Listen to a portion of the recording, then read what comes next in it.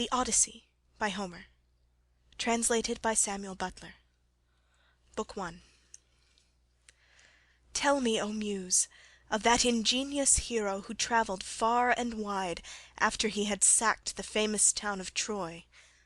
Many cities did he visit, and many were the nations with whose manners and customs he was acquainted. Moreover, he suffered much by sea while trying to save his own life and bring his men safely home. But do what he might, he could not save his men, for they perished through their own sheer folly in eating the cattle of the sun-god Hyperion. So the god prevented them from ever reaching home. Tell me too about all these things, O daughter of Jove, from whatsoever source you may know them.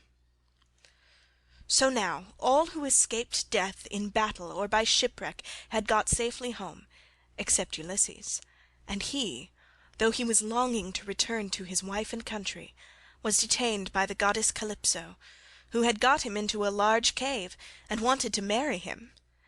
But as years went by, there came a time when the gods settled that he should go back to Ithaca.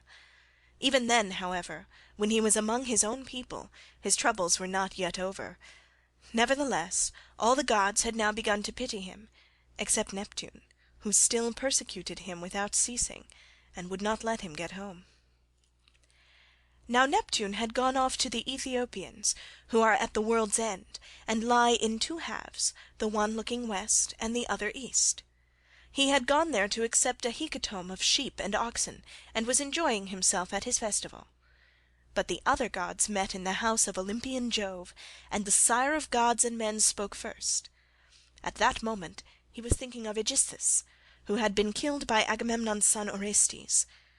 So he said to the other gods, "See now, how men lay blame upon us gods for what is after all nothing but their own folly. Look at Odysseus, he must needs make love to Agamemnon's wife unrighteously, and then kill Agamemnon, though he knew it would be the death of him. For I sent Mercury to warn him not to do either of these things, inasmuch as Orestes would be sure to take his revenge when he grew up and wanted to return home. Mercury told him this in all good will, but he would not listen, and now he has paid for everything in full." Then Minerva said, "Father, son of Saturn, king of kings, it served Aegisthus right, and so it would any one else who does as he did. But Aegisthus is neither here nor there. It is for Ulysses that my heart bleeds, when I think of his sufferings in that lonely sea-girt island, far away, poor man, from all his friends. It is an island covered with forest, in the very middle of the sea, and a goddess lives there, daughter of the magician Atlas, who looks after the bottom of the ocean, and carries the great columns that keep heaven and earth asunder. This daughter of Atlas has got hold of poor unhappy Ulysses, and keeps trying by every kind of blandishment to make him forget his home, so that he is tired of life, and thinks of nothing but how he may once more see the smoke of his own chimneys. You, sir, take no heed of this, and yet when Ulysses was before Troy, did he not propitiate you with many a burnt sacrifice? Why then should you keep on being so angry with him?" And Jove said, "My child, what are you talking about? How can I forget Ulysses, than whom there is no more capable man on earth, nor more liberal in his offerings to the immortal gods that live in heaven? Bear in mind, however, that Neptune is still furious with Ulysses for having blinded an eye of Polyphemus, king of the Cyclops. Polyphemus is son to Neptune by the nymph Thoosa, daughter to the sea-king Phorcys. Therefore, though he will not kill Ulysses outright, he torments him by preventing him from getting home. Still, let us lay our heads together and see how we can help him to return. Neptune will then be pacified, for if we are all of a mind he can hardly stand out against us." And Minerva said, "Father, son of Saturn, king of kings, if then the gods now mean that Ulysses should get home, we should first send Mercury to the Ogygian island, to tell Calypso that we have made up our minds, and that he is to return. In the meantime I will go to Ithaca, to put heart into Ulysses' son Telemachus. I will embolden him to call the Achaeans in assembly, and speak out to the suitors of his mother Penelope, who persist in eating up any number of his sheep and oxen. I will also conduct him to Sparta and to Pylos, to see if he can hear anything about the return of his dear father, for this will make people speak well of him." So saying, she bound on her glittering gold sandals, imperishable, with which she can fly like the wind over land or sea. She grasped the redoubtable bronze-shod spear, so stout and sturdy and strong, wherewith she quells the ranks of heroes who have displeased her, and down she darted from the topmost summits of Olympus, whereon forthwith she was in Ithaca, at the gateway of Ulysses' house, disguised as a visitor, Mentes, chief of the Taphians, and she held a bronze spear in her hand. There she found the lordly suitors seated on hides of the oxen which they had killed and eaten, and playing draughts in front of the house. Men servants and pages were bustling about to wait upon them, some mixing wine with water in the mixing bowls, some cleaning down the tables with wet sponges and laying them out again, and some cutting up great quantities of meat. Telemachus saw her long before anyone else did. He was sitting moodily among the suitors, thinking about his brave father, and how he would send them flying out of the house if he were to come to his own again and be honoured as in days gone by. Thus brooding as he sat among them, he caught sight of Minerva, and went straight to the gate, for he was vexed that a stranger should be kept waiting for admittance. He took her right hand in his own, and bade her give him her spear. "Welcome," said he, "to our house, and when you have partaken of food you shall tell us what you have come for." He led the way as he spoke, and Minerva followed him. When they were within, he took her spear and set it in the spear stand against a strong bearing post, along with the many other spears of his unhappy father, and he conducted her to a richly decorated seat, under which he threw a cloth of damask. There was a footstool also for her feet, and he set another seat near her for himself, away from the suitors, that she might not be annoyed while eating by their noise and insolence, and that he might ask her more freely about his father. A maidservant then brought them water in a beautiful golden ewer, and poured it into a silver basin for them to wash their hands, and she drew a clean table beside them.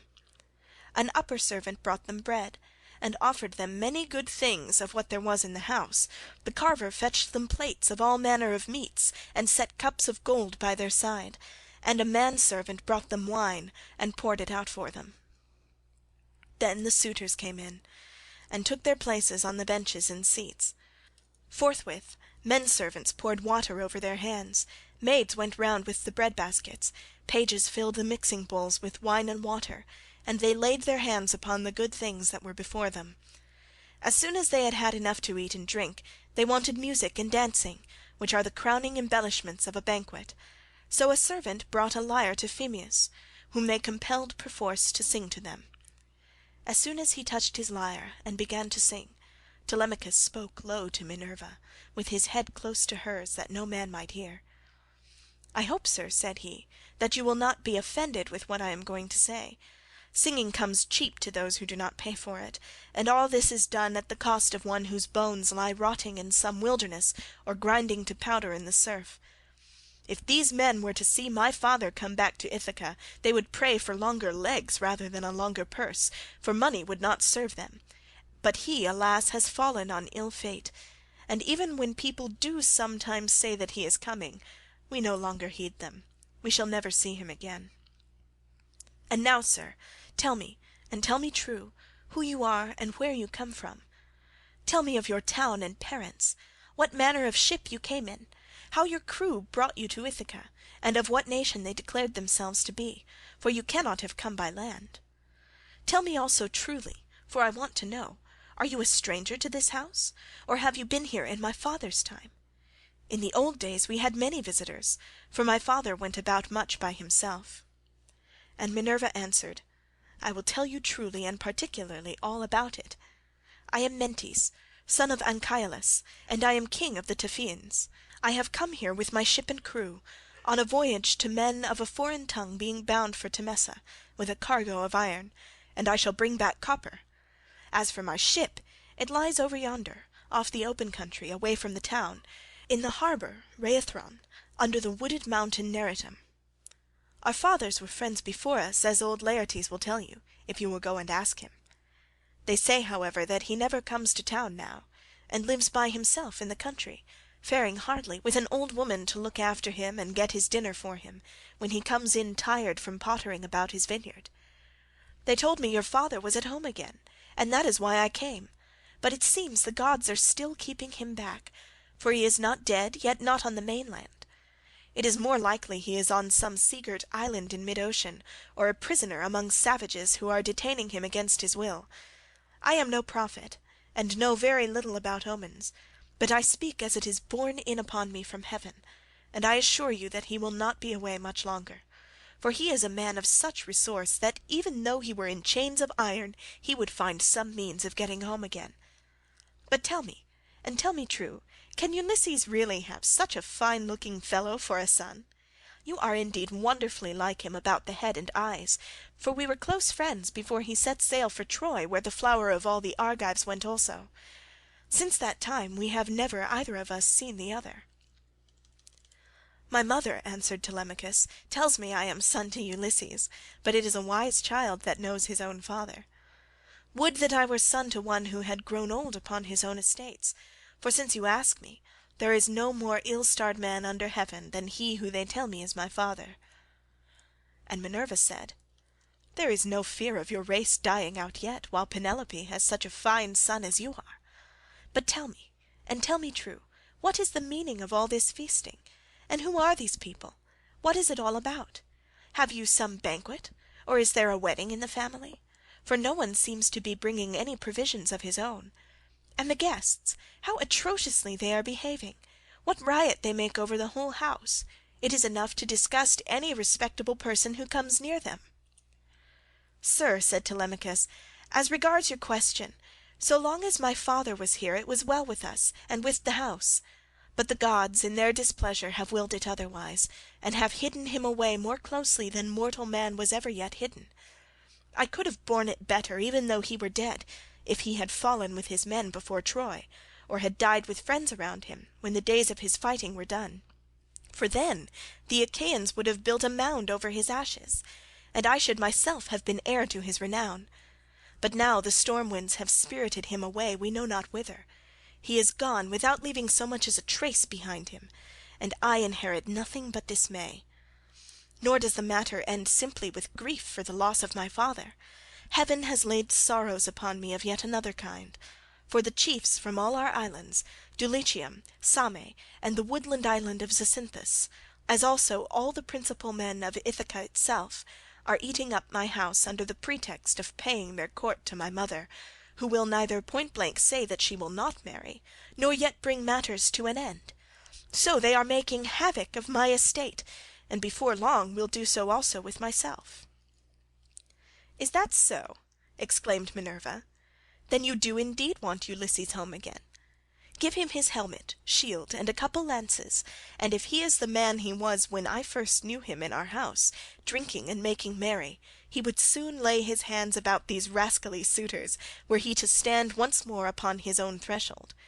He was then coming from Ephyra, where he had been to beg poison for his arrows from Ilus, son of Mermerus. Ilus feared the ever-living gods and would not give him any, but my father let him have some, for he was very fond of him. If Ulysses is the man he then was, these suitors will have a short shrift and a sorry wedding. But there, it rests with heaven to determine whether he is to return, and take his revenge in his own house or no. I would, however, urge you to set about trying to get rid of these suitors at once. Take my advice.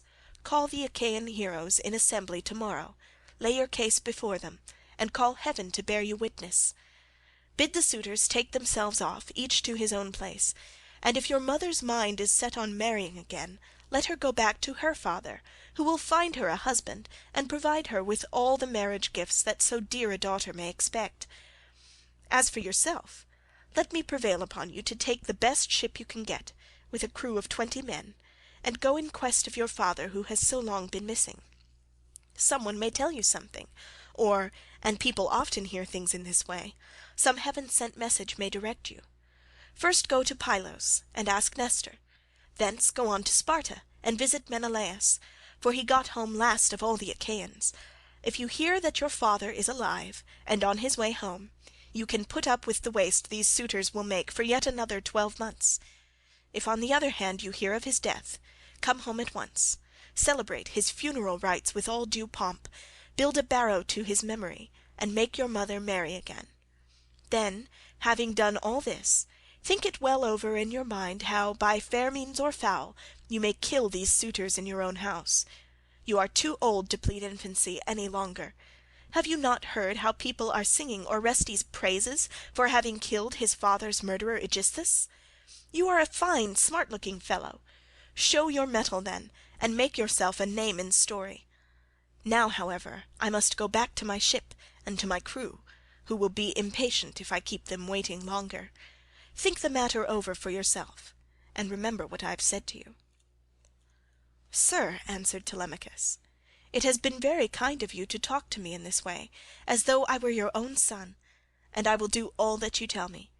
I know you want to be getting on with your voyage, but stay a little longer till you have taken a bath and refreshed yourself. I will then give you a present, and you shall go on your way rejoicing. I will give you one of great beauty and value, a keepsake such as only dear friends give to one another." Minerva answered, "Do not try and keep me, for I would be on my way at once. As for any present you may be disposed to make me, keep it till I come again, and I will take it home with me. You shall give me a very good one, and I will give you one of no less value in return." With these words she flew away like a bird into the air, but she had given Telemachus courage, and had made him think more than ever about his father. He felt the change, wondered at it, and knew that the stranger had been a god, so he went straight to where the suitors were sitting. Phemius was still singing, and his hearers sat wrapped in silence as he told the sad tale of the return from Troy, and the ills Minerva had laid upon the Achaeans. Penelope, daughter of Icarius, heard his song from her room upstairs, and came down by the great staircase, not alone, but attended by 2 of her handmaids. When she reached the suitors she stood by one of the bearing posts that supported the roof of the cloisters, with a staid maiden on either side of her. She held a veil moreover before her face, and was weeping bitterly. "Phemius," she cried, "you know many another feat of gods and heroes, such as poets love to celebrate. Sing the suitors some one of these, and let them drink their wine in silence, but cease this sad tale, for it breaks my sorrowful heart, and reminds me of my lost husband, whom I mourn ever without ceasing, and whose name was great over all Hellas and middle Argos." "Mother," answered Telemachus, "let the bard sing what he has a mind to. Bards do not make the ills they sing of. It is Jove, not they, who makes them, and who sends weal or woe upon mankind according to his own good pleasure. This fellow means no harm by singing the ill-fated return of the Danaans, for people always applaud the latest songs most warmly. Make up your mind to it, and bear it. Ulysses is not the only man who never came back from Troy, but many another went down as well as he. Go then within the house and busy yourself with your daily duties, your loom, your distaff, and the ordering of your servants, for speech is man's matter, and mine above all others, for it is I who am master here." She went wondering back into the house, and laid her son's saying in her heart. Then, going upstairs with her handmaids into her room, she mourned her dear husband till Minerva shed sweet sleep over her eyes. But the suitors were clamorous throughout the covered cloisters, and prayed each one that he might be her bedfellow. Then Telemachus spoke.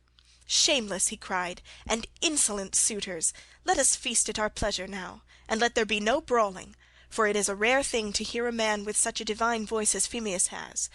But in the morning meet me in full assembly, that I may give you formal notice to depart, and feast at one another's houses, turn and turn about at your own cost.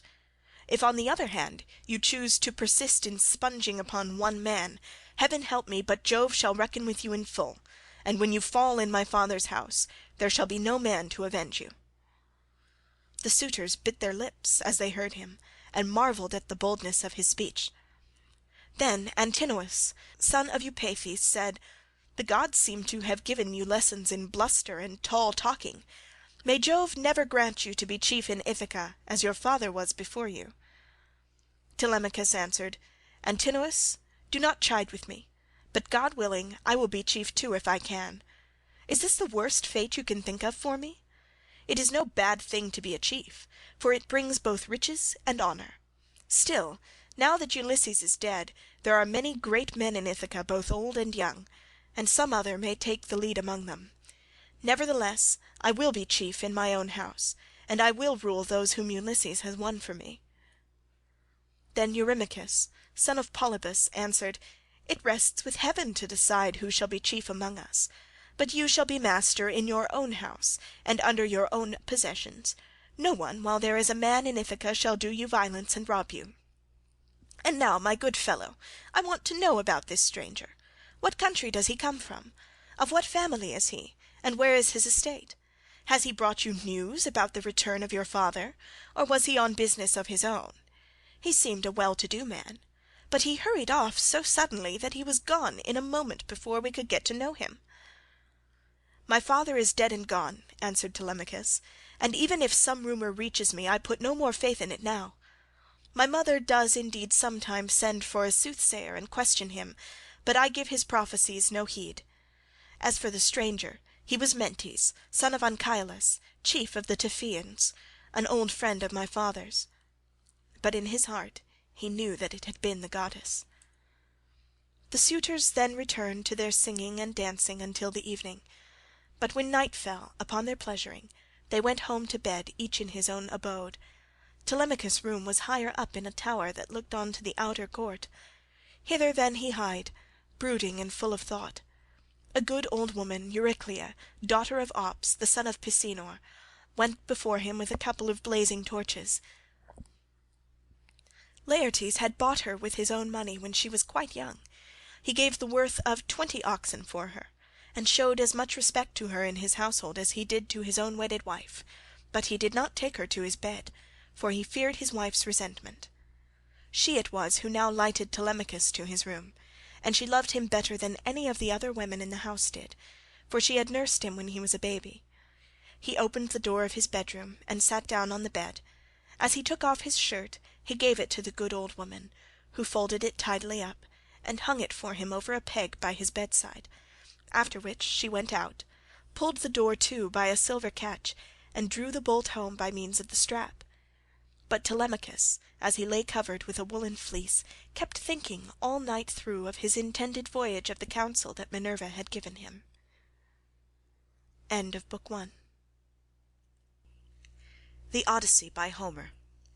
Translated by Samuel Butler. Book 2.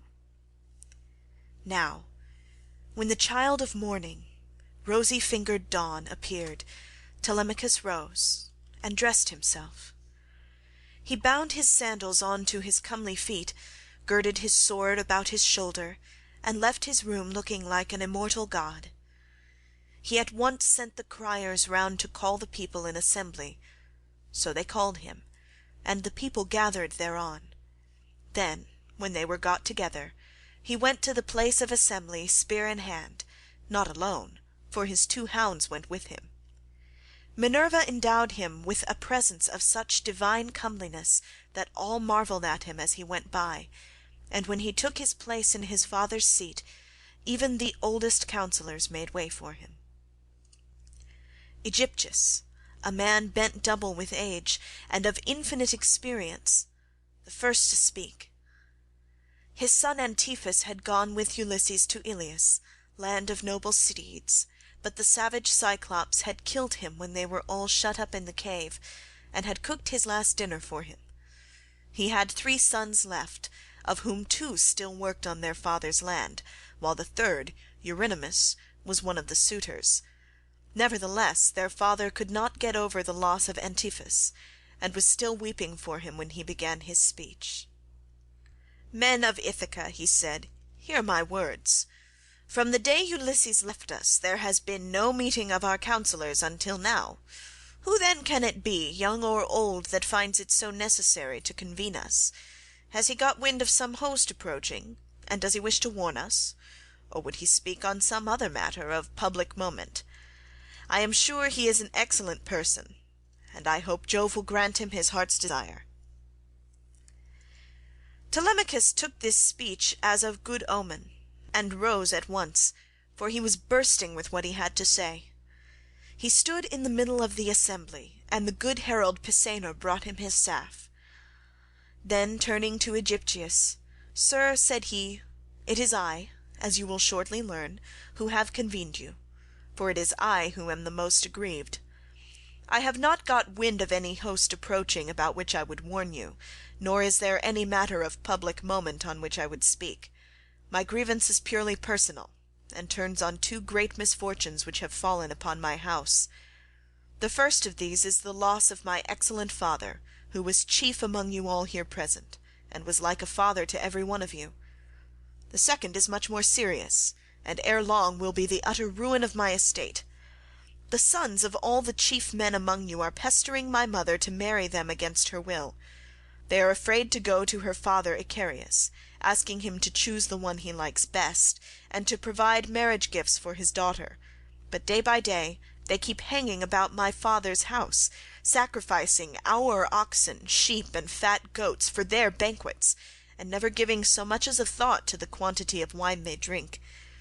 No estate can stand such recklessness. We have now no Ulysses to ward off harm from our doors, and I cannot hold my own against them. I shall never all my days be as good a man as he was. Still I would indeed defend myself if I had power to do so, for I cannot stand such treatment any longer. My house is being disgraced and ruined. Have respect, therefore, to your own consciences and to public opinion. Fear too the wrath of heaven, lest the gods should be displeased and turn upon you.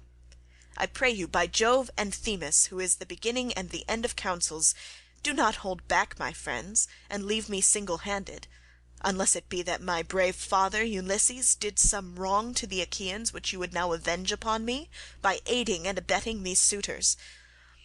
Moreover, if I am to be eaten out of house and home at all, I had rather you did the eating yourselves, for I could then take action against you to some purpose, and serve you with notices from house to house till I got paid in full, whereas now I have no remedy."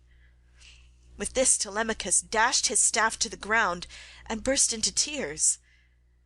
Every one was very sorry for him, but they all sat still, and no one ventured to make him an angry answer, save only Antinous, who spoke thus: "Telemachus, insolent braggart that you are, how dare you try to throw the blame upon us suitors? It is your mother's fault, not ours, for she is a very artful woman. These 3 years past, and close on 4, she has been driving us out of our minds by encouraging each one of us, and sending him messages without meaning one word of what she says. And then there was that other trick she played on us. She set up a great tambour frame in her room, and began to work on an enormous piece of fine needlework. 'Sweethearts,' said she, 'Ulysses is indeed dead. Still, do not press me to marry again immediately. Wait, for I would not have skill in needlework perish unrecorded, till I have completed a pall for the hero Laertes, to be in readiness against the time when death shall take him. He is very rich, and the women of the place will talk if he is laid out without a pall.' This was what she said, and we assented, whereon we could see her working on her great web all day long, but at night she would unpick the stitches again by torchlight. She fooled us in this way for 3 years, and we never found her out, but as time wore on and she was now in her 4th year, one of her maids, who knew what she was doing, told us, and we caught her in the act of undoing her work, so she had to finish it whether she would or no. The suitors therefore make you this answer, that both you and the Achaeans may understand. Send your mother away, and bid her marry the man of her own and of her father's choice, for I do not know what will happen if she goes on plaguing us much longer with the airs she gives herself on the score of accomplishments Minerva has taught her, and because she is so clever. We never yet heard of such a woman. We know all about Tyro, Alcmena, Mycenae, and the famous women of old, but they were nothing to your mother, any one of them. It was not fair of her to treat us in that way, and as long as she continues in the mind with which heaven has now endowed her, so long shall we go on eating upon your estate, and I do not see why she should change, for she gets all the honour and glory, and it is you who pay for it, not she. Understand then that we will not go back to our lands, neither here nor elsewhere, till she has made her choice and married some one or other of us." Telemachus answered, "Antinous, how can I drive the mother who bore me from my father's house? My father is abroad, and we do not know whether he is alive or dead. It will be hard on me if I have to pay Icarius the large sum which I must give him if I insist on sending his daughter back to him. Not only will he deal rigorous with me, but heaven will also punish me, for my mother, when she leaves the house, will calf on the Erinyes to avenge her. Besides, it would not be a creditable thing to do, and I will have nothing to say to it. If you choose to take offence at this, leave the house and feast elsewhere at one another's houses, at your own cost, turn about. If on the other hand you elect to persist in sponging upon one man, heaven help me, but Jove shall reckon with you in full, and when you fall in my father's house there shall be no man to avenge you." As he spoke, Jove sent 2 eagles from the top of the mountain, and they flew on and on with the wind, sailing side by side in their own lordly flight. When they were right over the middle of the assembly, they wheeled and circled about, bearing the air with their wings and glaring death into the eyes of them that were below. Then, fighting fiercely and tearing at one another, they flew off towards the right over the town. The people wondered as they saw them, and asked each other what this might be, whereon Halitherses, who was the best prophet and reader of omens among them, spoke to them plainly and in all honesty, saying, "Hear me, men of Ithaca, and I speak more particularly to the suitors, for I see mischief brewing for them. Ulysses is not going to be away much longer. Indeed, he is close at hand to deal out death and destruction, not on them alone, but on many another of us who live in Ithaca. Let us then be wise in time, and put a stop to this wickedness before he comes. Let the suitors do so of their own accord, it will be better for them, for I am not prophesying without due knowledge. Everything has happened to Ulysses as I foretold when the Argives set out for Troy, and he with them. I said that after going through much hardship and losing all his men, he should come home again in the 20th year, and that no one would know him, and now all this is coming true."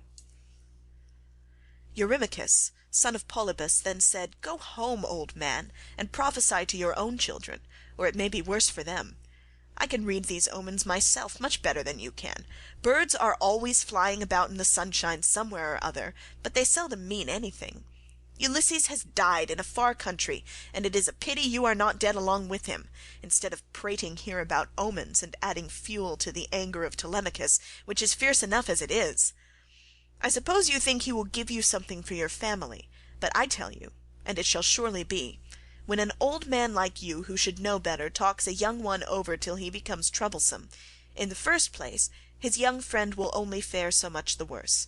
He will take nothing by it, for the suitors will prevent this, and in the next we will lay a heavier fine, sir, upon yourself than you will at all like paying, for it will bear hardly upon you. As for Telemachus, I warn him in the presence of you all to send his mother back to her father, who will find her a husband and provide her with all the marriage gifts so dear a daughter may expect, till we shall go on harassing him with our suit, for we fear no man, and care neither for him, with all his fine speeches, nor for any fortune-telling of yours. You may preach as much as you please, but we shall only hate you the more. We shall go back and continue to eat up Telemachus's estate without paying him, till such time as his mother leaves off tormenting us by keeping us, day after day, on the tiptoe of expectation, each vying with the other in his suit for a prize of such rare perfection. Besides, we cannot go after the other women whom we should marry in due course, but for the way in which she treats us." Then Telemachus said, "Eurymachus, and you other suitors, I shall say no more, and entreat you no further, for the gods and the people of Ithaca now know my story. Give me then a ship and a crew of 20 men to take me hither and thither, and I will go to Sparta and to Pylos in quest of my father who has so long been missing. Some one may tell me something, or, and people often hear things in this way, some heaven-sent message may direct me. If I can hear of him as alive and on his way home, I will put up with the waste you suitors will make for yet another 12 months. If on the other hand I hear of his death, I will return at once, celebrate his funeral rites with all due pomp, build a barrow to his memory, and make my mother marry again." With these words he sat down, and Mentor, who had been a friend of Ulysses, and had been left in charge of everything with full authority over the servants, rose to speak. He then, plainly and in all honesty, addressed them thus: "Hear me, men of Ithaca. I hope that you may never have a kind and well-disposed ruler any more, nor one who will govern you equitably. I hope that all your chiefs henceforward may be cruel and unjust, for there is not one of you but has forgotten Ulysses, who ruled you as though he were your father. I am not half so angry with the suitors, for if they choose to do violence in the naughtiness of their hearts, and wager their heads that Ulysses will not return, they can take the high hand and eat up his estate. But as for you others, I am shocked at the way in which you all sit still without even trying to stop such scandalous goings on, which you could do if you chose, for you are many and they are few." Leocritus, son of Evenor, answered him saying, "Mentor, what folly is all this, that you should set the people to stay us? It is a hard thing for one man to fight with many about his victuals. Even though Ulysses himself were to set upon us while we are feasting in his house, and do his best to oust us, his wife, who wants him back so very badly, would have small cause for rejoicing, and his blood would be upon his own head if he fought against such great odds. There is no sense in what you have been saying. Now, therefore, do you people go about your business, and let his father's old friends, Mentor and Halitherses, speed this boy on his journey, if he goes at all, which I do not think he will, for he is more likely to stay where he is till someone comes and tells him something." On this he broke up the assembly, and every man went back to his own abode, while the suitors returned to the house of Ulysses.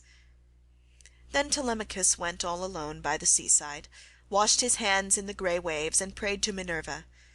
"Hear me," he cried, "you god who visited me yesterday, and bade me sail the seas in search of my father who has so long been missing. I would obey you, but the Achaeans, and more particularly the wicked suitors, are hindering me that I cannot do so." As he thus prayed, Minerva came up close to him in the likeness and with the voice of Mentor. "Telemachus," said she, "if you are made of the same stuff as your father, you will be neither fool nor coward henceforward, for Ulysses never broke his word, nor left his work half done. If then you take after him, your voyage will not be fruitless, but unless you have the blood of Ulysses and of Penelope in your veins, I see no likelihood of your succeeding. Sons are seldom as good men as their fathers. They are generally worse, not better. Still, as you are not going to be either fool or coward henceforward, and are not entirely without some share of your father's wise discernment, I look with hope upon your undertaking. But mind you, never make common cause with any of these foolish suitors, for they have neither sense nor virtue, and give no thought to the death and the doom that will shortly fall upon one and all of them, so that they shall perish on the same day. As for your voyage, it shall not be long delayed. Your father was such an old friend of mine that I will find you a ship, and will come with you myself. Now, however, return home, and go about among the suitors, begin getting provisions ready for your journey, see everything well stowed, the wine in jars, and the barley meal, which is the staff of life, in leathern bags, while I go round the town, and beat up volunteers at once. There are many ships in Ithaca, both old and new. I will run my eye over them for you, and will choose the best. We will get her ready, and will put out to sea without delay." Thus spoke Minerva, daughter of Jove, and Telemachus lost no time in doing as the goddess told him. He went moodily, and found the suitors flaying goats and singeing pigs in the outer court. Antinous came up to him at once and laughed as he took his hand in his own, saying, "Telemachus, my fine fire-eater, bear no more ill blood neither in word nor deed, but eat and drink with us as you used to do. The Achaeans will find you everything, a ship and a picked crew to boot, so that you can set sail for Pylos at once and get news of your noble father." "Antinous," answered Telemachus, "I cannot eat in peace, nor take pleasure of any kind with such men as you are. Was it not enough that you should waste so much good property of mine while I was yet a boy? Now that I am older and know more about it, I am also stronger, and whether here among these people or by going to Pylos, I will do you all the harm I can. I shall go, and my going will not be in vain, though, thanks to you suitors, I have neither ship nor crew of my own, and must be passenger and not captain." As he spoke he snatched his hand from that of Antinous. Meanwhile the others went on getting dinner ready about the buildings, jeering at him tauntingly as they did so. "Telemachus," said one youngster, "means to be the death of us. I suppose he thinks he can bring friends to help him from Pylos, or again from Sparta, where he seems bent on going. Or will he go to Ephyra as well, for poison to put in our wine and kill us?" Another said, "Perhaps if Telemachus goes on board ship he will be like his father, and perish far from his friends. In this case we should have plenty to do, for we could then divide up his property amongst us. As for the house, we can let his mother and the man who marries her have that." This was how they talked. But Telemachus went down into the lofty and spacious storeroom, where his father's treasure of gold and bronze lay heaped up upon the floor, and where the linen and spare clothes were kept in open chests. Here too there was a store of fragrant olive oil, while casks of old well-ripened wine, unblended and fit for a god to drink, were ranged against the wall in case Ulysses should come home again after all. The room was closed with well-made doors opening in the middle. Moreover, the faithful old housekeeper Euryclea, daughter of Ops the son of Pisenor, was in charge of everything both night and day. Telemachus called her to the storeroom and said, "Nurse, draw me off some of the best wine you have, after what you are keeping for my father's own drinking, in case, poor man, he should escape death and find his way home again after all. Let me have 12 jars, and see that they all have lids. Also fill me some well-sewn leathern bags with barley meal, about 20 measures in all. Get these things put together at once, and say nothing about it. I will take everything away this evening as soon as my mother has gone upstairs for the night. I am going to Sparta and to Pylos to see if I can hear anything about the return of my dear father." When Euryclea heard this, she began to cry, and spoke fondly to him, saying, "My dear child, whatever can have put such notion as that into your head? Where in the world do you want to go to, you who are the one hope of the house? Your poor father is dead and gone in some foreign country, nobody knows where, and as soon as your back is turned these wicked ones here will be scheming to get you put out of the way, and will share all your possessions among themselves. Stay where you are, among your own people, and do not go wandering and worrying your life out on the barren ocean." "Fear not, nurse," answered Telemachus. "My scheme is not without heaven's sanction. But swear that you will say nothing about all this to my mother till I have been away some 10 or 12 days, unless she hears of my having gone and asks you, for I do not want her to spoil her beauty by crying." The old woman swore most solemnly that she would not, and when she had completed her oath she began drawing off the wine into jars and getting the barley meal into the bags, while Telemachus went back to the suitors. Then Minerva bethought her of another matter. She took his shape, and went round the town to each one of the crew, telling them to meet at the ship by sundown. She also went to Noemon son of Phronius, and asked him to let her have a ship, which he was very ready to do. When the sun had set and darkness was over all the land, she got the ship into the water, put all the tackle on board her that ships generally carry, and stationed her at the end of the harbour. Presently the crew came up, and the goddess spoke encouragingly to each of them. Furthermore she went to the house of Ulysses, and threw the suitors into a deep slumber. She caused their drink to fuddle them, and made them drop their cups from their hands, so that, instead of sitting over their wine, they went back into the town to sleep, with their eyes heavy and full of drowsiness. Then she took the form and voice of Mentor, and called Telemachus to come outside. "Telemachus," said she, "the men are on board and at their oars, waiting for you to give their orders, so make haste and let us be off." On this she led the way, while Telemachus followed in her steps. When they got to the ship, they found the crew waiting by the water side, and Telemachus said, "Now, my men, help me to get the stores on board. They are all put together in the cloister, and my mother does not know anything about it, nor any of the maidservants except one." With these words he led the way, and the others followed after. When they had brought the things as he told them, Telemachus went on board, Minerva going before him and taking her seat in the stern of the vessel, while Telemachus sat beside her. Then the men loosened the hawsers and took their places on the benches.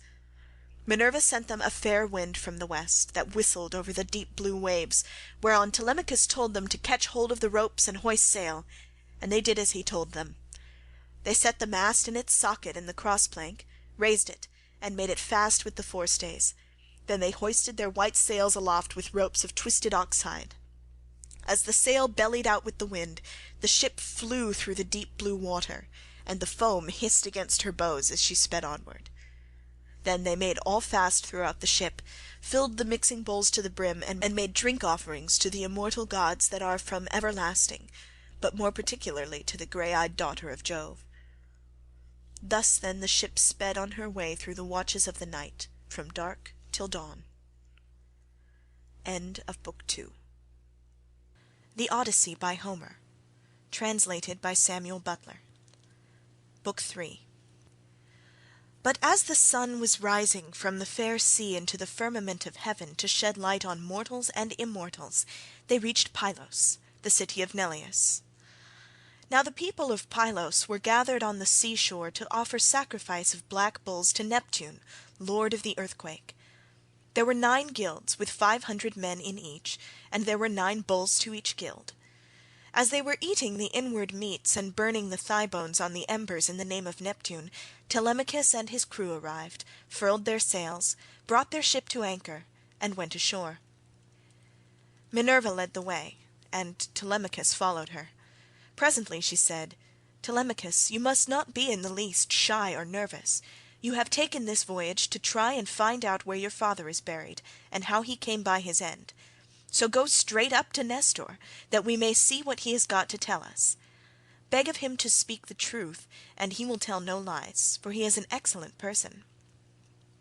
"But how, Mentor," replied Telemachus, "dare I go up to Nestor, and how am I to address him? I have never yet been used to holding long conversations with people, and am ashamed to begin questioning one who is so much older than myself." "Some things, Telemachus," answered Minerva, "will be suggested to you by your own instinct, and heaven will prompt you further, for I am assured that the gods have been with you from the time of your birth until now." She then went quickly on, and Telemachus followed in her steps till they reached the place where the guilds of the Pylian people were assembled. There they found Nestor sitting with his sons, while his company round him were busy getting dinner ready, and putting pieces of meat onto the spits while other pieces were cooking. When they saw the strangers they crowded round them, took them by the hand, and bade them take their places. Nestor's son Pisistratus at once offered his hand to each of them, and seated them on some soft sheepskins that were lying on the sands near his father and his brother Thrasymedes. Then he gave them their portions of the inward meats, and poured wine for them into a golden cup, handing it to Minerva first, and saluting her at the same time. "Offer a prayer, sir," said he, "to King Neptune, for it is his feast that you are joining. When you have duly prayed and made your drink offering, pass the cup to your friend, that he may do so also. I doubt not that he too lifts his hands in prayer, for man cannot live without God in the world. Still he is younger than you are, and is much of an age with myself. So he-handed I will give you the precedence." As he spoke he handed her the cup. Minerva thought it very right and proper of him to have given it to herself first. She accordingly began praying heartily to Neptune. "O thou," she cried, "that encirclest the earth, vouchsafe to grant the prayers of thy servants that call upon thee. More especially, we pray thee, send down thy grace on Nestor and on his sons. Thereafter also make the rest of the Pylian people some handsome return for the goodly hecatomb they are offering you. Lastly, grant Telemachus and myself a happy issue, in respect of the matter that has brought us in our to Pylos." When she had thus made an end of praying, she handed the cup to Telemachus, and he prayed likewise. By and by, when the outer meats were roasted and had been taken off the spits, the carvers gave every man his portion, and they all made an excellent dinner. As soon as they had had enough to eat and drink, Nestor, knight of Gerene, began to speak. "Now," said he, "that our guests have done their dinner, it will be best to ask them who they are. Who then, sir strangers, are you, and from what port have you sailed? Are you traitors, or do you sail the seas as rovers, with your hand against every man, and every man's hand against you?" Telemachus answered boldly, for Minerva had given him courage to ask about his father and get himself a good name. "Nestor," said he, "son of Neleus, honour to the Achaean name, you ask whence we come, and I will tell you. We come from Ithaca, under Neritum, and the matter about which I would speak is of private, not public import.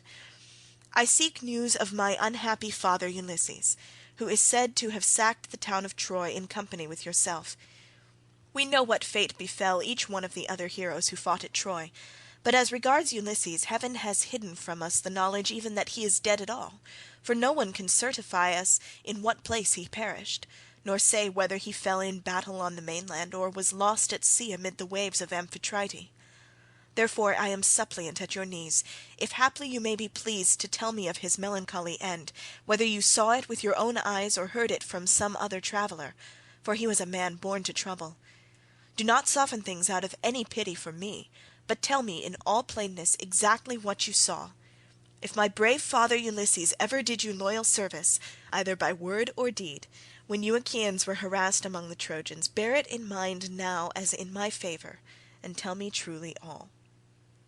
"My friend," answered Nestor, "you recall a time of much sorrow to my mind, for the brave Achaeans suffered much both at sea while privateering under Achilles, and when fighting before the great city of King Priam.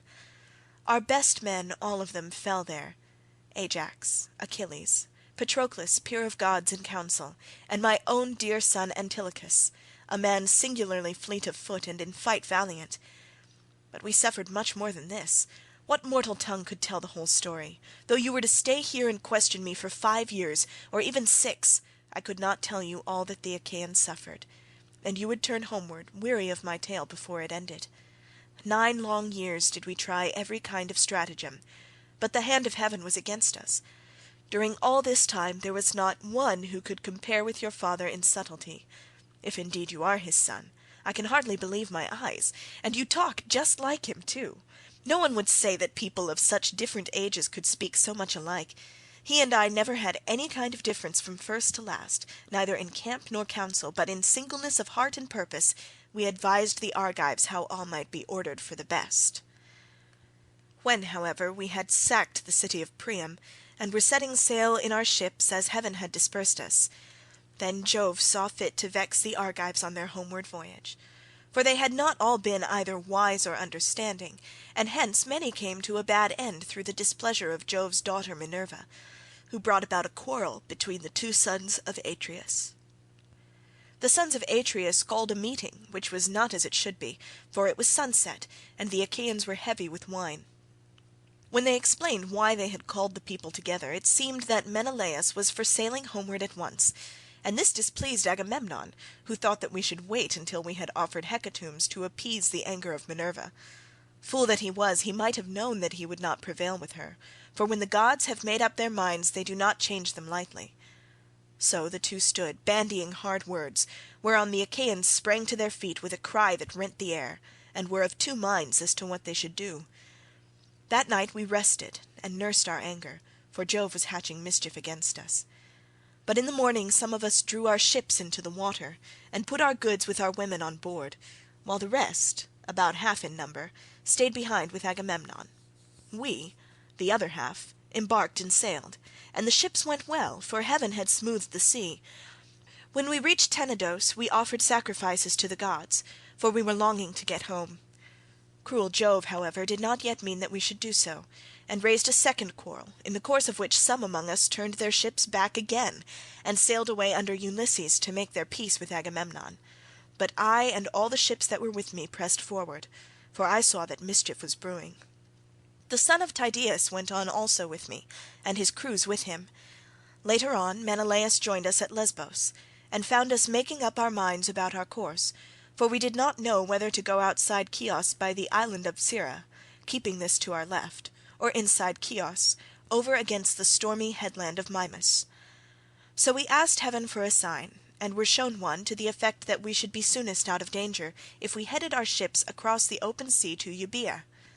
This we therefore did, and a fair wind sprang up, which gave us a quick passage during the night to Geraestus, where we offered many sacrifices to Neptune for having helped us so far on our way. 4 days later Diomed and his men stationed their ships in Argos, but I held on for Pylos, and the wind never fell light from the day when heaven first made it fair for me. Therefore, my dear young friend, I returned without hearing anything about the others. I know neither who got home safely nor who were lost, but as in duty bound I will give you without reserve the reports that have reached me since I have been here in my own house. They say the Myrmidons returned home safely under Achilles' son Neoptolemus. So also did the valiant son of Poeas, Philoctetes. Idomeneus again lost no men at sea, and all his followers who escaped death in the field got home safe with him to Crete. No matter how far out of the world you live, you will have heard of Agamemnon and the bad end he came to at the hands of Aegisthus, and a fearful reckoning did Aegisthus presently pay. See what a good thing it is for a man to leave a son behind him to do as Orestes did, who killed false Aegisthus, the murderer of his noble father. You too, then, for you are a tall, smart-looking fellow, show your mettle and make yourself a name in story." "Nestor, son of Neleus," answered Telemachus, "honour to the Achaean name. The Achaeans applaud Orestes, and his name will live through all time, for he has avenged his father nobly. Would that heaven might grant me to do like vengeance on the insolence of the wicked suitors, who are ill-treating me and plotting my ruin. But the gods have no such happiness in store for me and my father, so we must bear it as best we may." "My friend," said Nestor, "now that you remind me, I remember to have heard that your mother has many suitors, who are ill-disposed towards you, and are making havoc of your estate. Did you submit to this tamely, or are public feeling and the voice of heaven against you?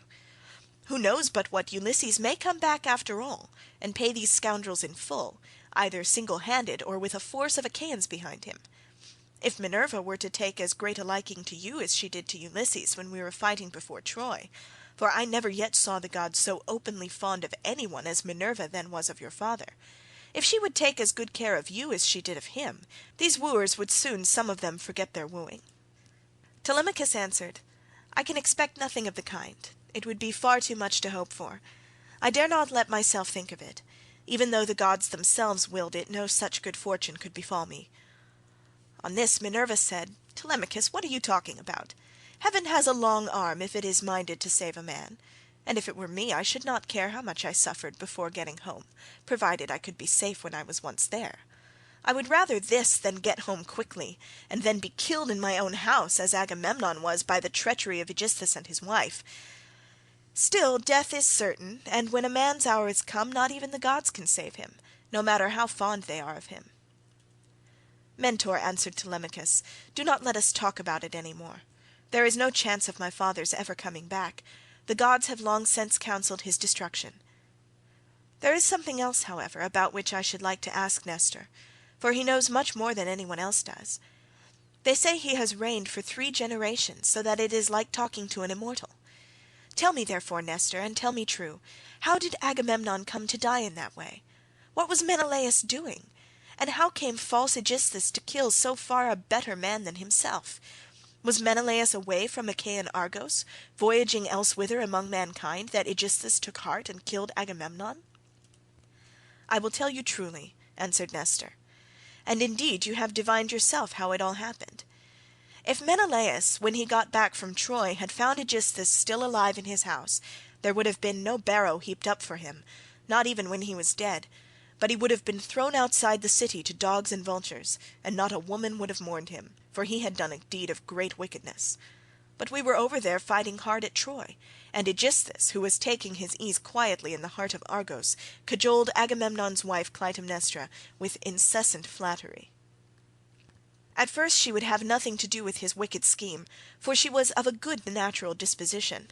Moreover, there was a bard with her, to whom Agamemnon had given strict orders on setting out for Troy that he was to keep guard over his wife. But when heaven had counselled her destruction, Aegisthus thus this bard off to a desert island, and left him there for crows and seagulls to batten upon, after which she went willingly enough to the house of Aegisthus. Then he offered many burnt sacrifices to the gods, and decorated many temples with tapestries and gilding, for he had succeeded far beyond his expectations. Meanwhile Menelaus and I were on our way home from Troy, on good terms with one another. When we got to Sunium, which is the point of Athens, Apollo with his painless shafts killed Phrontis, the steersman of Menelaus' ship, and never man knew better how to handle a vessel in rough weather, so that he died then and there with the helm in his hand, and Menelaus, though very anxious to press forward, had to wait in order to bury his comrade and give him his due funeral rites. Presently, when he too could put to sea again, and had sailed on as far as the Malean heads, Jove counselled evil against him and made it blow hard till the waves ran mountains high. Here he divided his fleet, and took the one half towards Crete, where the Sidonians dwell round the waters of the river Iardanus. There is a high headland hereabouts stretching out into the sea from a place called Gortyn, and all along this part of the coast, as far as Phaestus, the sea runs high when there is a south wind blowing. But after Phaestus the coast is more protected, for a small headland can make a great shelter. Here this part of the fleet was driven on to the rocks and wrecked, but the crews just managed to save themselves. As for the other 5 ships, they were taken by wind and seas to Egypt, where Menelaus gathered much gold and substance among people of an alien speech. Meanwhile Odysseus here at home plotted his evil deed. For 7 years after he had killed Agamemnon he ruled in Mycenae, and the people were obedient under him, but in the 8th year Orestes came back from Athens to be his bane, and killed the murderer of his father. Then he celebrated the funeral rites of his mother and of false Aegisthus by a banquet to the people of Argos, and on that very day Menelaus came home, with as much treasure as his ships could carry. And do not go travelling about for long so far from home, nor leave your property with such dangerous people in your house.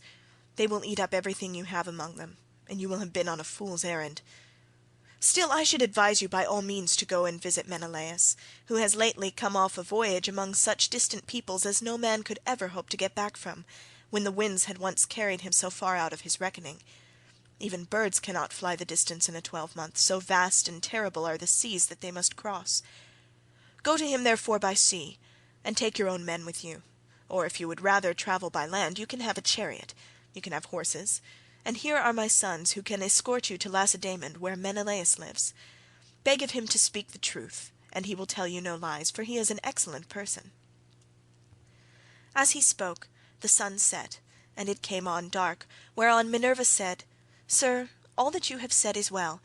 Now, however, order the tongues of the victims to be cut, and mix wine that we may make drink offerings to Neptune and the other immortals, and then go to bed, for it is bedtime. People should go away early, and not keep late hours at a religious festival." Thus spoke the daughter of Jove, and they obeyed her saying. Men-servants poured water over the hands of the guests, while pages filled the mixing bowls with wine and water, and handed it round after giving every man his drink-offering. Then they threw the tongues of the victims into the fire, and stood up to make their drink-offerings. When they had made their offerings and had drunk each as much as he was minded, Minerva and Telemachus were for going on board their ship, but Nestor caught them up at once and stayed them. "Heaven and the immortal gods," he exclaimed, "forbid that you should leave my house to go on board of a ship. Do you think I am so poor and short of clothes, or that I have so few cloaks and as to be unable to find comfortable beds both for myself and for my guests? Let me tell you I have store both of rugs and cloaks, and shall not permit the son of my old friend Ulysses to camp down on the deck of a ship, not while I live, nor yet will my sons after me, but they will keep open house as I have done." Then Minerva answered, "Sir, you have spoken well, and it will be much better that Telemachus should do as you have said. He therefore shall return with you and sleep at your house, but I must go back to give orders to my crew, and keep them in good heart. I am the only older person among them, the rest are all young men of Telemachus' own age, who have taken this voyage out of friendship.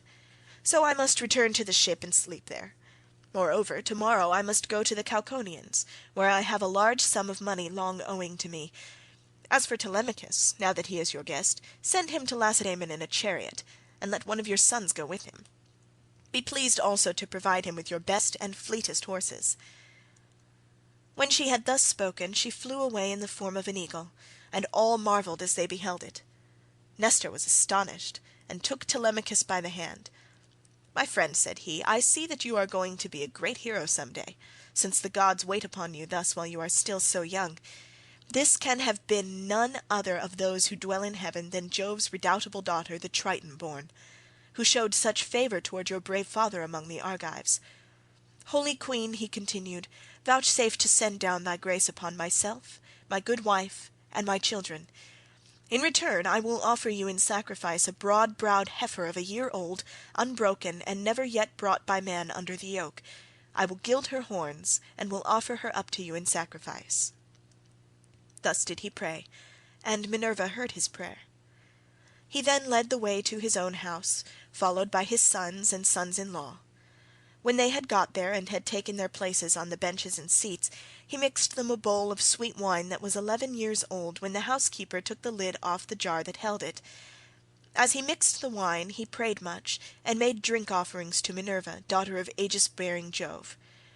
Then, when they had made their drink offerings and had drunk each as much as he was minded, the others went home to bed each in his own abode. But Nestor put Telemachus to sleep in the room that was over the gateway, along with Pisistratus, who was the only unmarried son now left him. As for himself, he slept in an inner room of the house, with the queen his wife by his side. Now when the child of morning, rosy-fingered Dawn, appeared, Nestor left his couch and took his seat on the benches of white and polished marble that stood in front of his house. Here aforetime sat Neleus, peer of gods in council, but he was now dead, and had gone to the house of Hades. So Nestor sat in his seat, sceptre in hand, as guardian of the public weal. His sons, as they left their rooms, gathered round him: Echephron, Stratius, Perseus, Aretus, and Thrasymedes. The sixth son was Pisistratus, and when Telemachus joined them, they made him sit with them. Nestor then addressed them. "My sons," said he, "make haste to do as I shall bid you. I wish first and foremost to propitiate the great goddess Minerva, who manifested herself visibly to me during yesterday's festivities. Go then, one or the other of you, to the plain. Tell the stockman to look me out a heifer, and come on here with it at once. Another must go to Telemachus's ship, and invite all the crew, leaving 2 men only in charge of the vessel.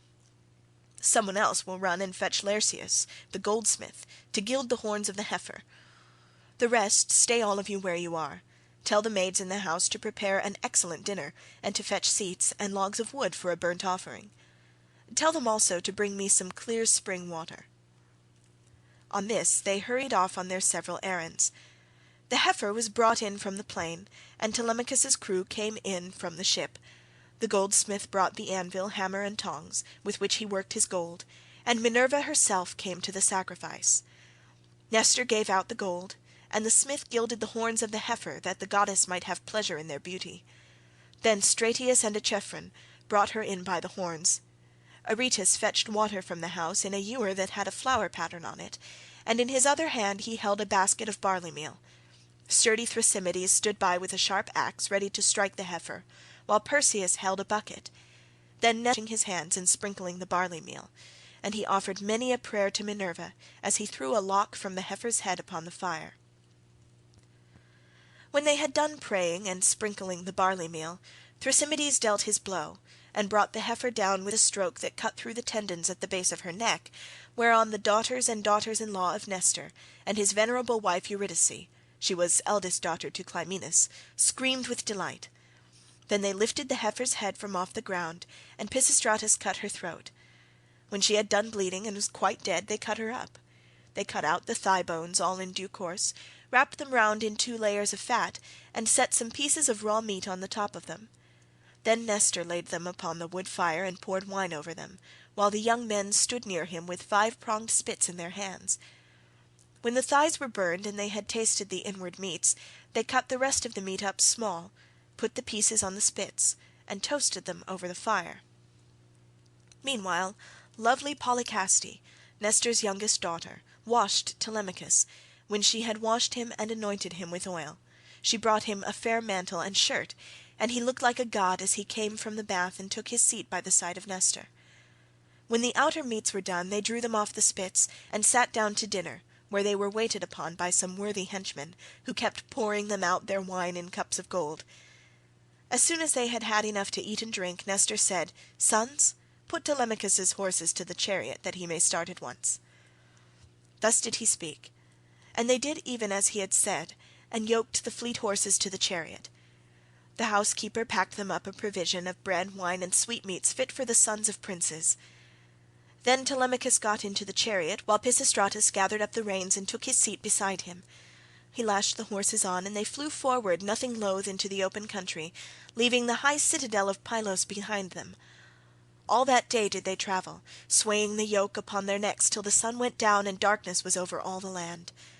Then they reached Pherae, where Diocles lived, who was son to Ortilochus and grandson to Alpheus.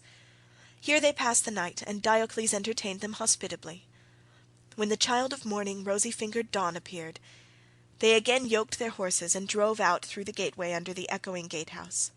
Pisistratus lashed the horses on, and they flew forward nothing loath. Presently they came to the cornlands of the open country, and in the course of time completed their journey, so well did their steeds take them. Now when the sun had set and darkness was over the land. Continued in Book 4. End of Book 3. The Odyssey, by Homer. Translated by Samuel Butler. Book 4. They reached the low-lying city of Lacedaemon then, where they strove straight to the abode of Menelaus, and found him in his own house, feasting with his many clansmen in honour of the wedding of his son, and also of his daughter, whom he was marrying to the son of that valiant warrior Achilles. He had given his consent, and promised her to him while he was still at Troy, and now the gods were bringing the marriage about. So he was sending her with chariots and horses to the city of the Myrmidons, over whom Achilles' son was reigning. For his only son he had found a bride from Sparta, daughter of Alector. This son, Megapenthes, was born to him of a bondwoman, for heaven vouchsafed Helen no more children after she had borne Hermione, who was fair as golden Venus herself. So the neighbours and kinsmen of Menelaus were feasting and making merry in his house. There was a bard also to sing to them and play his lyre, while 2 tumblers went about performing in the midst of them when the man struck up with his tune. Telemachus and the son of Nestor stayed their horses at the gate, whereon Eteoneus, servant to Menelaus, came out, and as soon as he saw them ran hurrying back into the house to tell his master. He went close up to him and said, "Menelaus, there are some strangers come here, 2 men who look like sons of Jove. What are we to do? Shall we take their horses out, or tell them to find friends elsewhere as they best can?" Menelaus was very angry and said, "Eteoneus, son of Boetheus, you never used to be a fool, but now you talk like a simpleton. Take their horses out, of course, and show the strangers in that they may have supper. You and I have stayed often enough at other people's houses before we got back here, where heaven grant that we may rest in peace henceforward." So Eteoneus bustled back and bade other servants come with him. They took their sweating hands from under the yoke, made them fast to the mangers, and gave them a feed of oats and barley mixed. Then they leaned the chariot against the end wall of the courtyard, and led the way into the house. Telemachus and Pisistratus were astonished when they saw it, for its splendour was as that of the sun and moon. Then, when they had admired everything to their heart's content, they went into the bathroom and washed themselves. When the servants had washed them and anointed them with oil, they brought them woolen cloaks and shirts, and the 2 took their seats by the side of Menelaus. A maidservant brought them water in a beautiful golden ewer, and poured it into a silver basin for them to wash their hands, and she drew a clean table beside them. An upper servant brought them bread, and offered them many good things of what there was in the house, while the carver fetched them plates of all manner of meats and set cups of gold by their side. Menelaus then greeted them, saying, "Fall to, and welcome. When you have done supper, I shall ask you who you are, for the lineage of such men as you cannot have been lost. You must be descended from a line of sceptre-bearing kings, for poor people do not have such sons as you are." On this he handed them a piece of fat roast loin, which had been set near him as being a prime part, and they laid their hands on the good things that were before them. As soon as they had had enough to eat and drink, Telemachus said to the son of Nestor, with his head so close that no one might hear, "Look, Pisistratus, man after my own heart, see the gleam of bronze and gold, of amber, ivory, and silver. Everything is so splendid that it is like seeing the palace of Olympian Jove. I am lost in admiration." Menelaus overheard him and said, "No one, my sons, can hold his own with Jove, for his house and everything about him is immortal. But among mortal men, well, there may be another who has as much wealth as I have, or there may not, but at all events I have travelled much and undergone much hardship, for it was nearly 8 years before I could get home with my fleet. I went to Cyprus, Phoenicia, and the Egyptians. I went also to the Ethiopians, the Sidonians, and the Erembians, and to Libya, where the lambs have horns as soon as they are born, and the sheep lamb down 3 times a year. Everyone in that country, whether master or man, has plenty of cheese, meat, and good milk, for the ewes yield all the year round. But while I was travelling and getting great riches among these people, my brother was secretly and shockingly murdered through the perfidy of his wicked wife, so that I have no pleasure in being lord of all this wealth. Whoever your parents may be, they must have told you about all this, and of my heavy loss in the ruin of a stately mansion fully and magnificently furnished. Would that I had only 1/3 of what I now have, so that I had stayed at home, and all those were living who perished on the plain of Troy far from Argos. I grieve, as I sit in my house, for one and all of them. At times I cry aloud for sorrow, but presently I leave off again, for crying is cold comfort, and one soon tires of it. Yet grieve for these as I may, I do so for one man more than for them all. I cannot even think of him without loathing both food and sleep, so miserable does he make me, for no one of all the Achaeans worked so hard or risked so much as he did. He took nothing by it, and has left a legacy of sorrow to myself, for he has been gone a long time, and we know not whether he is alive or dead. His old father, his long-suffering wife Penelope, and his son Telemachus, whom he left behind him an infant in arms, are plunged in grief on his account." Thus spoke Menelaus, and the heart of Telemachus yearned as he bethought him of his father. Tears fell from his eyes as he heard him thus mentioned, so that he held his cloak before his face with both hands. When Menelaus saw this, he doubted whether to let him choose his own time for speaking, or to ask him at once and find what it was all about. While he was thus in 2 minds, Helen came down from her high-vaulted and perfumed room, looking as lovely as Diana herself. Adraste brought her a seat, Alcippe a soft woollen rug, while Philo fetched her the silver work-box which Alcandra, wife of Polybus, had given her. Polybus lived in Egyptian Thebes, which is the richest city in the whole world. He gave Menelaus 2 baths, both of pure silver, 2 tripods, and 10 talents of gold.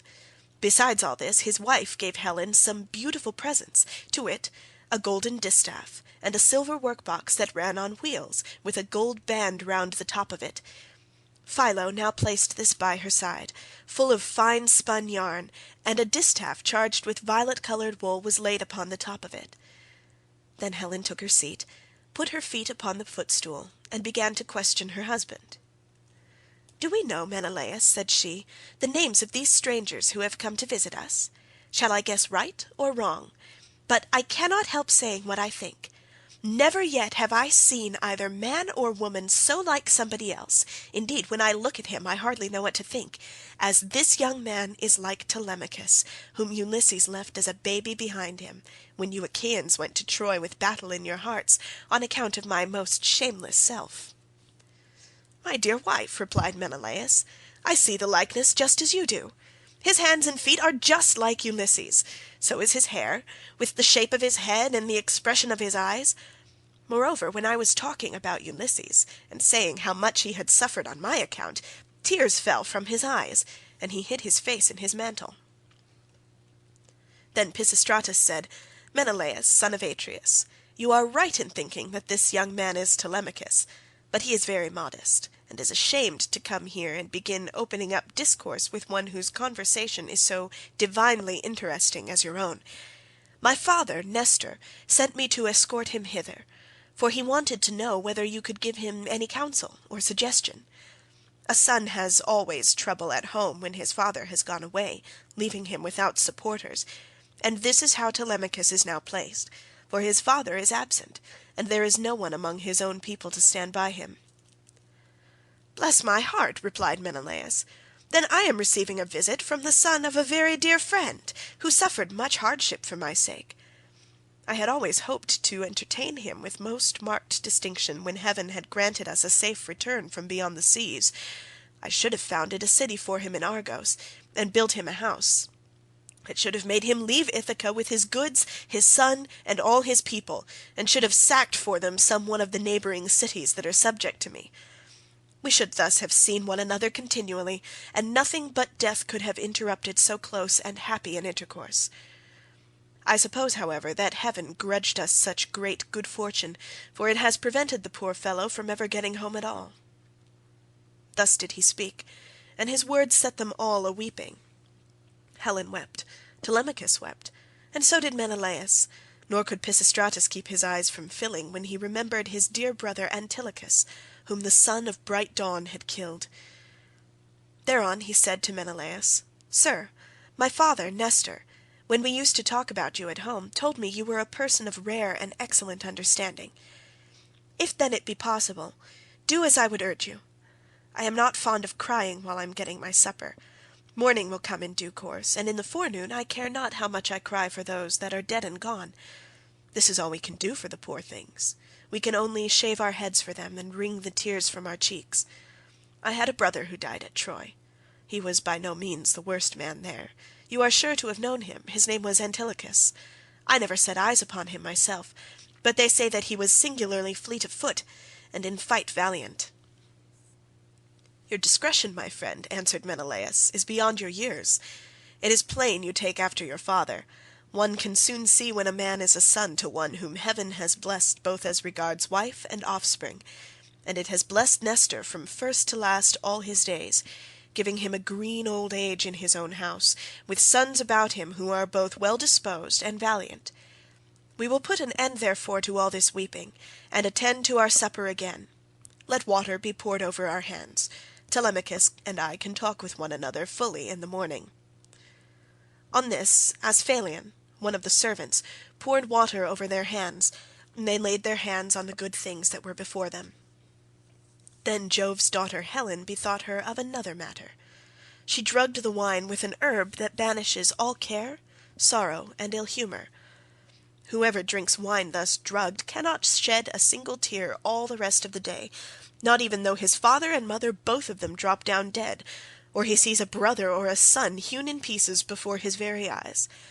This drug, of such a sovereign power and virtue, had been given to Helen by Polydamna, wife of Thon, a woman of Egypt, where there grow all sorts of herbs, some good to put into the mixing bowl, and others poisonous. Moreover, every one in the whole country is a skilled physician, for they are of the race of Paeon.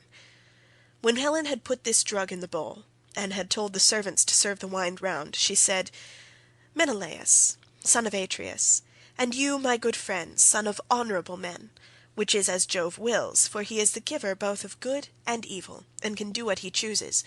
Feast here as you will, and listen while I tell you a tale in season. I cannot indeed name every single one of the exploits of Ulysses, but I can say what he did when he was before Troy, and you Achaeans were in all sorts of difficulties. He covered himself with wounds and bruises, dressed himself all in rags, and entered the enemy's city looking like a menial or a beggar, and quite different from what he did when he was among his own people. In this disguise he entered the city of Troy, and no one said anything to him. I alone recognized him, and began to question him, but he was too cunning for me. When, however, I had washed and anointed him, and had given him clothes, and after I had sworn a solemn oath not to betray him to the Trojans till he had got safely back to his own camp and to the ships, he told me all that the Achaeans meant to do. He killed many Trojans, and got much information before he reached the Argive camp, for all which things the Trojan women made lamentation. But for my own part I was glad, for my heart was beginning to moan after my home, and I was unhappy about wrong that Venus had done me in taking me over there, away from my country, my girl, and my lawful wedded husband, who is indeed by no means deficient either in person or understanding." Then Menelaus said, "All that you have been saying, my dear wife, is true. I've travelled much, and have had much to do with heroes, but I have never seen such another man as Ulysses. What endurance too, and what courage he displayed within the wooden horse, wherein all the bravest of the Argives were lying in wait to bring death and destruction upon the Trojans. At that moment you came up to us. Some god who wished well to the Trojans must have set you on to it, and you had Deiphobus with you. 3 times did you go all round our hiding place and pat it. You called our chiefs each by his own name, and mimicked all our wives. Diomed, Ulysses, and I, from our seats inside, heard what a noise you made. Diomed and I could not make up our minds whether to spring out then and there, or to answer you from inside, but Ulysses held us all in check, so we sat quite still, all except Anticlus, who was beginning to answer you, when Ulysses clapped his 2 brawny hands over his mouth and kept them there. It was this that saved us all, for he muzzled Anticlus till Minerva took you away again." "How sad," exclaimed Telemachus, "that all this was of no avail to save him, nor yet his own iron courage. But now, sir, be pleased to send us all to bed, that we may lie down and enjoy the blessed boon of sleep." On this Helen told the maidservants to set up beds in the room that was in the gatehouse, and to make them with good red rugs, and spread coverlets on the top of them with woollen cloaks for the guests to wear. So the maids went out, carrying a torch, and made the beds, to which a manservant presently conducted the strangers.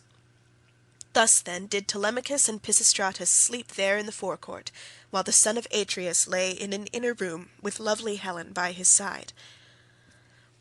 When the child of morning, rosy-fingered Dawn, appeared, Menelaus rose and dressed himself. He bound his sandals on to his comely feet, girded his sword about his shoulders, and left his room, looking like an immortal god. Then, taking a seat near Telemachus, he said, "And what, Telemachus, has led you to take this long sea voyage to Lacedaemon? Are you on public or private business? Tell me all about it." "I have come, sir," replied Telemachus, "to see if you can tell me anything about my father. I am being eaten out of house and home. My fair estate is being wasted, and my house is full of miscreants, who keep killing great numbers of my sheep and oxen, on the pretence of paying their addresses to my mother. Therefore I am suppliant at your knees if haply you may tell me about my father's melancholy end, whether you saw it with your own eyes, or heard it from some other traveller, for he was a man born to trouble. Do not soften things out of any pity for myself, but tell me in all plainness exactly what you saw. If my brave father Ulysses ever did you loyal service, either by word or deed, when you Achaeans were harassed by the Trojans, bear it in mind now, as in my favour, and tell me truly all." Menelaus, on hearing this, was very much shocked. "So," he exclaimed, "those cowards would usurp a brave man's bed? A hind might as well lay her new-born young in the lair of a lion, and then go off to feed in the forest or some grassy dell. The lion, when he comes back to his lair, will make short work with the pair of them, and so will Ulysses with these suitors. By Father Jove, Minerva, and Apollo, if Ulysses is still the man that he was when he wrestled with Philomeleides in Lesbos, and threw him so heavily that all the Achaeans cheered him, if he is still such, and were to come near these suitors, they would have a short shrift and a sorry wedding. As regards your questions, however, I will not prevaricate nor deceive you, but will tell you without concealment all that the old man of the sea told me. I was trying to come on here, but the gods detained me in Egypt, for my hecatombs had not given them full satisfaction, and the gods are very strict about having their dues. Now off Egypt, about as far as a ship can sail in a day with a good stiff breeze behind her, there is an island called Pharos. It has a good harbour, from which vessels can get out into open sea when they have taken in water, and the gods becalmed me 20 days without so much as a breath of fair wind to help me forward. We should have run clean out of provisions, and my men would have starved if a goddess had not taken pity upon me, and saved me, in the person of Eidothea, daughter to Proteus, the old man of the sea, for she had taken a great fancy to me. She came to me one day when I was by myself, as I often was, for the men used to go with their barbed hooks all over the island, in the hope of catching a fish or two to save them from the pangs of hunger.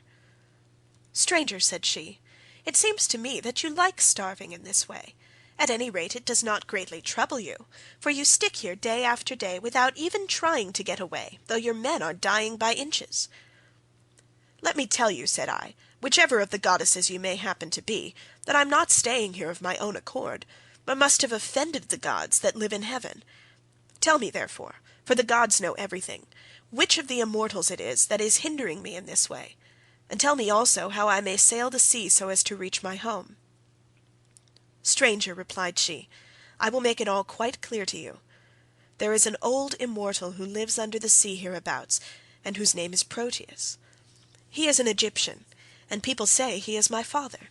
He is Neptune's head man, and knows every inch of ground all over the bottom of the sea. If you can snare him and hold him tight, he will tell you about your voyage, what courses you are to take, and how you are to sail the sea so as to reach your home. He will also tell you, if you so will, all that has been going on at your house, both good and bad, while you have been away on your long and dangerous journey." "Can you show me," said I, "some stratagem by means of which I may catch this old god, without his suspecting it and finding me out? For a god is not easily caught, not by a mortal man." "Stranger," said she, "I will make it all quite clear to you. About the time when the sun shall have reached mid-heaven, the old man of the sea comes up from under the waves, heralded by the west wind that furs the water over his head. As soon as he has come up, he lies down, and goes to sleep in a great sea cave, where the seals, Halosydne's chickens as they call them, come up also from the grey sea, and go to sleep in shoals all around him, and a very strong and fish-like smell do they bring with them. Early tomorrow morning I will take you to this place, and will lay you in ambush. Pick out, therefore, the 3 best men you have in your fleet, and I will tell you all the tricks that the old man will play you. First, he will look over all his seals and count them. Then, when he has seen them and tallied them on his 5 fingers, he will go to sleep among them, as a shepherd among his sheep. The moment you see that he is asleep, seize him, put forth all your strength, and hold him fast, for he will do his very utmost to get away from you. He will turn himself into every kind of creature that goes upon the earth, and will become also both fire and water. But you must hold him fast and grip him tighter and tighter, till he begins to talk to you, and comes back to what he was when you saw him go to sleep. Then you may slacken your hold, and let him go. And you can ask him which of the gods it is that is angry with you, and what you must do to reach your home over the seas." Having said so, she dived under the waves, whereon I turned back to the place where my ships were ranged upon the shore, and my heart was clouded with care as I went along. When I reached my ship we got supper ready, for night was falling, and camped down upon the beach. When the child of morning, rosy-fingered Dawn, appeared, I took the 3 men on whose prowess of all kinds I could most rely, and went along by the seaside, praying heartily to heaven. Meanwhile the goddess fetched me up 4 sealskins from the bottom of the sea, all of them just skinned, for she meant playing a trick upon her father.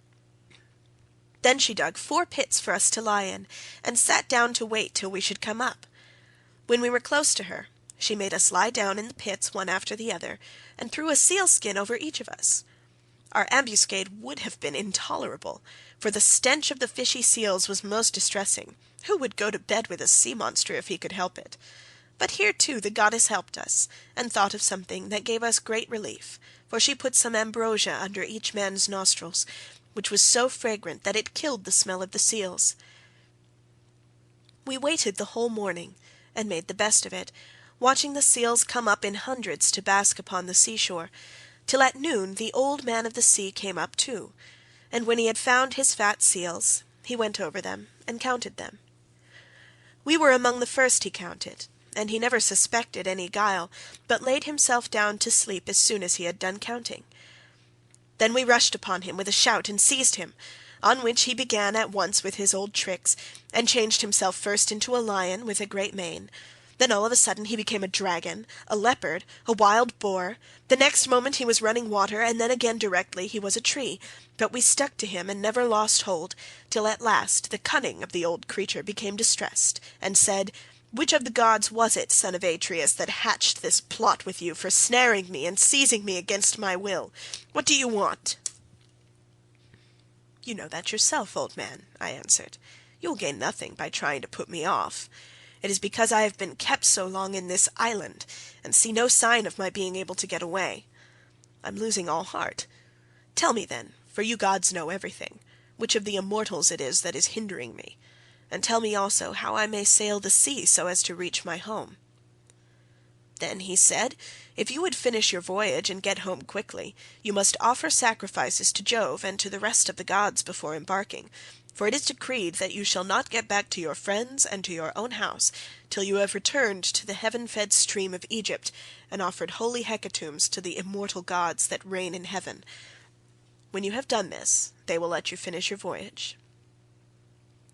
I was broken-hearted when I heard that I must go back all that long and terrible voyage to Egypt. Nevertheless I answered, "I will do all, old man, that you have laid upon me. But now tell me, and tell me true, whether all the Achaeans whom Nestor and I left behind us when we set sail from Troy have got home safely, or whether any one of them came to a bad end, either on board his own ship, or among his friends when the days of his fighting were done." "Son of Atreus," he answered, "why ask me? You had better not know what I can tell you, for your eyes will surely fill when you have heard my story. Many of those about whom you ask are dead and gone, but many still remain, and only 2 of the chief men among the Achaeans perished during their return home. As for what happened on the field of battle, you were there yourself. A 3rd Achaean leader is still at sea alive, but hindered from returning. Ajax was wrecked, for Neptune drove him on to the great rocks of Gyrae. Nevertheless he let him get safely out of the water, and in spite of all Minerva's hatred he would have escaped death, if he had not ruined himself by boasting. He said the gods could not drown him even though they had tried to do so, and when Neptune heard this large talk he seized his trident in his 2 brawny hands and split the rock of Gyrae in 2 pieces. The base remained where it was, but the part on which Ajax was sitting fell headlong into the sea and carried Ajax with it. So he drank salt water and was drowned. Your brother and his ships escaped, for Juno protected him.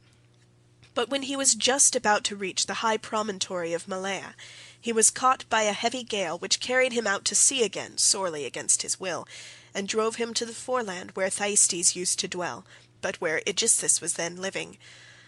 By and by, however, it seemed as though he was to return safely after all, for the gods backed the wind into its old quarter, and they reached home, whereon Agamemnon kissed his native soil, and shed tears of joy at finding himself in his own country. Now there was a watchman whom Aegisthus kept always on the watch, and to whom he had promised 2 talents of gold. This man had been looking out for a whole year to make sure that Agamemnon did not give him the slip and prepare war. When, therefore, this man saw Agamemnon go by, he went and told Aegisthus, who at once began to lay a plot for him. He picked 20 of his bravest warriors and placed them in ambuscade on one side of the cloister, while on the opposite side he prepared a banquet. Then he sent his chariots and horsemen to Agamemnon and invited him to the feast, but he meant foul play. He got him there, all unsuspicious of the doom that was awaiting him, and killed him when the banquet was over, as though he were butchering an ox, in the shambles.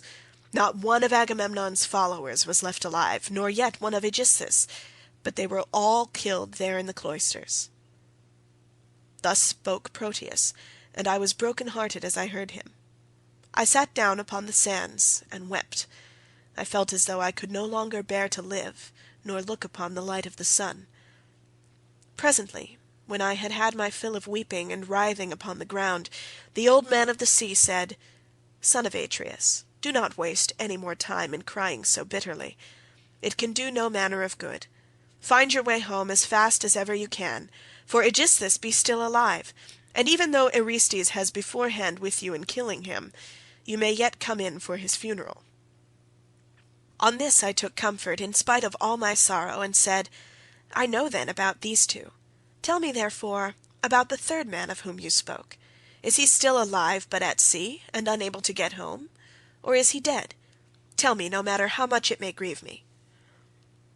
"The 3rd man," he answered, "is Ulysses, who dwells in Ithaca. I can see him in an island, sorrowing bitterly in the house of the nymph Calypso, who is keeping him prisoner, and he cannot reach his home, for he has no ships nor sailors to take him over the sea. As for your own end, Menelaus, You shall not die in Argos, but the gods will take you to the Elysian plain, which is at the end of the world. There fair-haired Rhadamanthus reigns, and men lead an easier life than anywhere else in the world, for in Elysium there falls not rain, nor hail, nor snow, but Oceanus breathes ever with a west wind that sings softly from the sea, and gives fresh life to all men. This will happen to you because you have married Helen, and are Jove's son-in-law." As he spoke, he dived under the waves, whereon I turned back to the ships with my companions, and my heart was clouded with care as I went along. When we reached the ships we got supper ready, for night was falling, and camped down upon the beach. When the child of morning, rosy-fingered Dawn appeared, we drew our ships into the water, and put our masts and sails within them. Then we went on board ourselves, took our seats on the benches, and smote the grey sea with our oars. I again stationed my ships in the heaven-fed stream of Egypt, and offered hecatombs that were full and sufficient.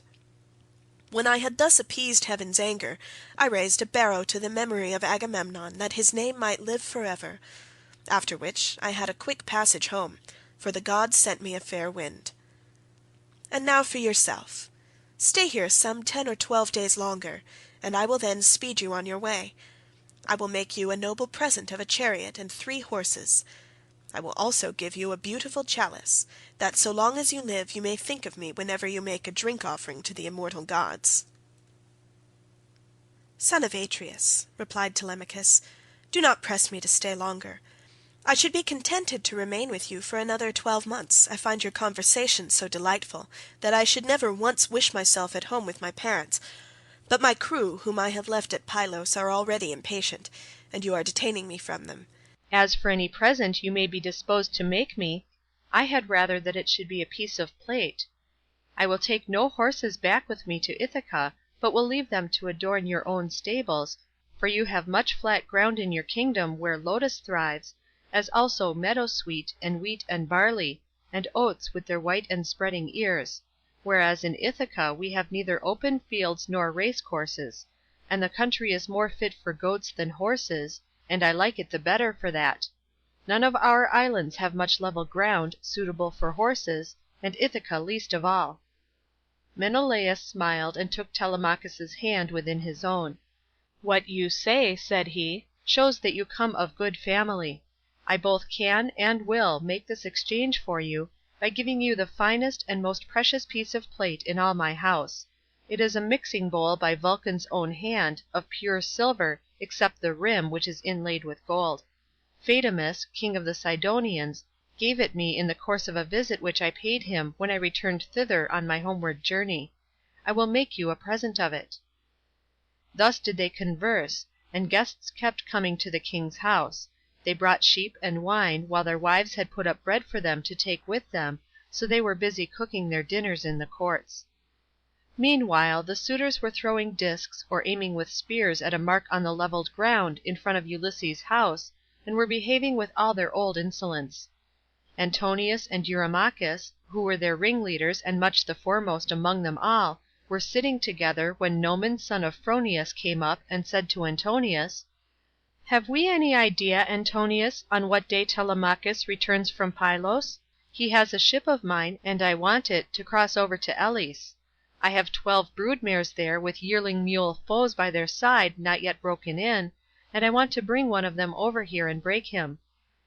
They were astounded when they heard this, for they had made sure that Telemachus had not gone to the city of Neleus. They thought he was only away somewhere on the farms, and was with the sheep or the swineherd. So Antonius said, "When did he go? Tell me truly, and what young men did he take with him? Were they freemen or his own bondsmen? For he might manage that too.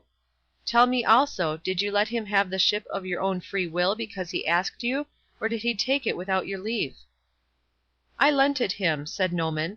"What else could I do, when a man of his position said he was in a difficulty, and asked me to oblige him?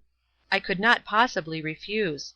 As for those who went with him, they were the best young men we have, and I saw Mentor go on board as captain, or some god who was exactly like him.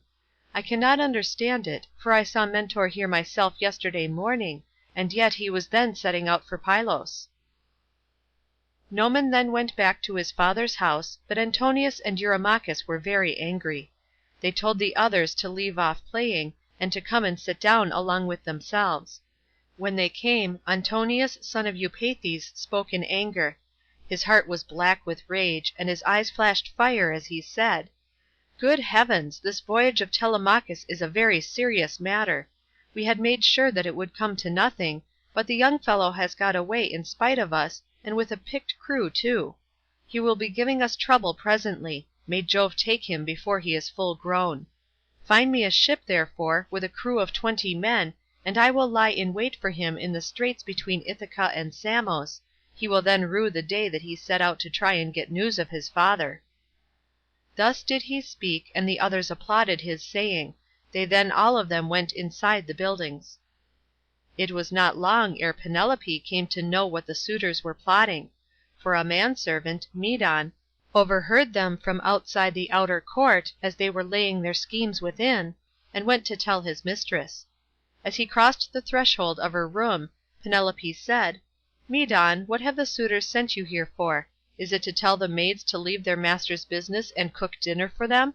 I wish they may neither woo nor dine henceforward, neither here nor anywhere else, but let this be the very last time, for the waste you all make of my son's estate. Did not your fathers tell you when you were children how good Ulysses had been to them, never doing anything high-handed, nor speaking harshly to anybody?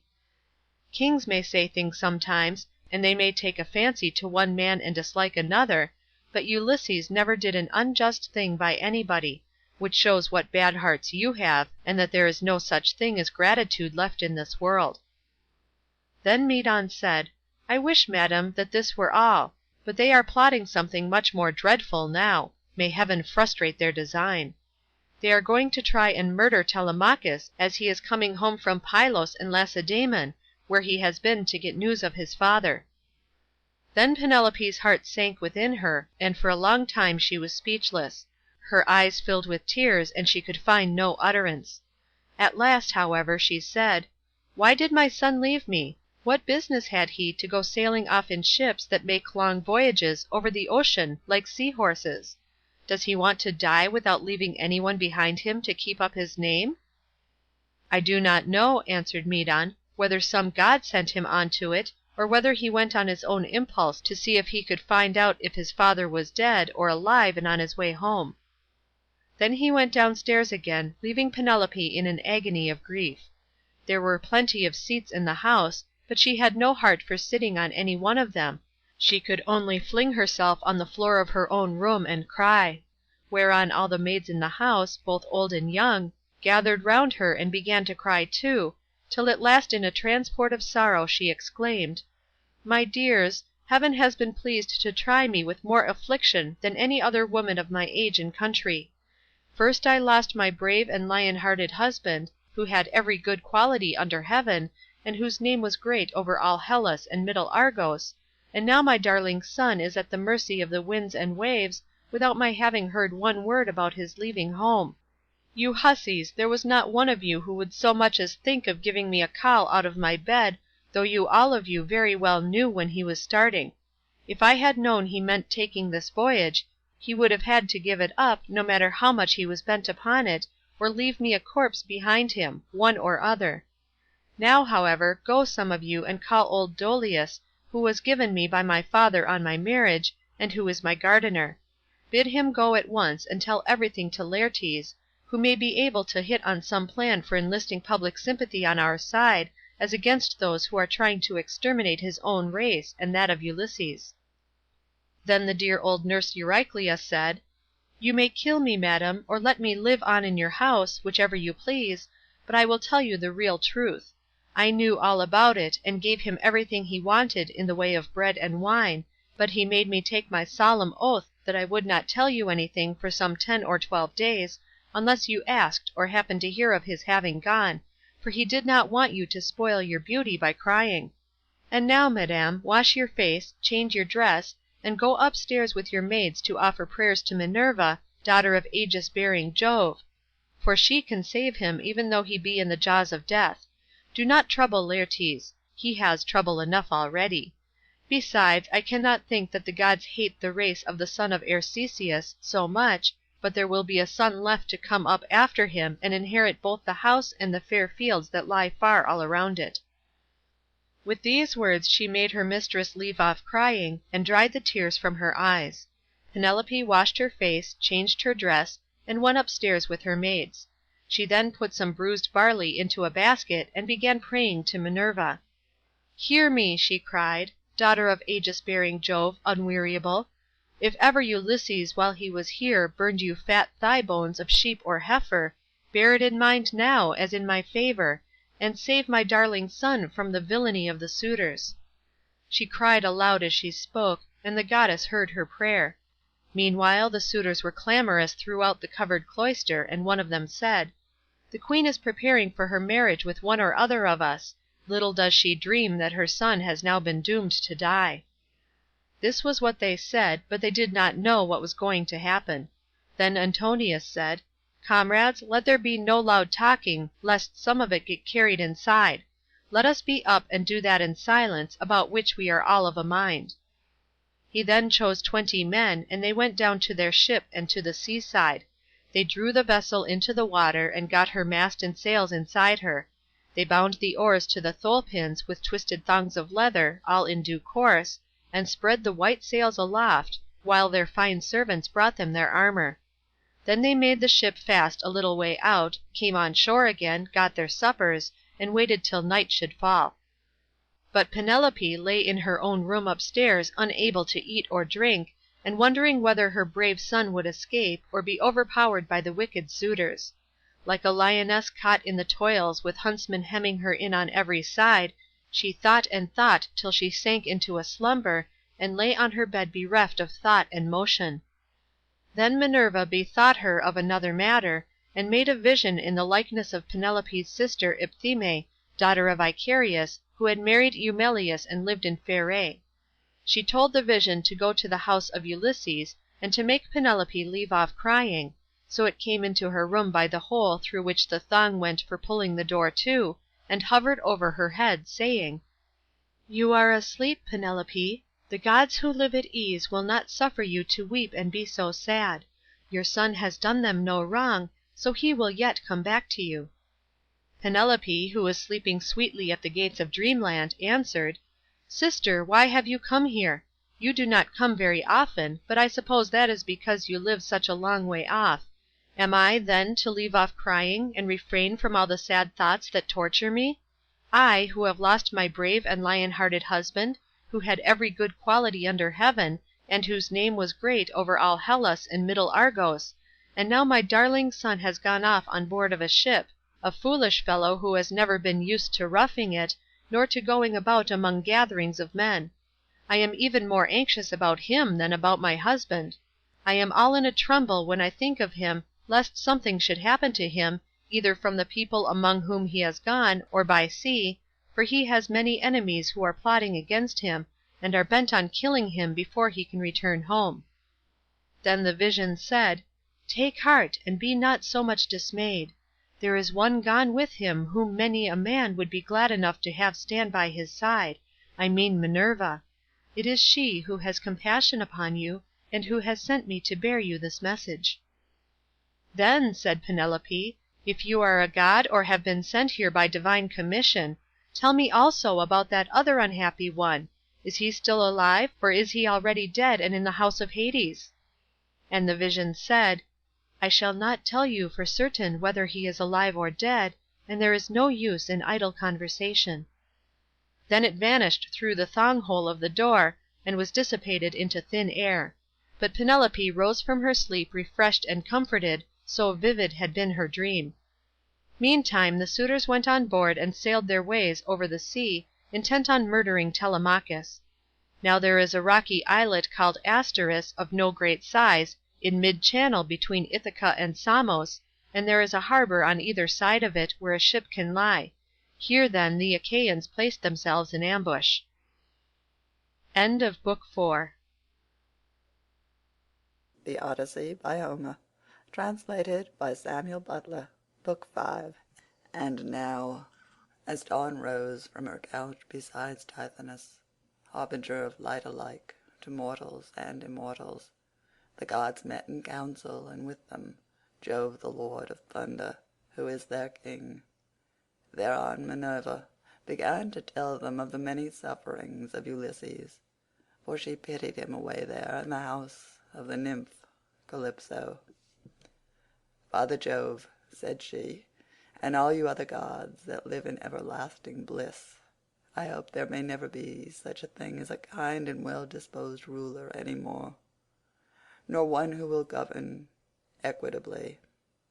I hope they will all be henceforth cruel and unjust, for there is not one of his subjects but has forgotten Ulysses, who ruled them as though he were their father. There he is, lying in great pain in an island where dwells the nymph Calypso, who will not let him go, and he cannot get back to his own country, for he can find neither ships nor sailors to take him over the sea. Furthermore, wicked people are now trying to murder his only son Telemachus, who is coming home from Elis and Lacedaemon, where he has been to see if he can get further news of his father." "What, my dear, are you talking about?" replied her father. "Did you not send him there yourself, because you thought it would help Ulysses to get home and punish the suitors? Besides, you are perfectly able to protect Telemachus, and to see him safely home again, while the suitors have to come scurrying back without having killed him." When he had thus spoken, he said to his son Mercury, "Mercury, you are our messenger. Go therefore and tell Calypso we have decreed that poor Ulysses is to return home. He is to be convoyed neither by gods nor men, but after a perilous voyage of 20 days upon a raft he is to reach fertile Scheria, the land of the Phaeacians, who are near of kin to the gods, and will honor him as though he were one of ourselves. They will send him in a ship to his own country, and will give him more bronze and gold and raiment than he would have brought back from Troy if he had had all his prize money and had got home without disaster. This is how we have settled that he shall return to his country and his friends." Thus he spoke, and Mercury, guide and guardian, slayer of Argus, did as he was told. Forthwith he bound on his glittering golden sandals, with which he could fly like the wind over land and sea. He took the wand with which he seals men's eyes in sleep, or wakes them just as he pleases, and flew holding it in his hand over Pieria. Then he swooped down through the firmament till he reached the level of the sea, whose waves he skimmed like a cormorant that flies fishing every hole and corner of the ocean, and drenching its thick plumage in the spray. He flew and flew over many a weary wave, but when at last he got to the island which was his journey's end, he left the sea and went on by land till he came to the cave where the nymph Calypso lived. He found her at home. There was a large fire burning on the hearth, and one could smell from far the fragrant reek of burning cedar and sandalwood. As for herself, she was busy at her loom, shooting her golden shuttle through the warp and singing beautifully. Round her cave there was a thick wood of alder, poplar, and sweet-smelling cypress trees, wherein all kinds of great birds had built their nests, owls, hawks, and chattering sea-crows that occupy their business in the waters. A vine loaded with grapes was trained and grew luxuriantly about the mouth of the cave. There were also 4 running rills of water in channels cut pretty close together, and turned hither and thither so as to irrigate the beds of violets and luscious herbage over which they flowed. Even a god could not help being charmed with such a lovely spot. So Mercury stood still and looked at it, but when he had admired it sufficiently he went inside the cave. Calypso knew him at once, for the gods all know each other, no matter how far they live from one another. But Ulysses was not within. He was on the seashore as usual, looking out upon the barren ocean, with tears in his eyes, groaning and breaking his heart for sorrow. Calypso gave Mercury a seat and said, "Why have you come to see me, Mercury? Honored and ever welcome, for you do not visit me often. Say what you want. I will do it for you at once if I can, and if it can be done at all.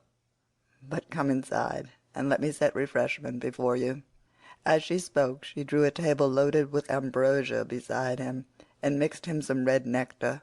So Mercury ate and drank till he had had enough, and then said, "We are speaking god and goddess to one another, and you ask me why I have come here, and I will tell you truly, as you would have me do. Jove sent me. It was no doing of mine.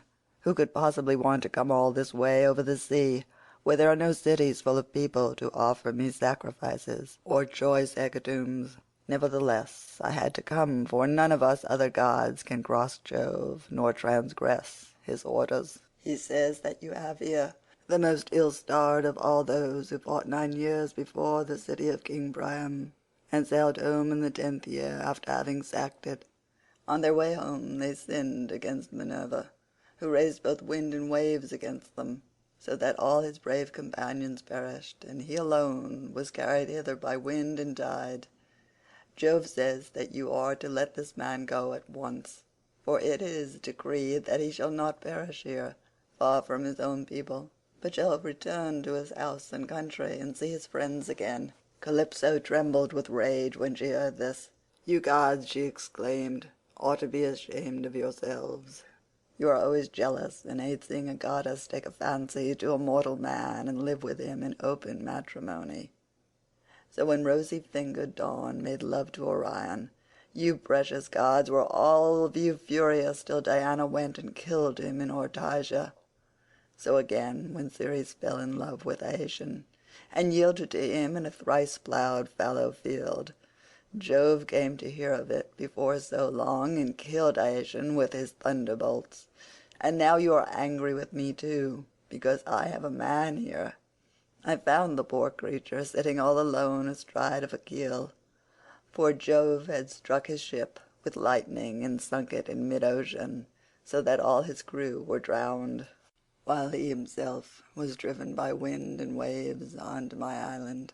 I got fond of him and cherished him, and had set my heart on making him immortal, so that he should never grow old all his days.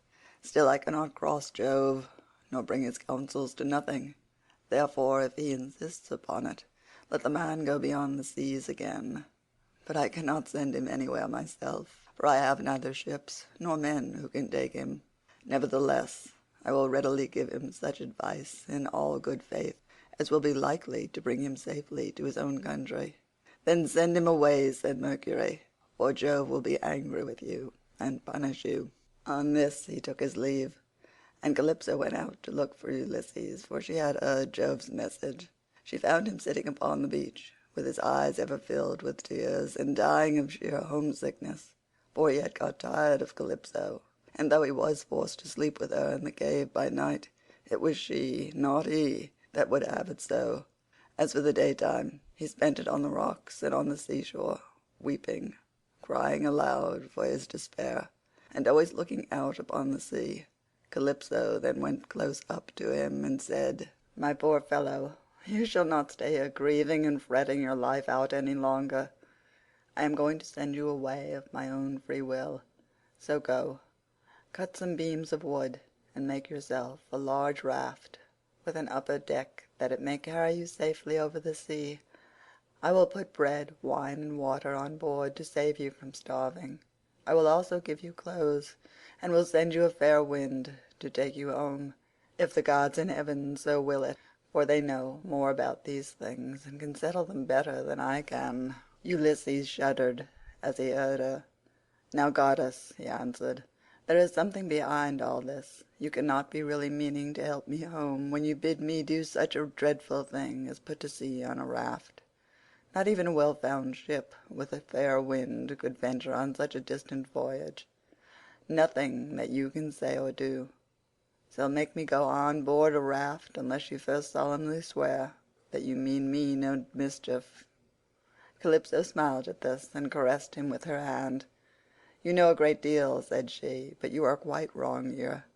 May heaven above and earth below be my witnesses, with the waters of the river Styx, and this is the most solemn oath which a blessed god can take, that I mean you no sort of harm, and am only advising you to do exactly what I should do myself in your place. I am dealing with you quite straightforwardly. My heart is not made of iron, and I am very sorry for you." When she had thus spoken, she led the way rapidly before him, and Ulysses followed in her steps. So the pair, goddess and man, went on and on till they came to Calypso's cave, where Ulysses took the seat that Mercury had just left.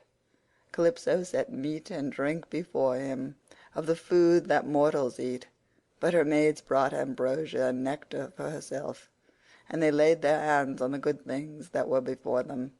When they had satisfied themselves with meat and drink, Calypso spoke, saying, "Ulysses, noble son of Laertes, so you would start home to your own land at once? Good luck go with you, but if you could only know how much suffering is in store for you before you get back to your own country, you would stay where you are. Keep house along with me, and let me make you immortal, no matter how anxious you may be to see this wife of yours, of whom you are thinking all the time, day after day. Yet I flatter myself that I am no whit less tall or well-looking than she is, for it is not to be expected that a mortal woman should compare in beauty with an immortal." "Goddess," replied Ulysses, "do not be angry with me about this. I am quite aware that my wife Penelope is nothing like so tall or so beautiful as yourself. She is only a woman, whereas you are an immortal. Nevertheless, I want to get home, and can think of nothing else. If some god wrecks me when I am on the sea, I will bear it and make the best of it. I have had infinite trouble both by land and sea already, so let this go with the rest." Presently the sun set, and it became dark, whereon the pair retired into the inner part of the cave and went to bed. When the child of morning, rosy-fingered Dawn, appeared, Ulysses put on his shirt and cloak, while the goddess wore a dress of a light gossamer fabric, very fine and graceful, with a beautiful golden girdle about her waist and a veil to cover her head. She at once set herself to think how she could speed Ulysses on his way, so she gave him a great bronze axe that suited his hands.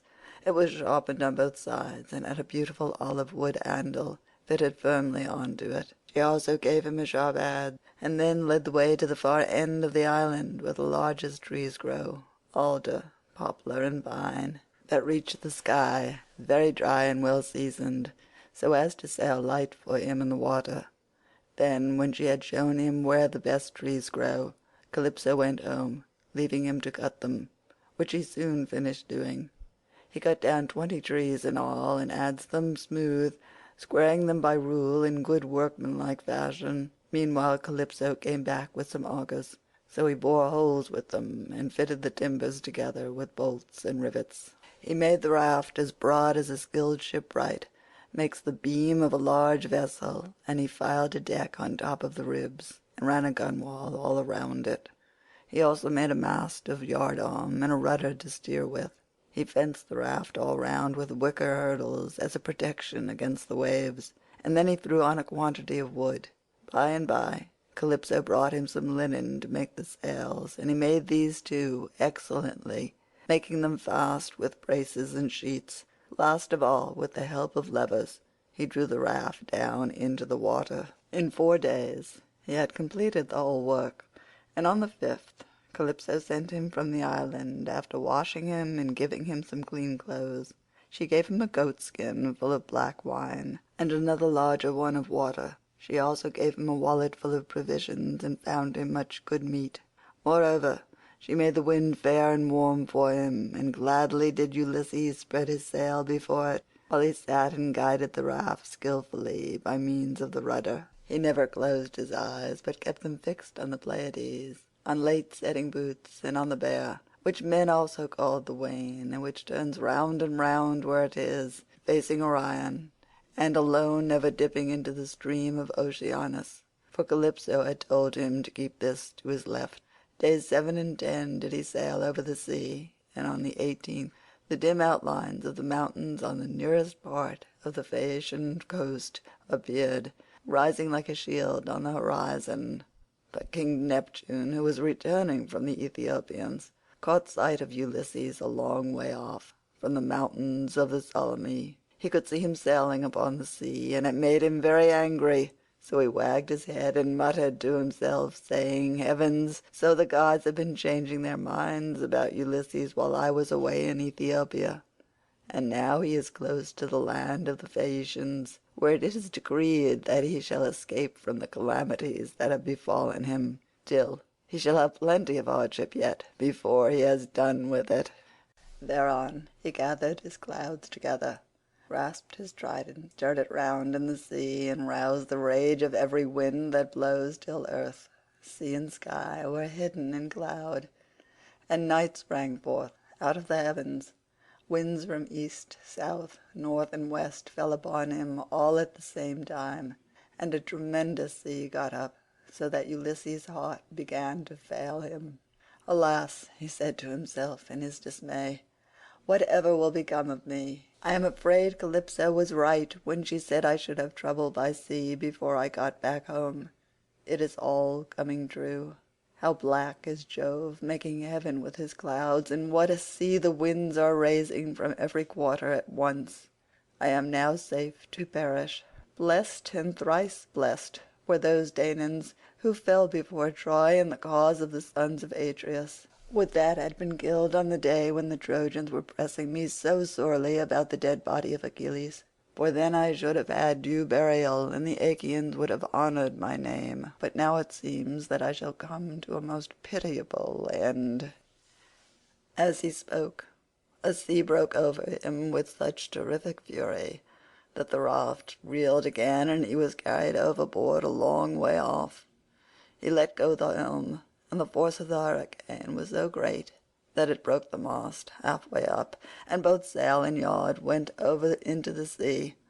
For a long time Ulysses was under water, and it was all he could do to rise to the surface again, for the clothes Calypso had given him weighed him down. But at last he got his head above water and spat out the bitter brine that was running down his face in streams. In spite of all this, however, he did not lose sight of his raft, but swam as fast as he could towards it, got hold of it, and climbed on board again so as to escape drowning. The sea took the raft and tossed it about as autumn winds whirl thistle down round and round upon a road. It was as though the south, north, east, and west winds were all playing battledore and shuttlecock with it at once. When he was in this plight, Ino, daughter of Cadmus, also called Leucothea, saw him. She had formerly been a mere mortal, but had been since raised to the rank of a marine goddess. Seeing in what great distress Ulysses now was, she had compassion upon him, and rising like a seagull from the waves, took her seat upon the raft. "My poor good man," said she, "why is Neptune so furiously angry with you? He is giving you a great deal of trouble, but for all his bluster he will not kill you. You seem to be a sensible person. Do then as I bid you. Strip, leave your raft to drive before the wind, and swim to the Phaeacian coast where better luck awaits you. And here, take my veil and put it round your chest. It is enchanted, and you can come to no harm so long as you wear it. As soon as you touch land, take it off. Throw it back as far as you can into the sea, and then go away again." With these words she took off her veil and gave it to him. Then she dived down again like a seagull and vanished beneath the dark blue waters.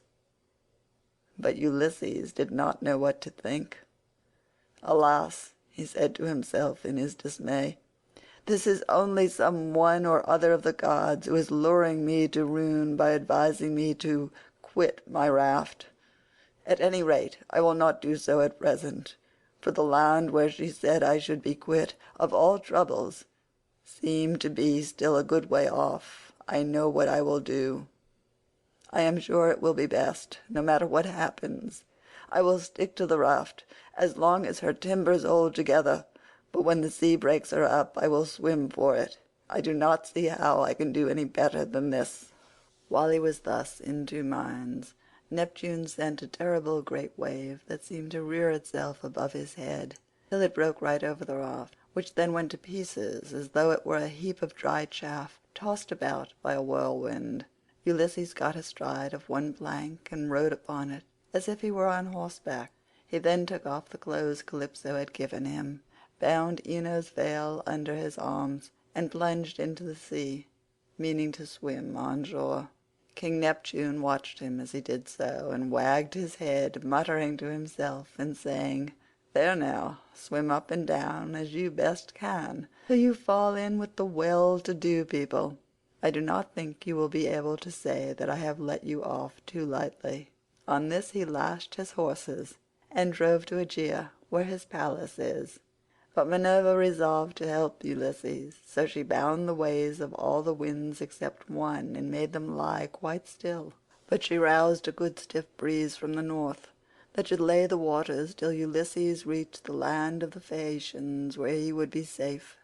Thereon he floated about for 2 nights and 2 days in the water, with a heavy swell on the sea, and death staring him in the face. But when the 3rd day broke, the wind fell, and there was a dead calm, without so much as a breath of air stirring. As he rose on the swell he looked eagerly ahead, and could see land quite near.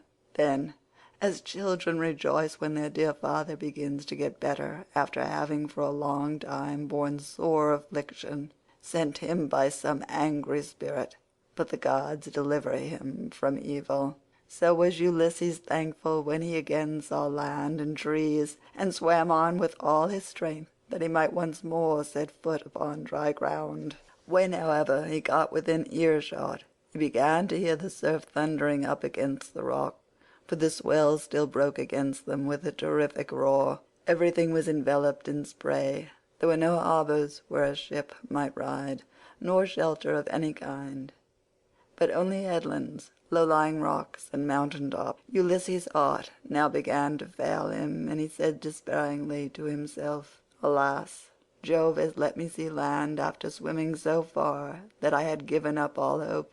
But I can find no landing place, for the coast is rocky and surf-beaten. The rocks are smooth and rise sheer from the sea, with deep water close under them, so that I cannot climb out for want of foothold. I am afraid some great wave will lift me off my legs and dash me against the rocks as I leave the water, which would give me a sorry landing. If, on the other hand, I swam further in search of some shelving beach or harbour, a hurricane may carry me out to sea again, sorely against my will, or heaven may send some great monster of the deep to attack me, for Amphitrite breeds many such, and I know that Neptune is very angry with me." While he was thus in two minds, a wave caught him and took him with such force against the rocks that he would have been smashed and torn to pieces if Minerva had not shown him what to do. He caught hold of the rock with both hands and clung to it, groaning with pain, till the wave retired, so he was saved that time. But presently the wave came on again and carried him back with it far into the sea, tearing his hands as the suckers of a polypus are torn when some one plucks it from its bed, and the stones come up along with it. Even so did the rocks tear the skin from his strong hands, and then the wave drew him deep down under the water. Here poor Ulysses would have certainly perished, even in spite of his own destiny, if Minerva had not helped him to keep his wits about him. He swam seaward again, beyond reach of the surf that was beating against the land, and at the same time he kept looking towards the shore to see if he could find some haven, or a spit that should take the waves aslant. By and by, as he swam on, he came to the mouth of a river, and here he thought would be the best place, for there were no rocks, and it afforded shelter from the wind. He felt that there was a current, so he prayed inwardly and said, "Hear me, O king, whoever you may be, and save me from the anger of the sea-god Neptune, for I approach you prayerfully. Anyone who has lost his way has at all times a claim even upon the gods. Wherefore in my distress I draw near to your stream and cling to the knees of your river bed. Have mercy upon me, O king, for I declare myself your suppliant." Then the god stayed his stream and stilled the waves, making all calm before him, and bringing him safely into the mouth of the river. Here at last Ulysses' knees and strong hands failed him, for the sea had completely broken him. His body was all swollen, and his mouth and nostrils ran down like a river of sea water, so that he could neither breathe nor speak, and lay swooning with sheer exhaustion. Presently, when he got his breath and came to himself again, he took off a scarf that Ino had given him and threw it back into the salt stream of the river, whereon Ino received it into her hands from the wave that bore it towards her. Then he left the river, laid himself down among the rushes, and kissed the bounteous earth. "Alas!" he cried to himself in his dismay, "whatever will become of me, and how is it all to end? If I stay here upon the river bed through the long watches of the night, I am so exhausted that the bitter cold and damp may make an end of me, for towards sunrise there will be a keen wind blowing from off the river. If on the other hand I climb the hillside, find shelter in the woods, and sleep in some thicket, I may escape the cold and have a good night's rest, but some savage beast may take advantage of me and devour me." In the end he deemed it best to take to the woods, and he found one upon some high ground not far from the water. There he crept beneath 2 shoots of olive that grew from a single stalk, the one an ungrafted sucker, while the other had been grafted. No wind, however squally, could break through the cover they afforded, nor could the sun's rays pierce them, nor the rain get through them, so closely did they grow into one another. Ulysses crept under these and began to make himself a bed to lie on, for there was a great litter of dead leaves lying about, enough to make a covering for 2 or 3 men even in hard winter weather. He was glad enough to see this, so he laid himself down and heaped the leaves all round him. Then, as one who lives alone in the country, far from any neighbour, hides a brand as fire seed in the ashes to save himself from having to get a light elsewhere, even so did Ulysses cover himself up with leaves, and Minerva shed a sweet sleep upon his eyes, closed his eyelids, and made him lose all memories of his sorrows. End of Book 5. The Odyssey by Homer. Book 6. The Meeting between Nausicaa and Ulysses. So here Ulysses slept, overcome by sleep and toil, but Minerva went off to the country and city of the Phaeacians, a people who used to live in the fair town of Hyperia, near the lawless Cyclopes. Now the Cyclopes were stronger than they, and plundered them, so their king Nausithous moved them thence and settled them in Scheria, far from all other people. He surrounded the city with a wall, built houses and temples, and divided the lands among his people. But he was dead and gone to the house of Hades, and King Alcinous, whose counsels were inspired of heaven, was now reigning. To his house, then, did Minerva hie in furtherance of the return of Ulysses. She went straight to the beautifully decorated bedroom in which there slept a girl who was as lovely as a goddess, Nausicaa, daughter to King Alcinous. 2 maidservants were sleeping near her, both very pretty, one on either side of the doorway, which was closed with well-made folding doors. Minerva took the form of the famous sea captain Dymas's daughter, who was a bosom friend of Nausicaa and just her own age. Then, coming up to the girl's bedside like a breath of wind, she hovered over her head and said, "Nausicaa, what can your mother have been about, to have such a lazy daughter? Here are your clothes all lying in disorder, yet you are going to be married almost immediately, and should not only be well dressed yourself, but should find good clothes for those who attend you. This is the way to get yourself a good name, and to make your father and mother proud of you. Suppose, then, that we make tomorrow a washing day, and start at daybreak. I will come and help you, so that you may have everything ready as soon as possible, for all the best young men among your own people are courting you, and you are not going to remain a maid much longer. Ask your father, therefore, to have a wagon and mules ready for us at daybreak, to have the rugs, robes, and girdles, and you can ride too, which will be much pleasanter for you than walking, for the washing cisterns are some way from the town." When she had said this, Minerva went away to Olympus, which they say is the everlasting home of the gods. Here no wind beats roughly, and neither rain nor snow can fall, but it abides in everlasting sunshine, and in a great peacefulness of light, wherein the blessed gods are illumined for ever and ever. This was the place to which the goddess went when she had given instruction to the girl. By and by morning came and woke Nausicaa, who began wondering about her dream. She therefore went to the other end of the house to tell her father and mother all about it, and found them in their own room. Her mother was sitting by the fireside, spinning her purple yarn, with her maids around her, and she happened to catch her father just as he was going out to attend a meeting of the town council, which the Phaeacian aldermen had convened.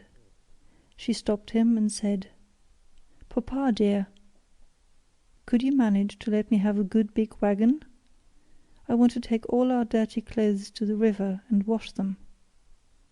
You are the chief man here, so it is only right that you should have a clean shirt when you attend meetings of the council.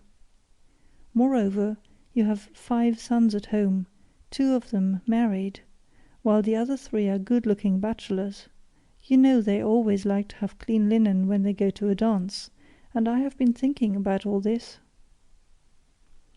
She did not say a word about her own wedding, for she did not like to, but her father knew and said, "You shall have the mules, my love, and whatever else you have a mind for. Be off with you, and the men shall get you a good strong wagon with a body to it that will hold all your clothes." On this he gave his orders to the servants, who got the wagon out, harnessed the mules, and put them to, while the girl brought the clothes down from the linen room and placed them on the wagon. Her mother prepared her a basket of provisions with all sorts of good things, and a goatskin full of wine. The girl now got into the wagon, and her mother gave her also a golden cruse of oil, that she and her women might anoint themselves. Then she took the whip and reins and lashed the mules on, whereon they set off, and their hoofs clattered on the road. They pulled without flagging, and carried not only Nausicaa and her wash of clothes, but the maids also who were with her. When they reached the waterside, they went to the washing cisterns, through which there ran at all times enough pure water to wash any quantity of linen, no matter how dirty. Here they unharnessed the mules and turned them out to feed on the sweet juicy herbage that grew by the waterside. They took the clothes out of the wagon, put them in the water, and vied with one another in treading them in the pits to get the dirt out. After they had washed them and got them quite clean, they laid them out by the seaside, where the waves had raised a high beach of shingle, and set about washing themselves and anointing themselves with olive oil. Then they got their dinner by the side of the stream, and waited for the sun to finish drying the clothes. When they had done dinner, they threw off the veils that covered their heads, and began to play at ball, while Nausicaa sang for them. As the huntress Diana goes forth upon the mountains of Taygetus or Erymanthus to hunt wild boars or deer, and the wood nymphs, daughter of aegis-bearing Jove, take their sport along with her, then is Leto proud at seeing her daughter stand a full head taller than the others, and eclipse the loveliest amid a whole bevy of beauties.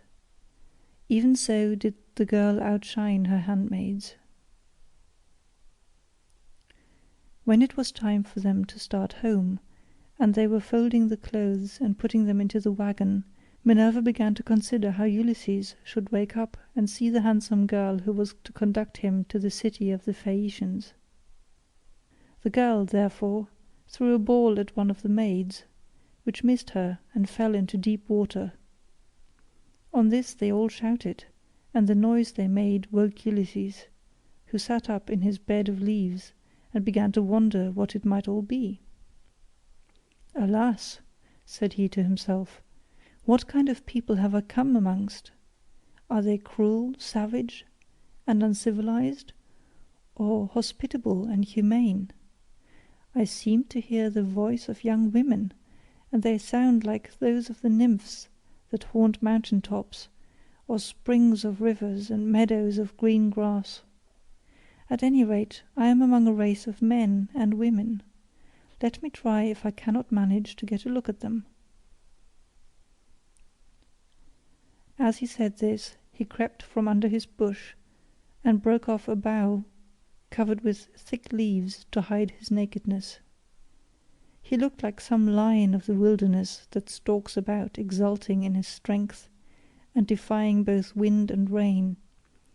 His eyes glare as he prowls in quest of oxen, sheep, or deer, for he is famished, and will dare break even into a well-fenced homestead, trying to get at the sheep. Even such did Ulysses seem to the young women, as he drew near to them all naked as he was, for he was in great want. On seeing one so unkempt and so begrimed with salt water, the others scampered off along the spits that jutted out into the sea, but the daughter of Alcinous stood firm, for Minerva put courage into her heart and took away all fear from her. She stood right in front of Ulysses, and he doubted whether he should go up to her, throw himself at her feet and embrace her knees as a suppliant, or stay where he was and entreat her to give him some clothes and show him the way to the town. In the end he deemed it best to entreat her from a distance, in case the girl should take offence at his coming near enough to clasp her knees. So he addressed her in a honeyed and persuasive language. "O Queen," he said, "I implore your aid, but tell me, are you a goddess, or are you a mortal woman? If you are a goddess and dwell in heaven, I can only conjecture that you are Jove's daughter Diana, for your face and figure resemble none but hers. If, on the other hand, you are a mortal, and live on earth, thrice happy are your father and mother, thrice happy too are your brothers and sisters. How proud and delighted they must feel when they see so fair a scion as yourself going out to a dance. Most happy, however, of all will be he whose wedding gifts have been the richest, and who takes you to his own home. I never yet saw anyone so beautiful, neither man nor woman, and am lost in admiration as I behold you. I can only compare you to a young palm tree which I saw when I was at Delos, growing near the altar of Apollo, for I was there too, with much people after me, when I was on that journey which has been the source of all my troubles. Never yet did such a young plant shoot out of the ground as that was, and I admired and wondered at it exactly as I now admire and wonder at yourself. I dare not clasp your knees, but I am in great distress. Yesterday made the 20th day that I had been tossing about upon the sea.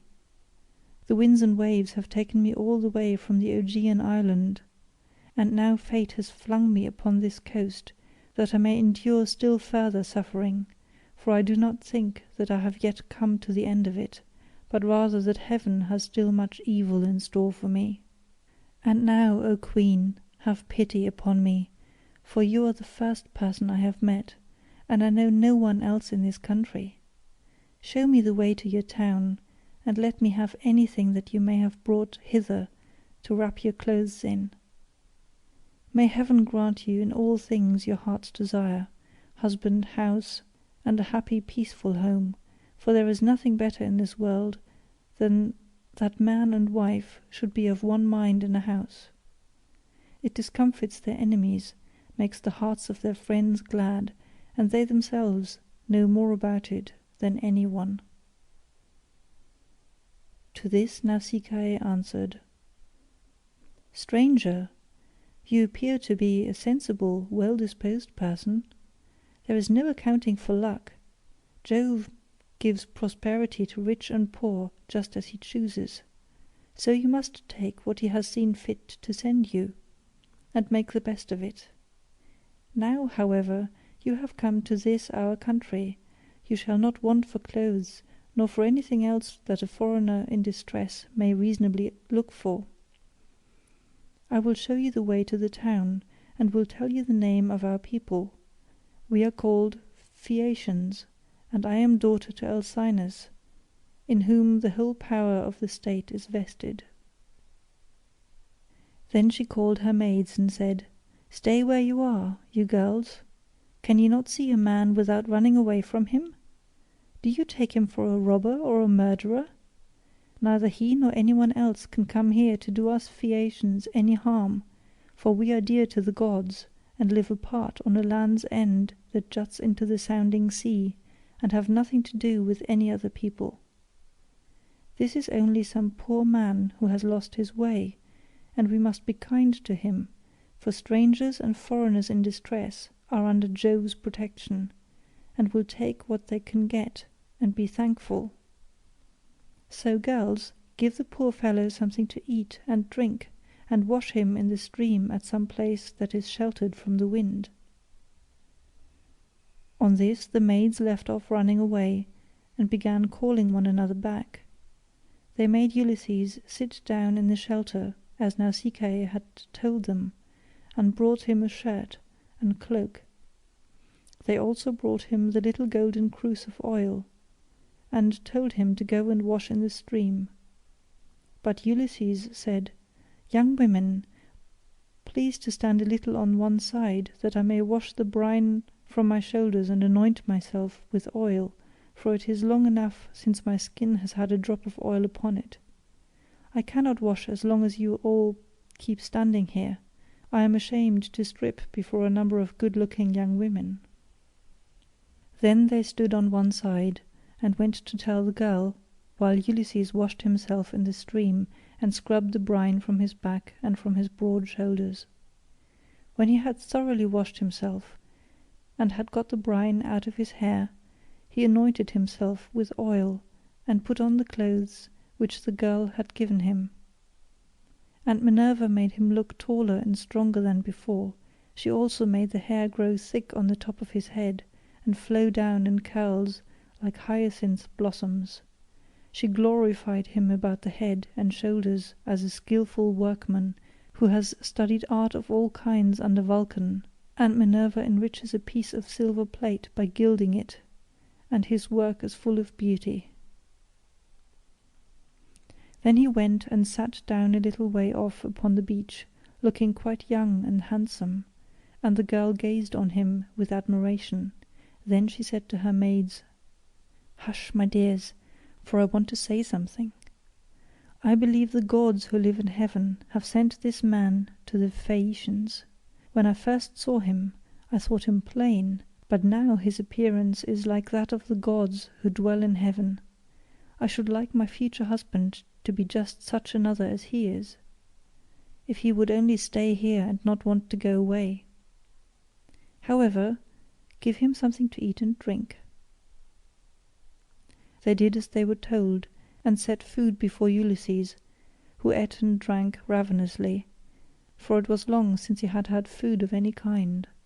Meanwhile Nausicaa bethought her of another matter. She got the linen folded and placed in the wagon. She then yoked the mules, and as she took her seat she called Ulysses. "Stranger," said she, "rise and let us be going back to the town. I will introduce you at the house of my excellent father, where I can tell you that you will meet all the best people among the Phaeacians. But be sure and do as I bid you, for you seem to be a sensible person. As long as we are going past the fields and farmlands, follow briskly behind the wagon along with the maids, and I will lead the way myself. Presently, however, we shall come to the town, where you will find a high wall running all round it, and a good harbour on either side with a narrow entrance into the city, and the ships will be drawn up by the roadside, for every one has a place where his own ship can lie. You will see the market-place, with the temple of Neptune in the middle of it, and paved with large stones bedded in the earth. Here people deal in ship's gear of all kinds, such as cables and sails, and here too are the places where oars are made, for the Phaeacians are not a nation of archers. They know nothing about bows and arrows, but are a seafaring folk, and pride themselves on their masts, oars, and ships, with which they travel far over the sea. I am afraid of the gossip and scandal that may be set on foot against me later on, for the people here are very ill-natured, and some low fellow, if he met us, might say, "Who is this fine-looking stranger that is going about with Nausicaa? Where did she find him? I suppose she is going to marry him. Perhaps he is a vagabond sailor whom she has taken from some foreign vessel, for we have no neighbours. Or some god has at last come down from heaven in answer to her prayers, and she is going to live with him all the rest of her life. It would be a good thing if she would take herself off and find a husband somewhere else, for she will not look at one of the many excellent young Phaeacians who are in love with her." This is the kind of disparaging remark that would be made about me, and I could not complain, for I should myself be scandalized at seeing any other girl do the like, and go about with men in spite of everybody, while her father and mother were still alive, and without having been married in the face of all the world. If, therefore, you want my father to give you an escort and to help you home, do as I bid you. You will see a beautiful grove of poplars by the roadside, dedicated to Minerva. It has a well in it and a meadow all around it. Here my father has a field of rich garden ground, about as far from the town as a man's voice will carry. Sit down there and wait for a while till the rest of us can get into the town and reach my father's house. Then, when you think we must have done this, come into the town and ask the way to the house of my father, Alcinous. You will have no difficulty in finding it. Any child will point it out to you, for no one else in the whole town has anything like such a fine house as he has. When you have got past the gates and through the outer court, go right across the inner court till you come to my mother. You will find her sitting by the fire and spinning her purple wool by firelight. It is a fine sight to see her as she leans back against one of the bearing posts with her maids all ranged behind her. Close to her seat stands that of my father, on which he sits and topes like an immortal god. Never mind him, but go up to my mother and lay your hands upon her knees, if you would get home quickly. If you can gain her over, you may hope to see your own country again, no matter how distant it may be." So saying, she lashed the mules with her whip, and they left the river. The mules drew well, and their hoofs went up and down upon the road. She was careful not to go too fast for Ulysses and the maids who were following on foot along with the wagon, so she plied her whip with judgment. As the sun was going down, they came to the sacred grove of Minerva, and there Ulysses sat down and prayed to the mighty daughter of Jove. "Hear me," he cried, "daughter of aegis-bearing Jove, unweariable. Hear me now, for you gave no heed to my prayers when Neptune was wrecking me. Now therefore have pity upon me, and grant that I may find friends, and be hospitably received by the Phaeacians." Thus did he pray, and Minerva heard his prayer, but she would not show herself to him openly, for she was afraid of her uncle Neptune, who was still furious in his endeavours to prevent Ulysses from getting home. End of Book 6. Book 7. Reception of Ulysses at the palace of King Alcinous. Thus then did Ulysses wait and pray, but the girl drove on to the town.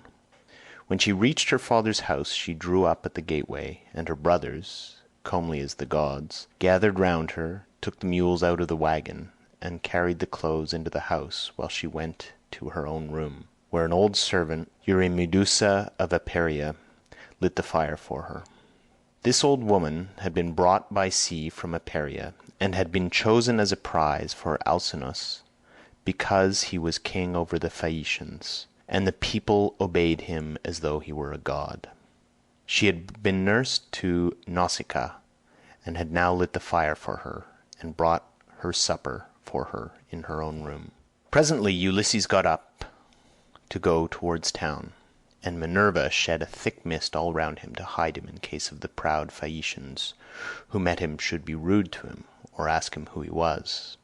Then, as he was just entering the town, she came towards him in the likeness of a little girl carrying a pitcher. She stood right in front of him, and Ulysses said, "My dear, will you be so kind as to show me the house of King Alcinous? I am an unfortunate foreigner in distress, and do not know one in your town and country." Then Minerva said, "Yes, father stranger, I will show you the house you want, for Alcinous lives quite close to my own father. I will go before you and show you the way, but say not a word as you go, and do not look at any man, nor ask him questions, for the people here cannot abide strangers, and do not like men who come from some other place. They are a seafaring folk, and sail the seas by the grace of Neptune in ships that glide along like thought, or as a bird in the air." On this she led the way, and Ulysses followed in her steps, but not one of the Phaeacians could see him as he passed through the city in the midst of them, for the great goddess Minerva, in her goodwill towards him, had hidden him in a thick cloud of darkness. He admired their harbours, ships, places of assembly, and lofty walls of the city, which, with the palisade on top of them, were very striking, and when they reached the king's house, Minerva said, "This is the house, father stranger, which you would have me show you. You will find a number of great people sitting at table, but do not be afraid, go straight in, for the bolder a man is, the more likely he is to carry his point, even though he is a stranger. First find the queen, her name is Arete, and she comes of the same family as her husband Alcinous. They both descend originally from Neptune, who was father to Nausithous, by Periboea, a woman of great beauty. Periboea was the youngest daughter of Eurymedon, who at one time reigned over all the giants, but he ruined his ill-fated people and lost his own life to boot. Neptune, however, lay with his daughter, and she had a son by him, the great Nausithous, who reigned over the Phaeacians. Nausithous had two sons, Rhexenor and Alcinous.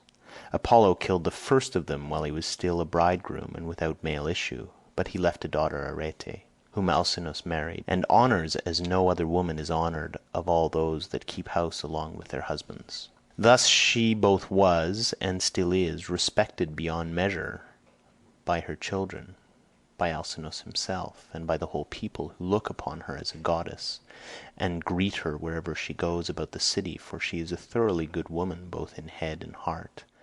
And when any women are friends of hers, she will help their husbands so to settle their disputes. If you can gain her goodwill, you may have every hope of seeing your friends again and getting safely back to your home and country. Then Minerva left Scheria and went away over the sea. She went to Marathon and to the spacious streets of Athens, where she entered the abode of Erechtheus. But Ulysses went on to the house of Alcinous, and he pondered much as he paused a while before reaching the threshold of bronze, for the splendour of the palace was like that of the sun or moon. The walls on either side were of bronze from end to end, and the cornice was of blue enamel. The doors were gold and hung on pillars of silver that rose from the floor of bronze, while the lintel was silver and the hook of the door was gold. On either side there stood gold and silver mastiffs which Vulcan with his consummate skill, had fashioned expressly to keep watch over the palace of King Alcinous. So they were immortal and could never grow old. Seats were ranged all along the wall, here and there from one end to the other, with coverings of fine woven work which the woman of the house had made. Here the chief persons of the Phaeacians used to sit and eat and drink, for there was abundance at all seasons, and there were golden figures of young men with lighted torches in their hands, raised on pedestals to give light by night to those who were at table. There are 50 maidservants in the house, some of whom are always grinding rich yellow grain at the mill, while others work at the loom or sit and spin, and their shuttles go backwards and forwards like the fluttering of aspen leaves, while the linen is so closely woven that it will turn oil.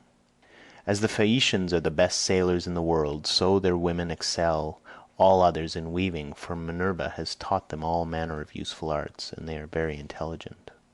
Outside the gate of the outer court there is a large garden of about 4 acres with a wall all round it. It is full of beautiful trees, pears, pomegranates, and the most delicious apples. There are luscious figs also, and olives in full growth. The fruits never rot nor fail all year round, neither winter nor summer, for the air is so soft that a new crop ripens before the old has dropped. Pear grows on pear, apple on apple, and fig on fig, and so also with the grapes, for there is an excellent vineyard. On the level ground of a part of this, the grapes are being made into raisins. In another part they are being gathered. Some are being trodden in the wine tubs, others further on have shed their blossom and are beginning to show fruit, others again are just changing colour. In the furthest part of the ground there are beautifully arranged beds of flowers that are in bloom all year round.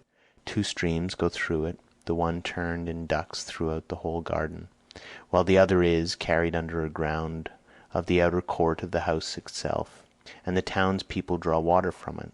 Such, then, were the splendours with which the gods had endowed the house of King Alcinous. So here Ulysses stood for a while and looked about him.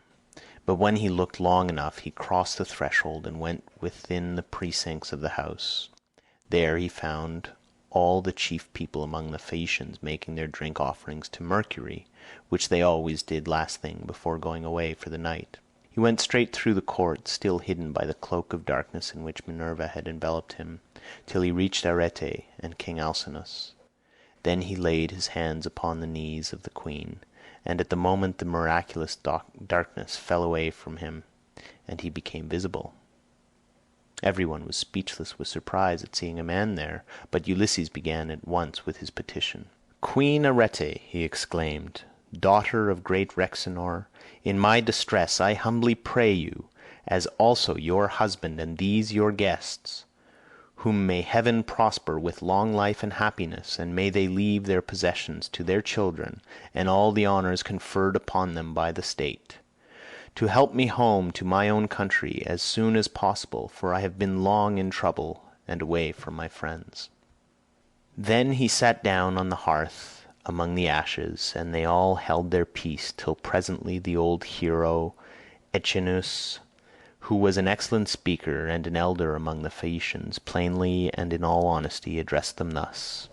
"Alcinous," he said, "it is not creditable to you that a stranger should be seen sitting among the ashes of your hearth. Everyone is waiting to hear what you are about to say. Tell him, then, to rise and take a seat on a stool inlaid with silver, and bid your servants mix some wine and water, that we may drink an offering to Jove, the Lord of Thunder, who takes all well-disposed suppliants under his protection. And let the housekeeper give him some supper of whatever there may be in the house." When Alcinous heard this he took Ulysses by the hand, raised him from the hearth, and bade him take the seat of Laodamas, who had been sitting beside him, and was his favourite son. A maidservant then brought him water in a beautiful golden ewer, and poured it in a silver basin for him to wash his hands, and she drew a clean table beside him. An upper servant brought him bread and offered him many good things of what there was in the house, and Ulysses ate and drank. Then Alcinous said to one of the servants, "Pontonous, mix a cup of wine and hand it round, that we may drink offerings to Jove, the Lord of Thunder, who is the protector of all well-disposed suppliants." Pontonous then mixed wine and water, and handed it round, after giving every man his drinking offering. Then they made their offerings, and drunk each as much as he was minded. Alcinous said, "Aldermen and town councillors of the Phaeacians, hear my words. You have had your supper, so now go home to bed. Tomorrow morning I shall invite a still larger number of aldermen, and will give a sacrificial banquet in honor of our guest. We can then discuss the question of his escort, and consider how we may at once send him back rejoicing to his own country without trouble or inconvenience to himself, no matter how distant it may be. We must see that he comes to no harm while on his homeward journey. But when he is once at home, he will have to take the luck he was born with, for better or for worse, like other people. It is possible, however, that the stranger is one of the immortals who has come down from heaven to visit us. But in this case the gods are departing from their usual practice, for hitherto they have made themselves perfectly clear to us when we have been offering them hecatombs. They come and sit at our feast just like one of ourselves, and if any solitary wayfarer happens to stumble upon some or other of them, they affect no concealment, for we are as near of kin to the gods as the Cyclopses and the savage giants are." Then Ulysses said, "Pray, Alcinous, do not take any such notion into your head. I have nothing of the immortal about me, neither in my body nor mind, and most resemble those among you who are the most afflicted. Indeed, were I to tell you all that heaven has seen fit to lay upon me, you would say that I was still worse off than they are. Nevertheless, let me sup in spite of sorrow, for an empty stomach is a very inopportune thing, and thrusts itself on a man's notice no matter how dire is his distress. I am in great trouble, yet it insists that I shall eat and drink, bids me lay aside all memory of my sorrows, and dwell only on the due replenishing of itself. As for yourselves, do as you propose, and at break of day set about helping me to get home. I shall be content to die if I may first once more behold my property, my bondsmen, and all the greatness of my house." Thus did he speak. Everyone approved his saying, and agreed that he should have his escort, inasmuch as he had spoken reasonably. Then, when they made their drink offerings, and had drunk each as much as he was minded, they went home to bed, every man in his own abode, leaving Ulysses in the cloister with Arete and Alcinous, while the servants were taking the things away after supper. Arete was the first to speak, for she recognized the shirt, cloak, and good clothes that Ulysses was wearing, as the work of herself and of her maids. So she said, "Stranger, before we go any further, there is a question I should like to ask you. Who and whence are you, and who gave you those clothes? Did you not say you had come from beyond the sea?" And Ulysses answered, "It would be a long story, madam, were I to relate in full the tale of my misfortunes, for the hand of heaven has been laid heavy upon me. But as regards your question, there is an island far away in the sea which is called the Ogygian. Here dwells the cunning and powerful goddess Calypso, daughter of Atlas. She lives by herself, far from all neighbors, human or divine. Fortune, however, brought me to her hearth, all desolate and alone, for Jove struck my ship with his thunderbolts and broke it up in mid-ocean. My brave comrades were drowned, every man of them, but I stuck to the keel, and was carried hither and thither for the space of 9 days, till at last, during the darkness of the 10th night, the gods brought me to the Ogygian island, where the great goddess Calypso lives. She took me in and treated me with the utmost kindness. Indeed, she wanted to make me immortal, that I might never grow old, but she could not persuade me to let her do so. I stayed with Calypso 7 years straight on end, and watered the good clothes she gave me with my tears during the whole time. But at last, when the 8th year came round, she bade me depart of her own free will, either because Jove had told her she must, or because she had changed her mind. She sent me from her island on a raft, which she provisioned with abundance of bread and wine. Moreover, she gave me good stout clothing, and sent me a wind that blew warm and fair. Days 7 and 10 did I sail over the sea, and on the 18th I caught sight of the first outlines of the mountains upon your coast, and glad indeed was I to set eyes upon them. Nevertheless, there was still much trouble in store for me, for at this point Neptune would let me go no further, and raised a great storm against me. The sea was so terribly high that I could no longer keep my raft, which went to pieces under the fury of the gale, and I had to swim for it till wind and current brought me to your shores. There I tried to land, but could not, for it was a bad place, and the waves dashed me against the rocks. So I again took to the sea and swam on till I came to a river that seemed the most likely landing place, for there were no rocks and it was sheltered from the wind. Here then I got out of the water and gathered my senses together again. Night was coming on, so I left the river and went into a thicket where I covered myself all over with leaves, and presently heaven sent me off into a very deep sleep. Sick and sorry I slept among the leaves all night, and through the next day till afternoon, when I woke as the sun was westering, and saw your daughter's maidservants playing upon the beach, and your daughter among them looking like a goddess. I besought her aid, and she proved to be of excellent disposition, much more so than could be expected from so young a person, for young people are apt to be thoughtless. She gave me plenty of bread and wine, and when she had me washed in the river she also gave me the clothes in which you see me. Now, therefore, though it has pained me to do so, I have told you the whole truth." Then Alcinous said, "Stranger, it was very wrong of my daughter not to bring you on at once to my house along with the maids, seeing that she was the first person whose aid you asked." "Pray do not scold her," replied Ulysses. "She is not to blame. She did tell me to follow along with the maids, but I was ashamed and afraid, for I thought you might perhaps be displeased if you saw me. Every human being is sometimes a little suspicious and irritable." "Stranger," replied Alcinous, "I am not the kind of man to get angry about nothing. It is always better to be reasonable, but by Father Jove, Minerva, and Apollo, now that I see what kind of person you are, and how much you think as I do, I wish you would stay here, marry my daughter, and become my son-in-law. If you will stay, I will give you a house and an estate, but no one, heaven forbid, shall keep you here against your own wish. And that you may be sure of this, I will attend tomorrow to the matter of your escort. You can sleep during the whole voyage if you like, and the men shall sail you over smooth waters either to your own home or wherever you please, even though it may be a long way further off than Euboea, which those of my people who saw it when they took yellow-haired Rhadamanthus to see Tityus, the son of Gaia, tell me is the furthest of any place. And yet they did the whole voyage in a single day without distressing themselves, and came back again afterwards. You will thus see how much my ships excel all others, and what magnificent oarsmen my sailors are." Then Ulysses was glad, and prayed aloud, saying, "Father Jove, grant that Alcinous may do all that he has said, for he so will win an imperishable name among mankind, and at the same time I shall return to my country." Thus did they converse. Then Arete told her maids to set a bed in the room that was in the gatehouse, and make it with good red rugs, and to spread coverlets on the top of them with woolen cloaks for Ulysses to wear.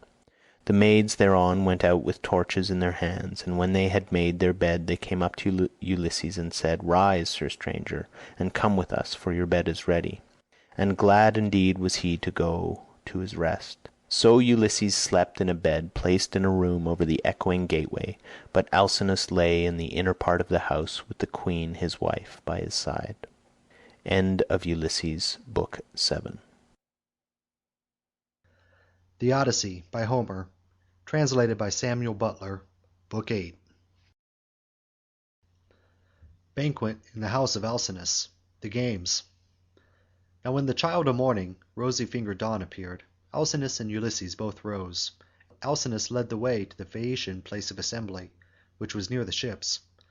When they got there, they sat down side by side on a seat of polished stone, while Minerva took the form of one of Alcinous's servants, and went round the town in order to help Ulysses to get home.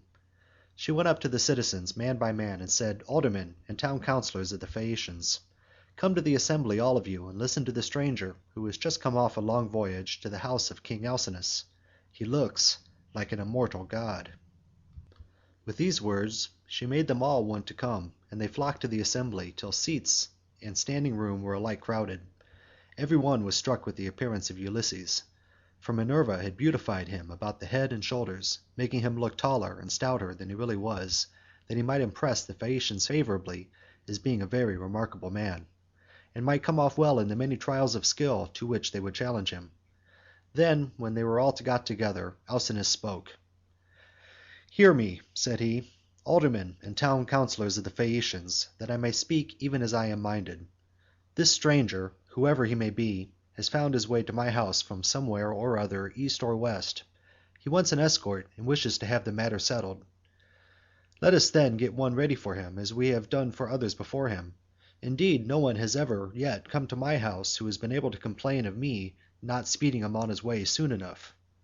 Let us draw a ship into the sea, one that has never yet made a voyage, and man her with 52 of our smartest young sailors. Then, when you have made fast the oars each by his own seat, leave the ship and come to my house to prepare a feast. I will find you in everything. I am giving these instructions to the young men who will form the crew, for as regards you aldermen and town councillors, you will join me in entertaining our guest in the cloisters. I can take no excuses, and we will have Demodocus to sing for us, for there was no bard like him, whatever he may choose to sing about." Alcinous then led the way, and the others followed after, while a servant went to fetch Demodocus. The 52 picked oarsmen went to the seashore as they had been told, and when they got there they drew the ship into the water, got her mast and sails inside her, bound the oars to the thole pins with twisted thongs of leather, all in due course, and spread the white sails aloft. They moored the vessel a little way out from land, and then came on shore and went to the house of King Alcinous. The outhouses, yards, and all the precincts were filled with crowds of men in great multitudes both old and young, and Alcinous killed them 12 sheep, 8 full-grown pigs, and 2 oxen. These were skinned and dressed so as to provide a magnificent banquet. A servant presently led in the famous bard Demodocus, whom the Muse had dearly loved, but to whom she had given both good and evil, for though she had endowed him with a divine gift of song, she had robbed him of his eyesight. Pontonous set a seat for him among the guests, leaning it up against a bearing post. He hung the lyre for him on a peg over his head, and showed him where he was to feel for it with his hands. He also set a fair table with a basket of victuals by his side, and a cup of wine from which he might drink whenever he was so disposed. The company then laid their hands upon the good things that were before them, but as soon as they had enough to eat and drink, the Muse inspired Demodocus to sing the feats of heroes, and more especially a matter that was in the mouths of all men, to wit, the quarrel between Achilles and Ulysses, and the fierce words that they heaped on one another, as they sat together at a banquet. But Agamemnon was glad when he heard his chieftains quarrelling with one another, for Apollo had foretold this at Pytho, when he crossed the stone floor to consult the oracle. Here was the beginning of the evil that was by the will of Jove fell upon the Danaans and Trojans. Thus sang the bard, but Ulysses drew his purple mantle over his head and covered his face, for he was ashamed to let the Phaeacians see that he was weeping. When the bard left off singing, he wiped his tears from his eyes, uncovered his face, and taking his cup, made a drink offering to the gods. But when the Phaeacians pressed Demodocus to sing further, for they delighted in his lays, then Ulysses again drew his mantle over his head and wept bitterly. No one noticed his distress except Alcinous, who was sitting near him, and heard the heavy sighs that he was heaving. So he at once said, "Aldermen and town councillors of the Phaeacians, we have had enough now both of the feast and of the minstrelsy, that is its due accompaniment. Let us proceed therefore to the athletic sports, so that our guest on his return home may be able to tell his friends how much we surpass all other nations as boxers, wrestlers, jumpers, and runners." With these words he led the way, and the others followed after. A servant hung Demodocus's lyre on its peg for him, and led him out of the cloister, and set him on the same way as that along which all the chief men of the Phaeacians were going to see the sports. A crowd of several thousands of people followed them, and there were many excellent competitors for all the prizes. Acroneus, Acalius, Elatrius, Nateus, Primnius, Anchialus, Eretmius, Pontius, Prorius, Thune, Anabesius, and Amphilius, son of Polinius, son of Tecton. There were also Aurelius, son of Naubolus, who was like Mars himself, and was the best-looking man among the Phaeacians except Laodamas. 3 sons of Alcinous, Laodamas, Halios, and Clytoneus, competed also. The foot races came first. The course was set out for them from the starting post, and they raised a dust upon the plain as they all flew forward at the same moment. Clytoneus came in first. A long way. He left everyone else behind him by the length of the furrow that a couple of mules can plow in a fallow field. They then turned to the painful art of wrestling, and here Euryalus proved to be the best man. Amphialus excelled all the others in jumping, while at throwing the disc there was no one who could approach Elatreus. Alcinous's son Laodamas was the best boxer, and he it was who presently said, when they had all been diverted with the games, "Let us ask the stranger whether he excels in any of these sports. He seems very powerfully built. His thighs, calves, hands, and neck are all of prodigious strength.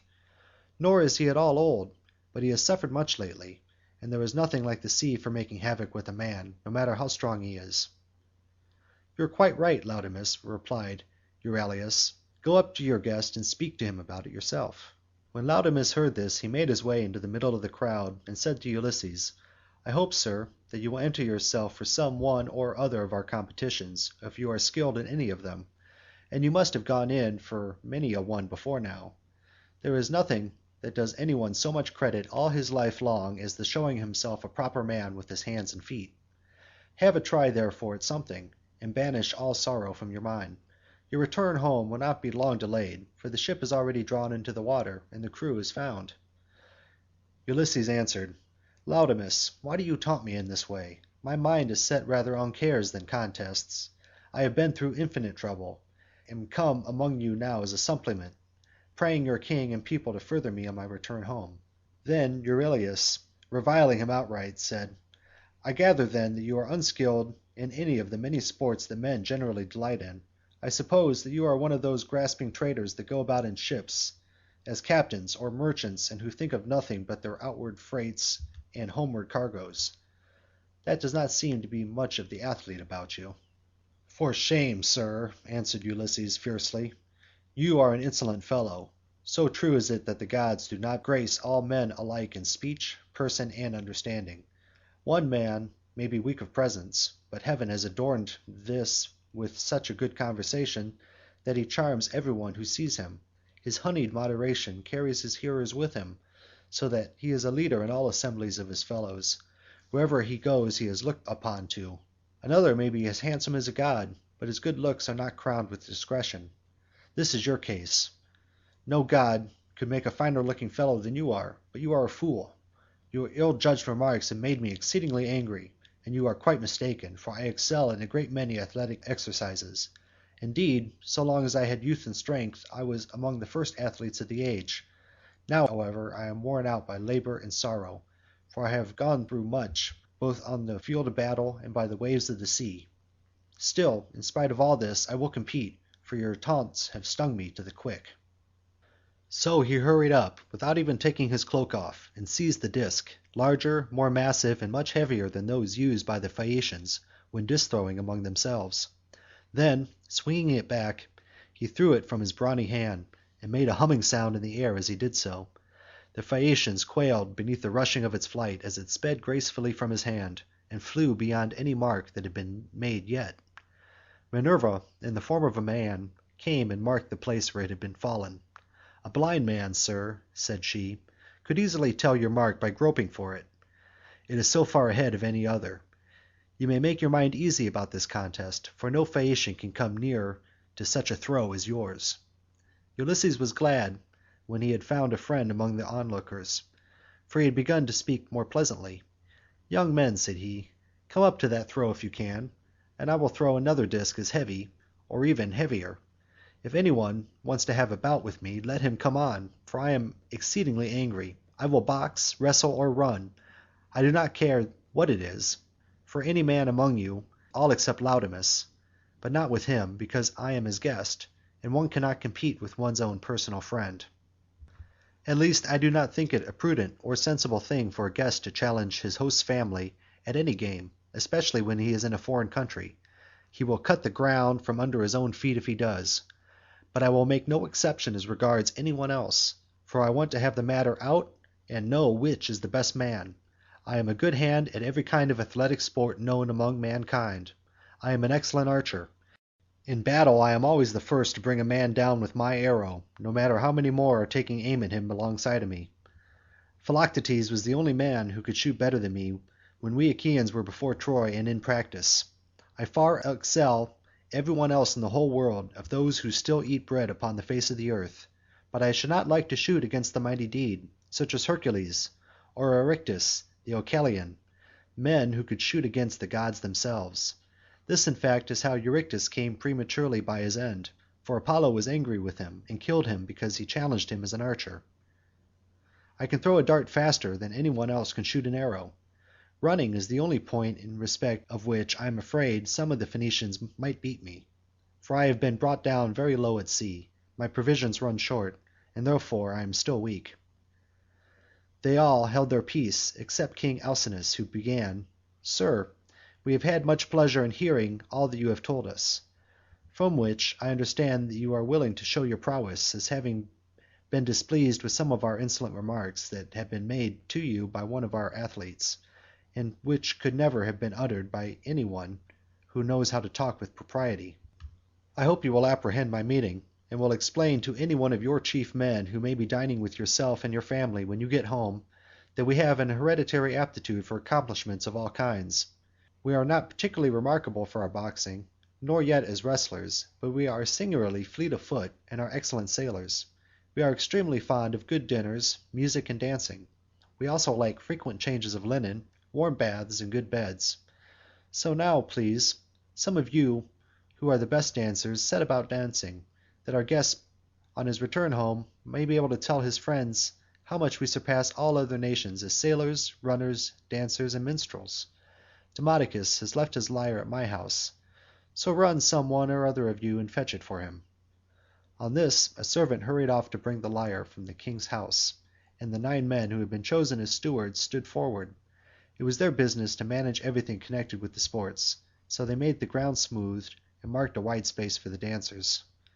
Presently the servant came back with Demodocus's lyre, and he took his place in the midst of them, whereupon the best young dancers in the town began to foot and trip it so nimbly that Ulysses was delighted with the merry twinkling of their feet. Meanwhile the bard had begun to sing the loves of Venus and Mars, and how they first began their intrigue in the house of Vulcan. Mars made Venus many presents, and defiled King Vulcan's marriage bed, so the sun, who saw what they were about, told Vulcan. Vulcan was very angry when he heard such dreadful news, so he went to his smithy brooding mischief, got his great anvil into its place, and began to forge some chains which none could unloose or break, so that they might stay in that place. When he had finished his snare he went off to his bedroom, and festooned the bedposts all over with chains like cobwebs. He also let many hang down from the great beam of the ceiling. Not even a god could see them, so fine and subtle were they. As soon as he had spread the chains all over the bed, he made as though he were setting off for the fair state of Lemnos, which of all places in the world was the one he was the most fond of. But Mars kept no blind lookout, and as soon as he saw him start, hurried off to his house, burning with love for Venus. Now Venus had just come in from a visit to her father Jove, and was sitting down when Mars came inside the house and said, as he took her hand into his own, "Let us go to the couch of Vulcan. He is not at home, but is gone off to Lemnos, among the Sintians, whose speech is barbarous." She was nothing loath, so they went to the couch to take their rest, whereupon they were caught in the toils which cunning Vulcan had spread for them, and could neither get up nor stir hand or foot, but found too late that they were in a trap. Then Vulcan came up to them, for he had turned back before reaching Lemnos, when his scout the sun told him what was going on. He was in a furious passion, and stood in the vestibule making a dreadful noise as he shouted to all the gods. "Father Jove," he cried, "and all you other blessed gods who live forever, come here and see the ridiculous and disgraceful sight which I will show you. Jove's daughter, Venus, is always dishonouring me because I am lame. She is in love with Mars, who is handsome and clean built, whereas I am a cripple, but my parents are to blame for that. not I. They ought never to have begotten me. Come and see the pair together asleep on my bed. It makes me furious to look at them. They are very fond of one another, but I do not think that they will lie there longer than they can help, nor do I think that they will sleep much. There, however, they will stay till her father has repaid me the sum I gave him for his baggage of a daughter, who is fair but not honest." On this the gods gathered to the house of Vulcan. Earth encircling Neptune came, and Mercury the bringer of luck, and King Apollo, but the goddesses stayed at home, all of them for shame. Then the giver of all good things stood in the doorway, and the blessed gods roared with inextinguishable laughter as they saw how cunning Vulcan had been, whereon one would turn towards his neighbour, saying, "Ill deeds do not prosper, and the weak confound the strong. See how limping Vulcan, lame as he is, has caught Mars, who is the fleetest god in heaven, and now Mars will be caught and cast in heavy damages." Thus did they converse, but King Apollo said to Mercury, "Messenger Mercury, giver of good things, you would not care how strong the chains were, would you, if you could sleep with Venus?" "King Apollo," answered Mercury, "I only wish I might get the chance, though there were 3 times as many chains, and you might look on, all of you, gods and goddesses, but I would sleep with her if I could." The immortal gods burst out laughing as they heard him, but Neptune took it all seriously, and kept imploring Vulcan to set Mars free again. "Let him go," he cried, "and I will undertake, as you require, that he shall pay you all the damages that you are held responsible among the immortal gods." "Do not," replied Vulcan, "ask me to do this. A bad man's bond is bad security. What remedy could I enforce against you if Mars should go away and leave his debts behind him along with his chains?" "Vulcan," said Neptune, "if Mars goes away without repaying his damages, I will pay you myself." So Vulcan answered, "In this case I cannot and must not refuse you." Thereon he loosed the bonds that bound them, and as soon as they were free they scampered off, Mars to Thrace, and the laughter-loving Venus to Cyprus, and to Paphos, where is her grove and her altar fragrant with burnt offerings. Here the Graces bathed her, and anointed her with oil of ambrosia such as the immortal gods make use of, and they clothed her in raiment of the most enchanting beauty. Thus sang the bard, and both Ulysses and the seafaring Phaeacians were charmed as they heard him. Then Alcinous told Laodamas and Halius to dance alone, for there was no one to compete with them. So they took a red ball which Polybius had made for them, and one of them bent himself backwards and threw it up towards the clouds, while the other jumped from off the ground and caught it with ease before it came down again. When they had done throwing the ball straight up into the air, they began to dance, and at the same time kept on throwing it backwards and forwards to one another, while all the young men in the ring applauded and made a great stamping of their feet. Then Ulysses said, "King Alcinous, you said your people were the nimblest dancers in the world, and so indeed they have proved themselves to be so. I am astonished, even as I saw them." The king was delighted at all this, and exclaimed to the Phaeacians, "Aldermen and town councillors, our guest seems to be a person of singular judgment. Let us give him proof of our hospitality, as he may reasonably expect. There are 12 chief men among you, and counting myself there are 13. Contribute each of you a clean cloak, a shirt, and a talent of fine gold. Let us give him all this in a lump down at once, so that when he gets his supper he may do so with a light heart. As for Euryalus, he will have to make a formal apology and a present too, for he has been rude." Thus did he speak. The others all of them applauded him and sent their servants to fetch presents. Then Euryalus said, "King Alcinous, I will give the stranger all the satisfaction you require. He shall have my sword, which is of bronze, all but the hilt, which is of silver. I will also give him the scabbard, which is newly sawn ivory into which it fits. It will be worth a great deal to him." As he spoke he placed the sword in the hand of Ulysses and said, "Good luck to you, father stranger. If anything has been said amiss, may the winds blow it away with that, and may heaven grant you a safe return, for I understand you have been a long way away from home, and have gone through much hardship." To which Ulysses answered, "Good luck to you too, my friends, and may the gods grant you every happiness. I hope you will not miss the sword you have given me along with your apology." With these words he girded the sword about his shoulders, and towards sundown the presents began to make their appearance, as the servants of the donors kept bringing them to the house of King Alcinous. Here his sons received them and placed them under their mother's charge. Then Alcinous led the way to the house and bade his guests take their seats. "Wife," said he, turning to Queen Arete, "go, fetch the best chest we have, and put a clean cloak and shirt in it. Also set a copper on the fire and heat some water. Our guests will take a warm bath. See also to the careful packing of the presents that the noble Phaeacians have made him. He will thus better enjoy both his supper and the singing that will follow.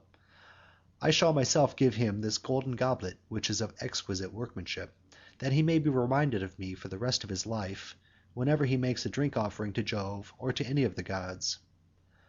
Then Arete told her maids to set a large tripod upon the fire as fast as they could, whereon they set a tripod full of bath water on to a clear fire. They threw on sticks to make it blaze, and when the water became hot, as the flame played upon the belly of the tripod. Meanwhile Arete brought a magnificent chest from her own room, and inside it she packed all the beautiful presents of gold and the raiment which the Phaeacians had brought. Lastly she added a cloak and a good shirt from Alcinous, and said to Ulysses, "See to the lid yourself, and have the whole bound round at once, for fear any one should rob you by the way when you are asleep in your ship." When Ulysses heard this he put the lid on the chest and made it fast with the bond that Circe had taught him. He had done so before an upper servant told him to come to the bath and wash himself. He was very glad of a warm bath, for he had no one to wait upon him ever since he had left the house of Calypso, who was, as long as he remained with her, had taken as good care of him as though he had been a god. When the servants had done washing and anointing him with oil, and had given him a clean cloak and shirt, he left the bathroom and joined the guests who were sitting over their wine. Lovely Nausicaa stood by one of the bearing posts supporting the roof of the cloister, and admired him as she saw him pass. "Farewell, stranger," said she. "Do not forget me when you are safe at home again, for it is to me first that you owe a ransom for having saved your life." And Ulysses said, "Nausicaa, daughter of the great Alcinous, may Jove, the mighty husband of Juno, grant that I may reach my home, so I shall bless you as my guardian angel all my days, for it was you who saved me."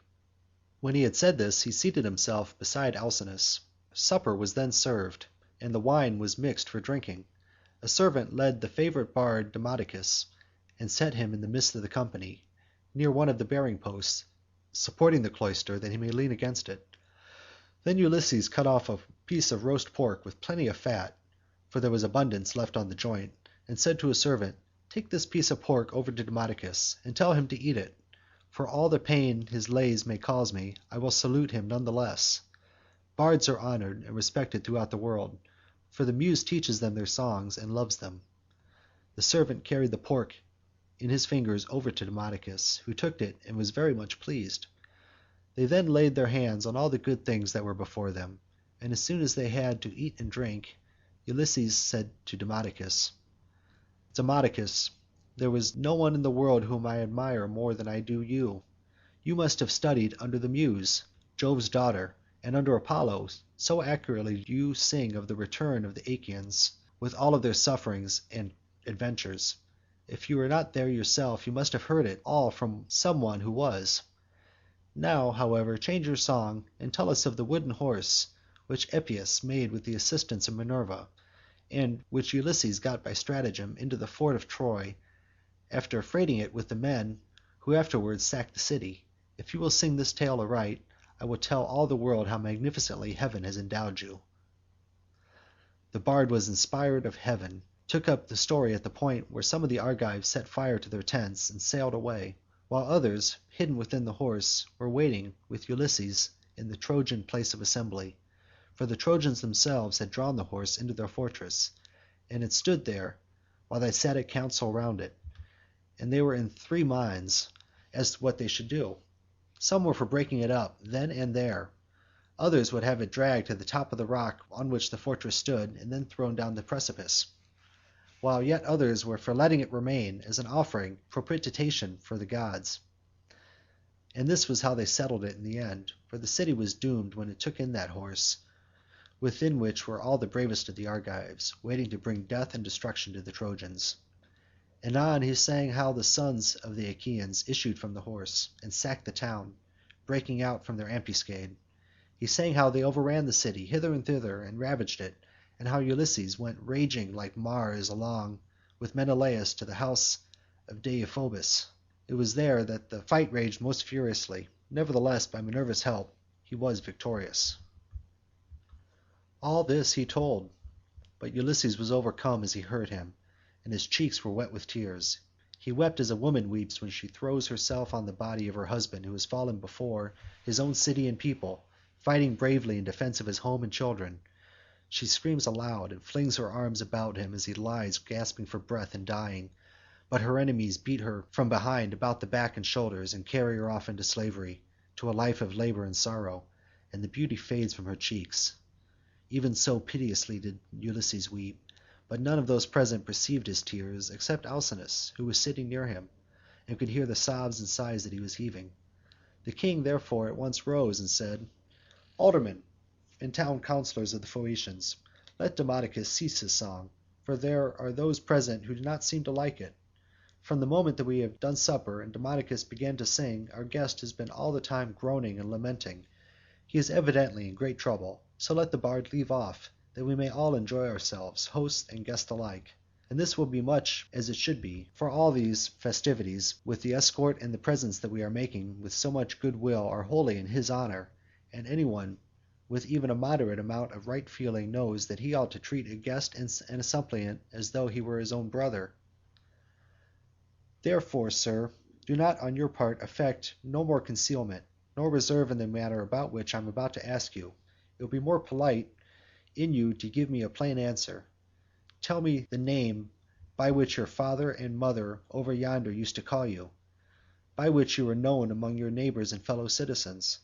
There is no one, neither rich nor poor, who is absolutely without any name whatever, for people's fathers and mothers give them names as soon as they are born.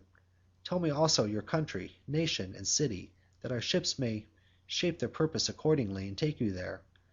For the Phaeacians have no pilots, their vessels have no rudders as those of other nations have, but the ships themselves understand what it is we are thinking about and want. They know all the cities and countries in the whole world, and can traverse the sea just as well even when it is covered with mist and cloud, so there is no danger of being wrecked or coming to any harm. Still, I do not remember hearing my father say that Neptune was angry with us for being too easy-going in the matter of giving people escorts. He said that one of these days he would wreck a ship of ours as it was returning from having escorted someone, and bury our city under a high mountain. This is what my father used to say, but whether the god will carry out his threat or no is a matter which he will decide for himself. And now tell me, and tell me true, where have you been wandering, and in what countries have you travelled? Tell us of the peoples themselves, and of their cities. Who were hostile, savage, and uncivilized, and who on the other hand hospitable and humane? Tell us also why you are made so unhappy on hearing about the return of the Argive Danaans in Troy. The gods arranged all this and sent them their misfortunes in order that future generations might have something to sing about. Did you lose some brave kinsman of your wife's when you were before Troy, a son-in-law or father-in-law which are the nearest relations a man has outside his own flesh and blood? Or was it some brave and kindly-natured comrade, for a good friend is as dear to a man as his own brother? End of Book 8. The Odyssey by Homer. Translated by Samuel Butler. Book 9. Ulysses declares himself and begins his story. The Cicons, Latophagi, and Cyclops. And Ulysses answered, King Alcinous, it is a good thing to hear a bard with such a divine voice as this man has.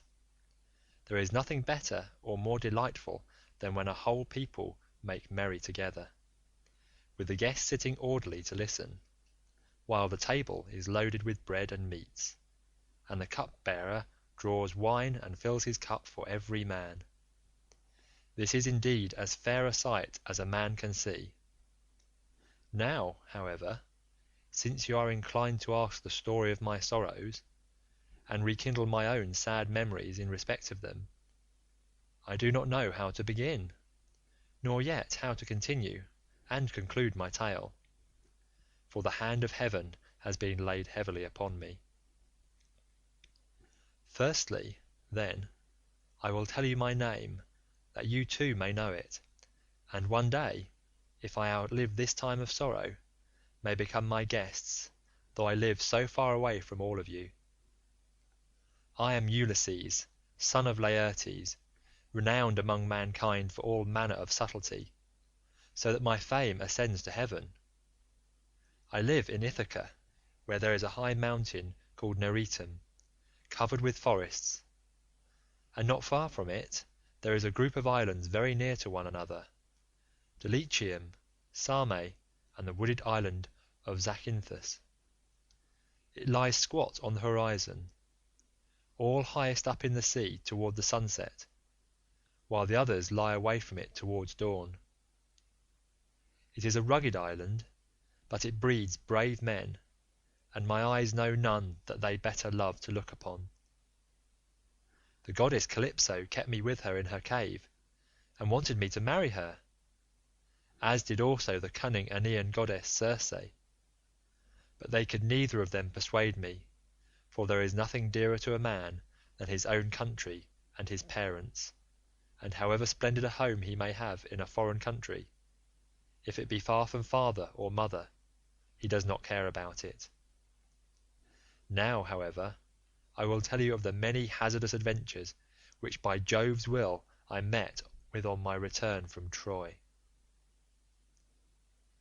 When I had set sail thence, the wind took me first to Ismarus, which is the city of the Cicons. There I sacked the town and put the people to the sword. We took their wives and also much booty, which we divided equitably amongst us, so that none might have reason to complain. I then said that we had better make off at once, but my men very foolishly would not obey me, so they stayed there drinking much wine and killing great numbers of sheep and oxen on the sea shore. Meanwhile the Cicons cried out for help to other Cicons who lived inland. These were more in number and stronger, and they were more skilled in the art of war, for they could fight, either from chariots or on foot as the occasion served. In the morning, therefore, they came as thick as leaves and bloom in summer, and the hand of heaven was against us, so that we were hard pressed. They set the battle in array near the ships, and the hosts aimed their bronze-shod spears at one another. So long as the day waxed and it was still morning, we held our own against them, though they were more in number than we. But as the sun went down towards the time when men lose their oxen, the Cicons got the better of us, and we lost 6 men from every ship we had, so we got away with those that were left. Thence we sailed onward with sorrow in our hearts, but glad to have escaped death, though we had lost our comrades.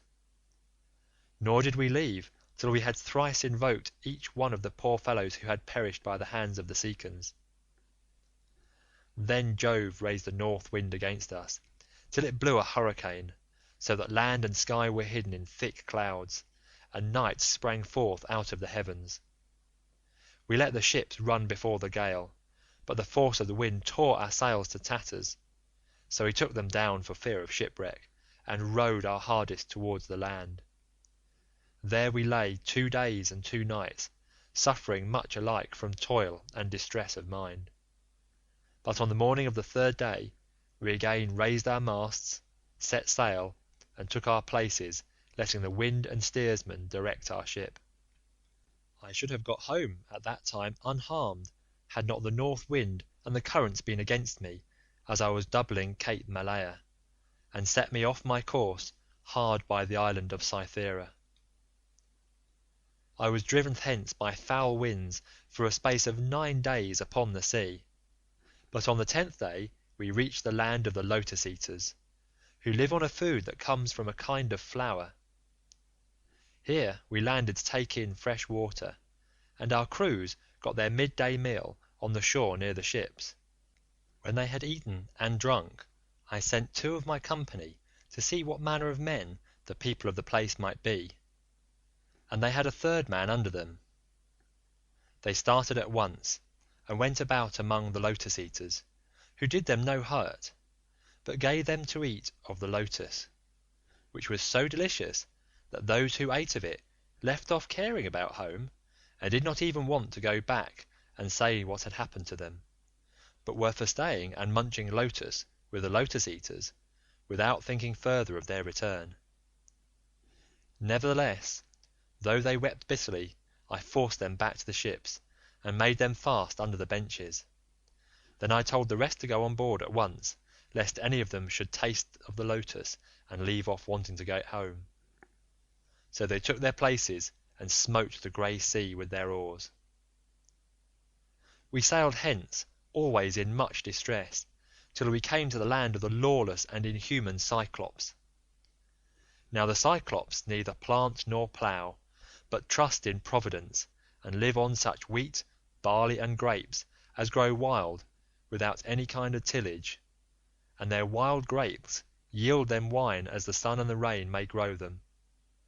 They have no laws, nor assemblies of the people, but live in caves on the tops of high mountains.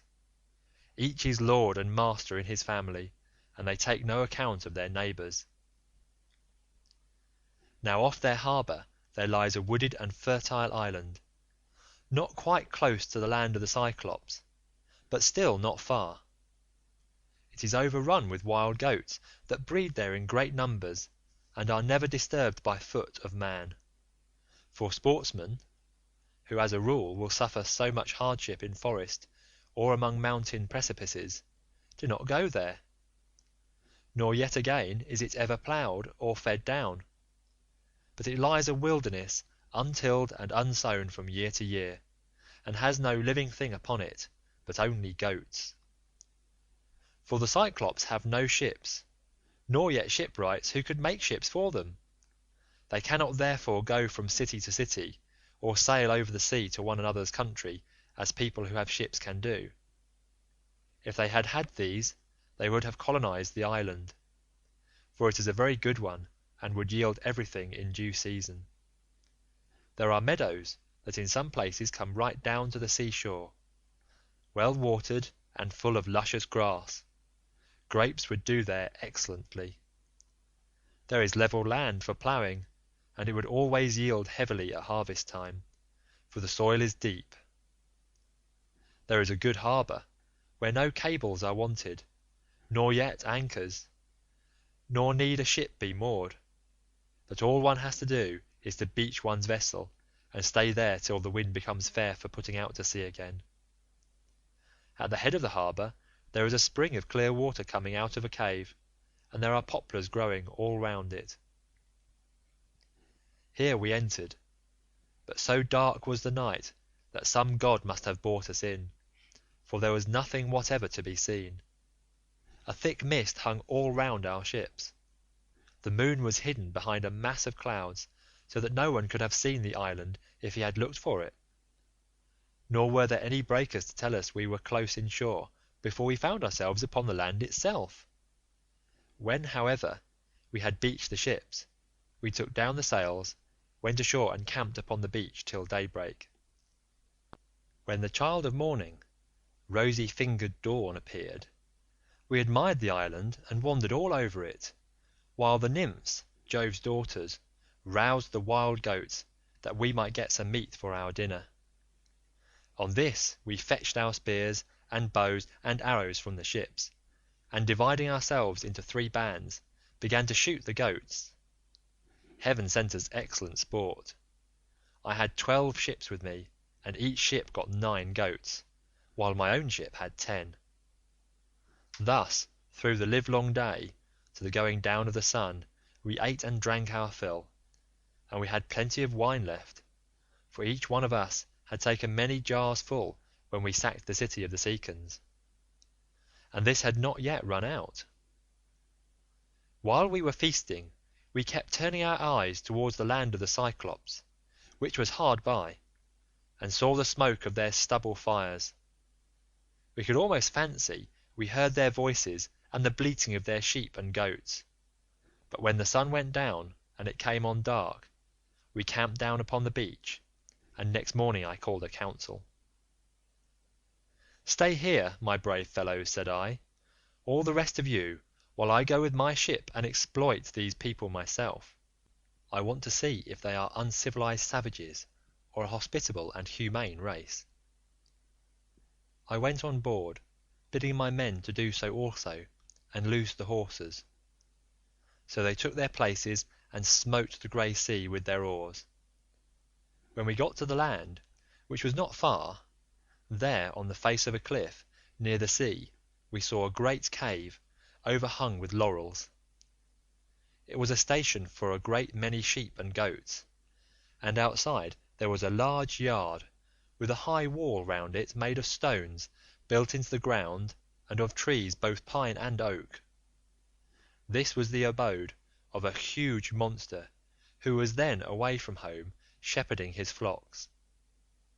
He would have nothing to do with other people, but led the life of an outlaw. He was a horrid creature, not like a human being at all, but resembling rather some crag that stands out boldly against the sky on the top of a high mountain. I told my men to draw the ship ashore and stay where they were, all but the 12 best among them, who were to go along with myself.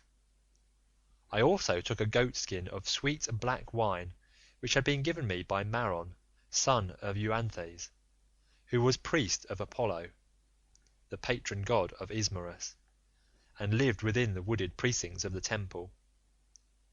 When we were sacking the city, we respected him and spared his life, as also his wife and child. So he made me some presents of great value, 7 talents of fine gold, and a bowl of silver, with 12 jars of sweet wine, unblended, and of the most exquisite flavour.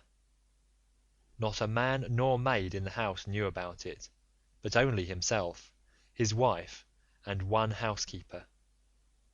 When he drank it, he mixed 20 parts of water to 1 of wine, and yet the fragrance from the mixing bowl was so exquisite that it was impossible to refrain from drinking. I filled a large skin with this wine, and took a wallet full of provisions with me, for my mind misgave me that I might have to deal with some savage who would be of great strength and would respect neither right nor law.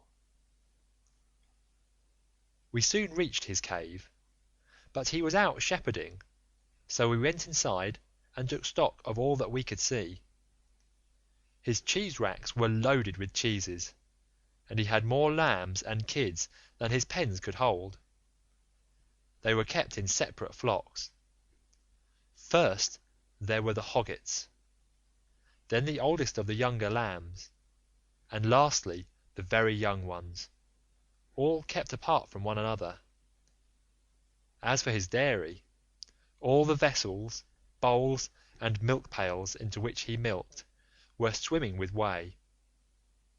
When they saw all this, my men begged me to let them first steal some cheeses, and make off with them to the ship.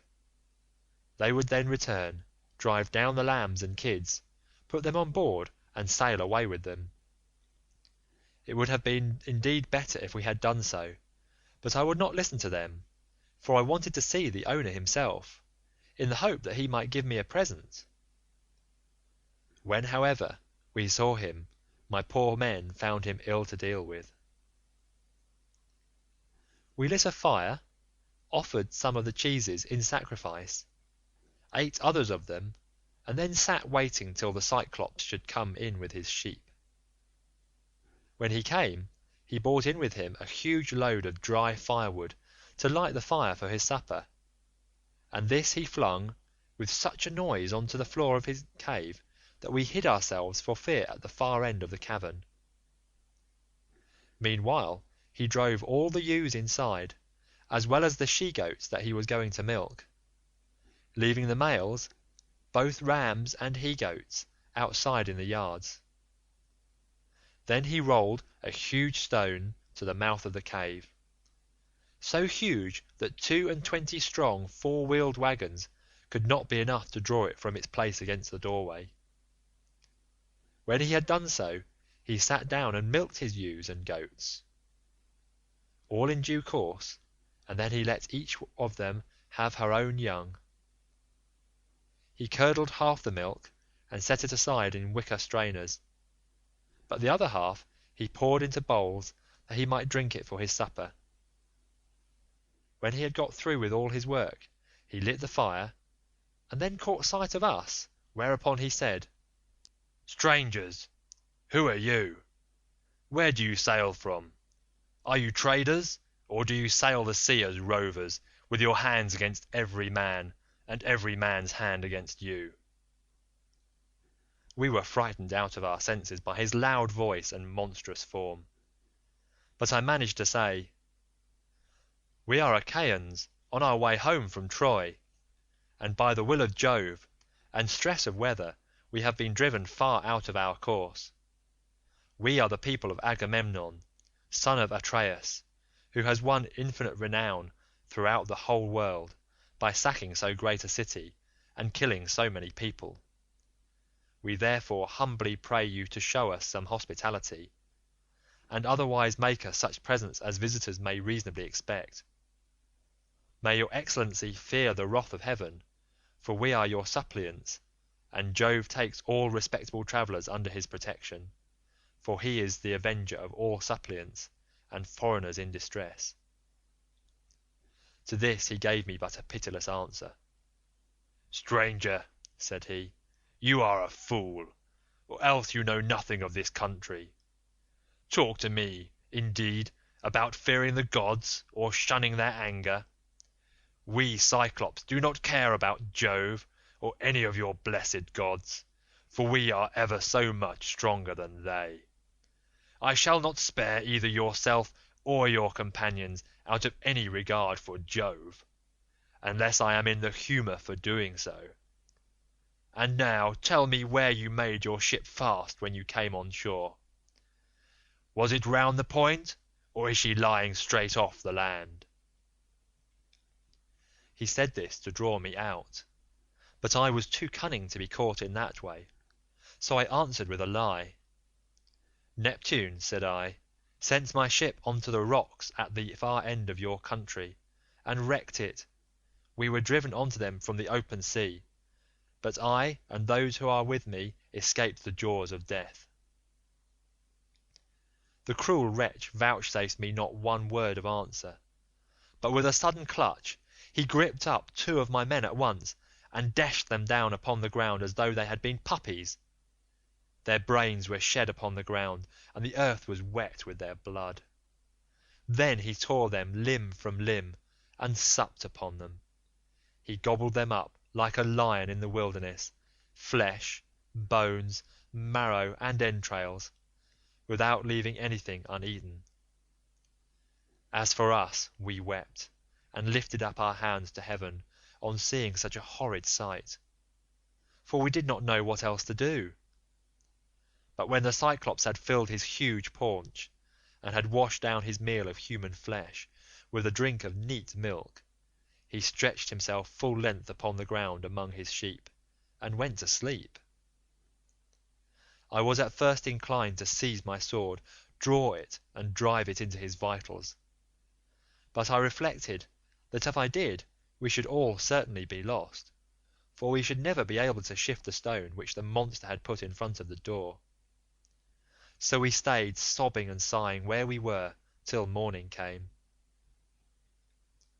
When the child of morning, rosy-fingered Dawn, appeared, he again lit his fire, milked his goats and ewes, all quite rightly, and then let each have her own young.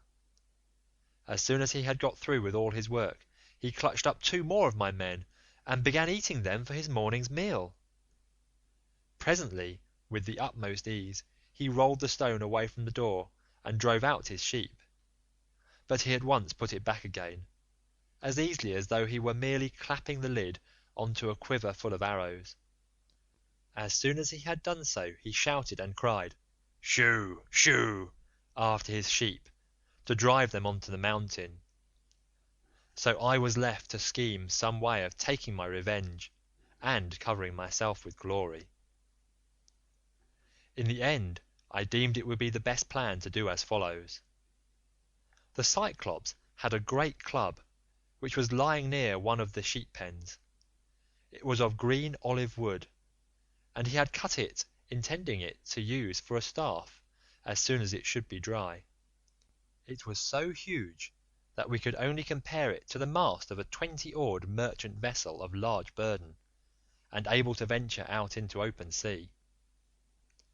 I went up to this club and cut off about 6 feet of it.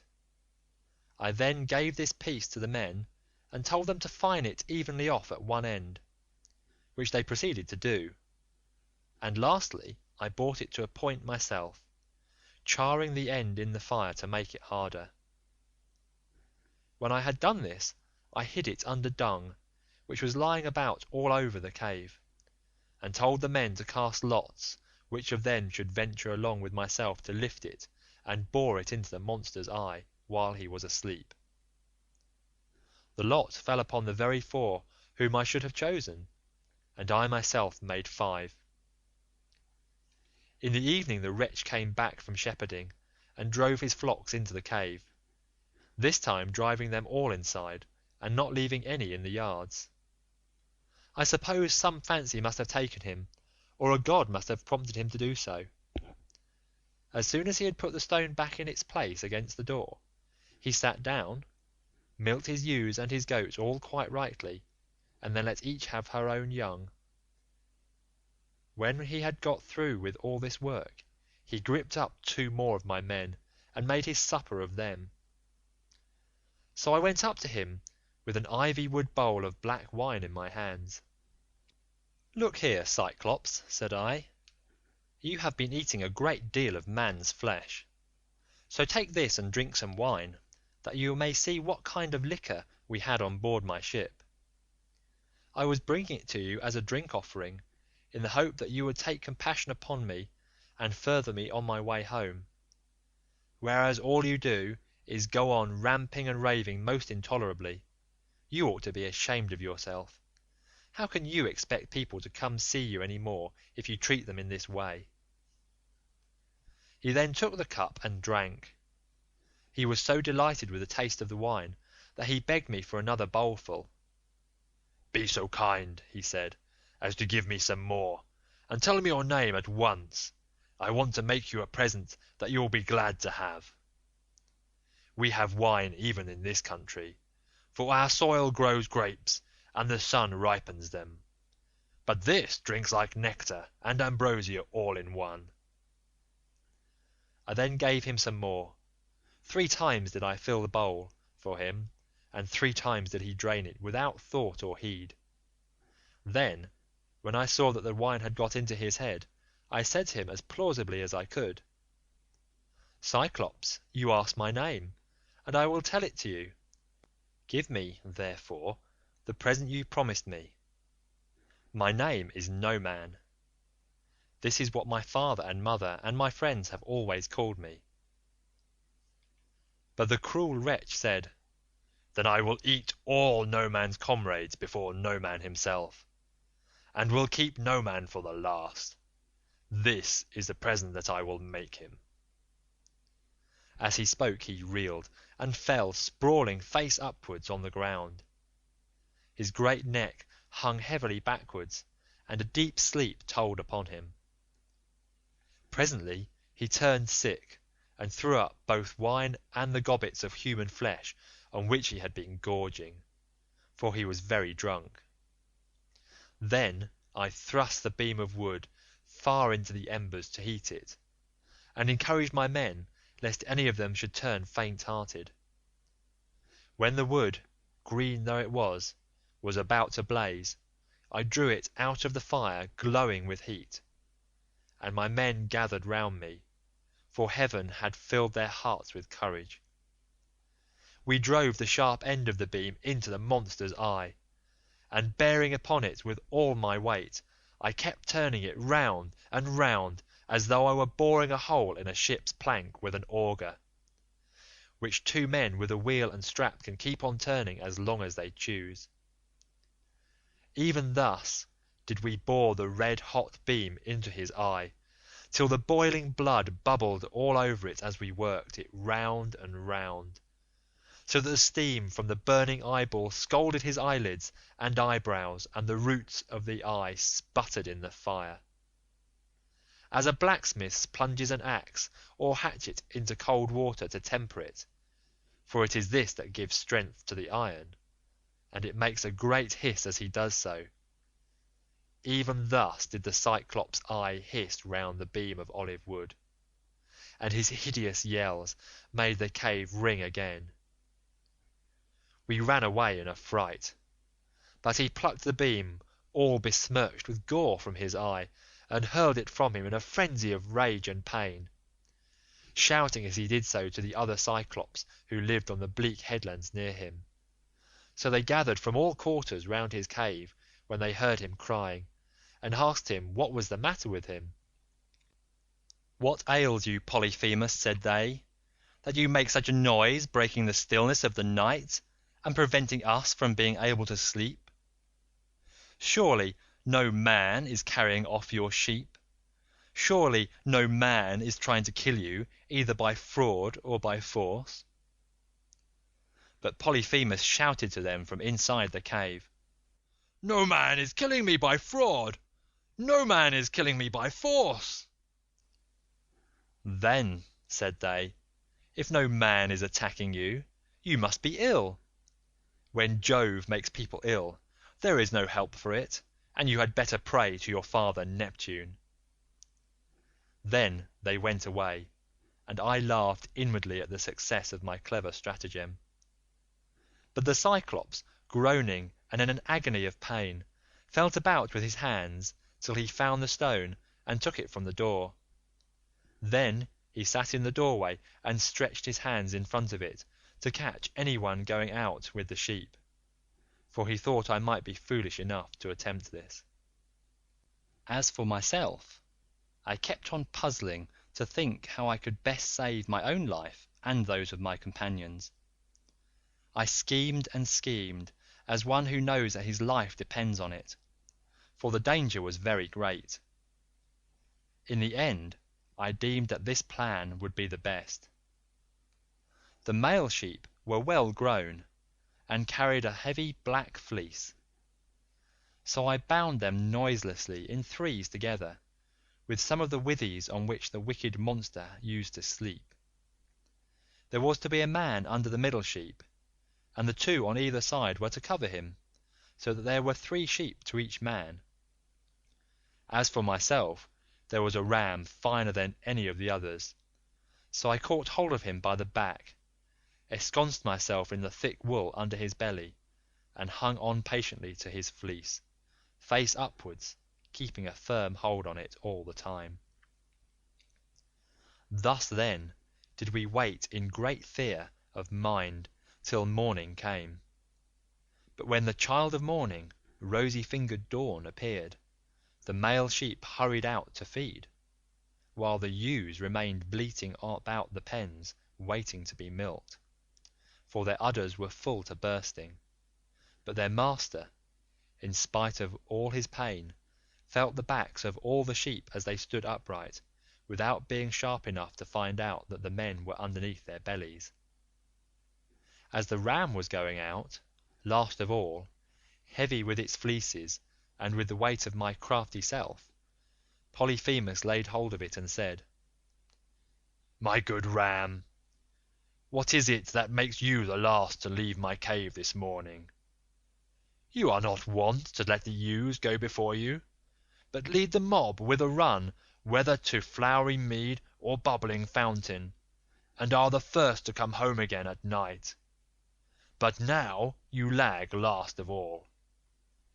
Is it because you know your master has lost his eye, and are sorry because that wicked Noman and his horrid crew has got him down on his drink and blinded him? But I will have his life yet.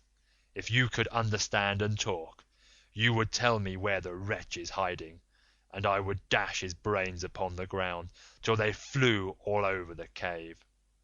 I should thus have some satisfaction for the harm this no good Noman has done me." As he spoke he drove the ram outside. But when we were a little way out from the cave and yards, I first got from under the ram's belly, and then freed my comrades. As for the sheep, which were very fat, by constantly heading them in the right direction we managed to drive them down to the ship.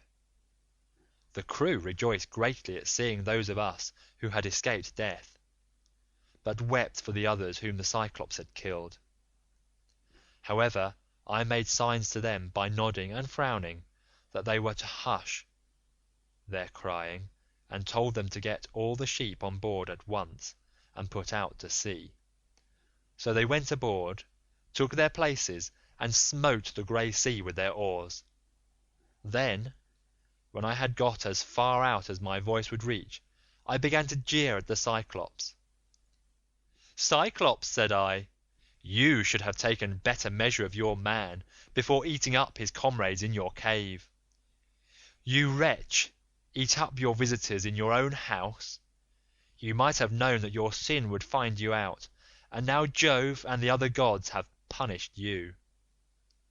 He got more and more furious as he heard me, so he tore the top from off a high mountain and flung it just in front of my ship, so that it was within a little of hitting the end of the rudder.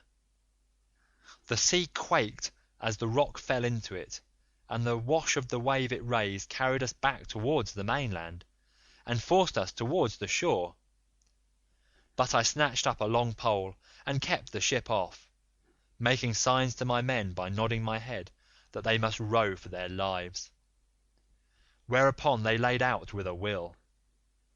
When we had got twice as far as we were before, I was for jeering at the Cyclops again, but the men begged and prayed of me to hold my tongue. "Do not," they exclaimed, "be mad enough to provoke this savage creature further. He has thrown one rock at us already which drove us back again to the mainland, and we made sure it had been the death of us. If it had then heard any further sound of voices, he would have pounded our heads and our ship's timbers into a jelly with the rugged rocks he would have heaved at us, for he can throw them a long way." But I would not listen to them, and shouted out to him in my rage, "Cyclops, if any one asks you who it was that put out your eye and spoiled your beauty, say it was the valiant warrior Ulysses, son of Laertes, who lives in Ithaca." On this he groaned and cried out, "Alas, alas, then the old prophecy about me is coming true. There was a prophet here at one time, a man both brave and of great stature, Telemus, son of Eurymus, who was an excellent seer, and did all the prophesying for the Cyclops till he grew old. He told me that all this would happen to me some day, and said I should use my sight by the hand of Ulysses. I have been all along expecting someone of imposing presence and superhuman strength, whereas he turns out to be a little insignificant weakling, who has managed to blind my eye by taking advantage of me in my drink.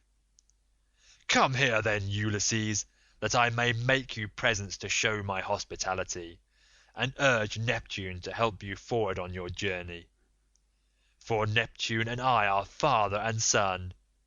He, if he so will, shall heal me, which no one else, neither god nor man, can do." Then I said, "I wish I could be as sure of killing you outright and sending you down to the house of Hades as I am that it will take more than Neptune to cure that eye of yours." On this he lifted up his hands to the firmament of heaven and prayed, saying, "Hear me, great Neptune. If I am indeed your own true begotten son, grant that Ulysses may never reach his home alive, or if he must get back to his friends at last, let him do so late and in sore plight after losing all his men. Let him reach his home in another man's ship and find trouble in his house." Thus did he pray, and Neptune heard his prayer. Then he picked up a rock much larger than the first, swung it aloft, and hurled it with prodigious force. It fell just short of the ship, but was within a little of hitting the end of the rudder. The sea quaked as the rock fell into it, and the wash of the wave it raised drove us onwards on our way towards the shore of the island. When at last we got to the island where we had left the rest of our ships, we found our comrades lamenting us and anxiously awaiting our return. We ran our vessel upon the sands and got out of her on to the sea shore. We also landed the Cyclops' sheep and divided them equitably amongst us, so that none might have reason to complain. As for the ram, my companions agreed that I should have it as an extra share. So I sacrificed it on the sea shore and burned its thigh bones to Jove, who is the lord of all. But he heeded not my sacrifice, and only thought how he might destroy both my ships and my comrades. Thus through the livelong day, to the going down of the sun, we feasted our fill on meat and drink. But when the sun went down, and it came on dark, we camped upon the beach. When the child of morning, rosy-fingered Dawn, appeared, I bade my men on board and loosed the horses. Then they took their places and smote the grey sea with their oars. So we sailed on with sorrow in our hearts, but glad to have escaped death, though we had lost our comrades. End of Book 9. The Odyssey by Homer, translated by Samuel Butler. Book 10. Aeolus, the Laestrygons, Circe. Thence we went on to the Aeolian Islands, where lives Aeolus, son of Hippotas, dear to the immortal gods. It is an island that floats, as it were, upon the sea, iron bound with a wall that girds it. Now Aeolus has 6 daughters and 6 lusty sons. So he made the sons marry the daughters, and they all live with their dear father and mother, feasting and enjoying every conceivable kind of luxury. All day long the atmosphere of the house is loaded with the savour of roasting meats, till it groans again, yard and all. But by night they sleep on their well-made bedsteads, each with his own wife between the blankets. These were the people among whom we had now come. Aeolus entertained me for a whole month, asking me questions all the time about Troy, the Argive fleet, and the return of the Achaeans. I told him exactly how everything had happened, and when I said I must go, and asked him to further me on my way, he made no sort of difficulty, but set about doing so at once.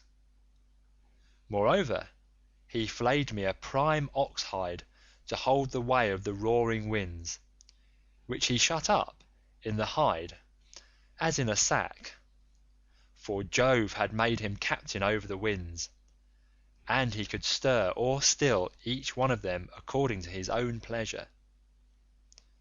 He put the sack in the ship, and bound the mouth so tightly with a silver thread that not even a breath of a side wind could blow from any quarter.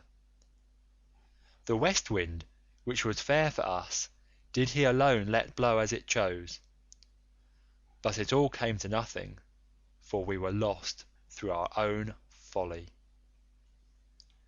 9 days and 9 nights did we sail, and on the 10th day our native land showed on the horizon. We got so close in that we could see the stubble fires burning, and I, being then dead beat, fell into a light sleep, for I had never let the rudder out of my own hands, that we might get home the faster. On this the men fell to talking amongst themselves, and said I was bringing back gold and silver in the sack that Aeolus had given me. "Bless my heart," would one turn to his neighbour, saying, "how this man gets honoured and makes friends to whatever city or country he may go. See what fine prizes he is taking home from Troy, while we, who have travelled just as far as he have, come back with hands as empty as we set out with. And now Aeolus has given him ever so much more. Quick, let us see what it all is, and how much gold and silver there is in the sack he gave him." Thus they talked, and evil counsels prevailed. They loosed the sack, whereupon the wind flew howling forth, and raised a storm that carried us weeping out to sea and away from our own country. Then I awoke, and knew not whether to throw myself into the sea, or to live on and make the best of it. But I bore it, covered myself up, and lay down in the ship, while the men lamented bitterly as the fierce winds bore our fleet back to the Aeolian island. When we reached it, we went ashore to take in water, and dined hard by the ships. Immediately after dinner I took a herald and one of my men, and went straight to the house of Aeolus, where I found him feasting with his wife and family. So we sat down as suppliants on the threshold. They were astounded when they saw us, and said, "Ulysses, what brings you here? What god has been ill-treating you? We took great pains to further you on your way home to Ithaca, or wherever it was that you wanted to go to." Thus did they speak, but I answered sorrowfully, "My men have undone me, they and cruel sleep have ruined me. My friends, mend me this mischief, for you can if you will." I spoke as movingly as I could, but they said nothing, till their father answered, "Vilest of mankind, get you gone at once out of the islands. Him whom heaven hates will I in no wise help. Be off, for you came here as one abhorred of heaven." And with these words he sent me sorrowing from his door. Thence we sailed sadly on, till the men were worn out with long and fruitless rowing, for there was no longer any wind to help them. 6 days, night and day, did we toil, and on the 7th day we reached the rocky stronghold of Lamus, Telephilus, the city of Laestrygonians, where the shepherd, who is driving in his sheep and goats to be milked, salutes him who is driving out his flock to feed, and this last answers the salute. In that country a man who could do without sleep might earn double wages, one as a herdsman of cattle, and another as a shepherd, for they work much the same by night as they do by day. When we reached the harbour, we found it landlocked under steep cliffs, with a narrow entrance between 2 headlands. My captains took all their ships inside, and made them fast close to one another, for there was never so much as a breath of wind inside, but it was always dead calm. I kept my own ship outside, and moored it to a rock at the very end of the point.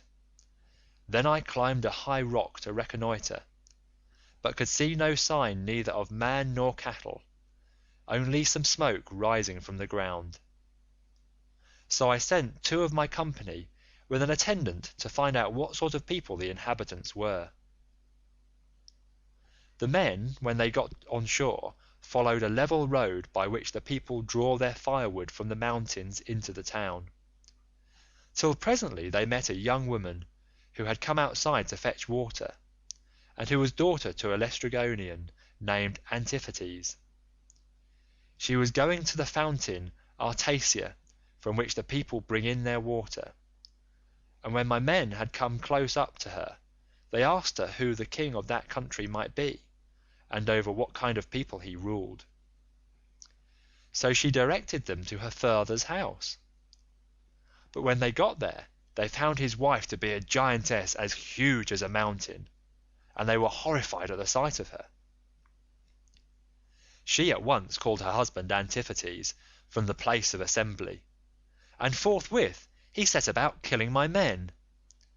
He snatched up one of them and began to make his dinner of him then and there, whereon the other two ran back to the ships as fast as ever they could. But Antiphates raised a hue and cry after them, and thousands of sturdy Laestrygonians sprang up from every quarter, ogres, not men.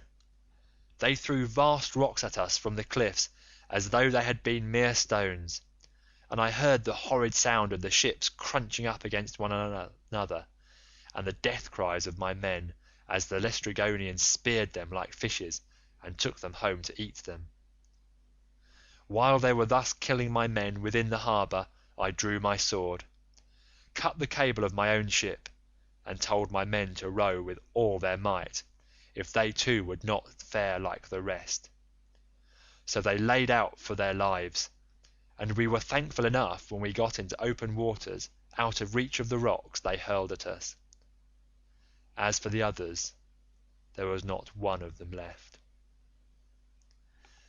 Thence we sailed sadly on, glad to have escaped death, though we had lost our comrades, and came to the Aeaean island, where Circe lives, a great and cunning goddess, who is own sister to the magician Aeetes, for they are both children of the sun by Perse, who is daughter to Oceanus. We brought our ship into a safe harbour without a word, for some god guided us thither, and having landed we lay there for 2 days and 2 nights, worn out in body and mind. When the morning of the 3rd day came, I took my spear and my sword, and went away from the ship to reconnoitre, and see if I could discover signs of human handiwork, or hear the sound of voices. Climbing to the top of a high lookout, I espied the smoke of Circe's house rising upwards amid a dense forest of trees, and when I saw this I doubted whether, having seen the smoke, I would not go at once and find out more. But in the end I deemed it best to go back to the ship, give the men their dinners, and send some of them instead of going myself. When I had nearly got back to the ship, some god took pity upon my solitude, and sent a fine antlered stag right into the middle of my path.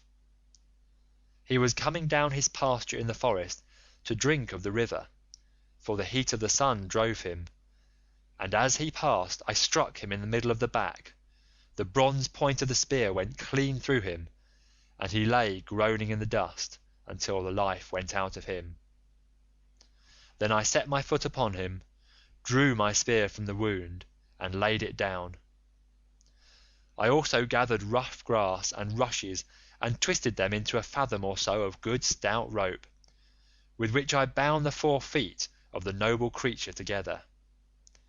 Having so done, I hung him round my neck, and walked back to the ship leaning upon my spear, for the stag was much too big for me to be able to carry him on my shoulder, steadying him with one hand. As I threw him down in front of the ship, I called the men and spoke cheeringly man by man to each of them. "Look here, my friends," said I, "we are not going to die so much before our time after all, and at any rate we will not starve so long as we have got something to eat and drink on board." On this they uncovered their heads upon the sea shore and admired the stag, for he was indeed a splendid fellow. Then, when they had feasted their eyes upon him sufficiently, they washed their hands and began to cook him for dinner. Thus, through the livelong day to the going down of the sun, we stayed there eating and drinking our fill. But when the sun went down and it came on dark, we camped upon the sea shore.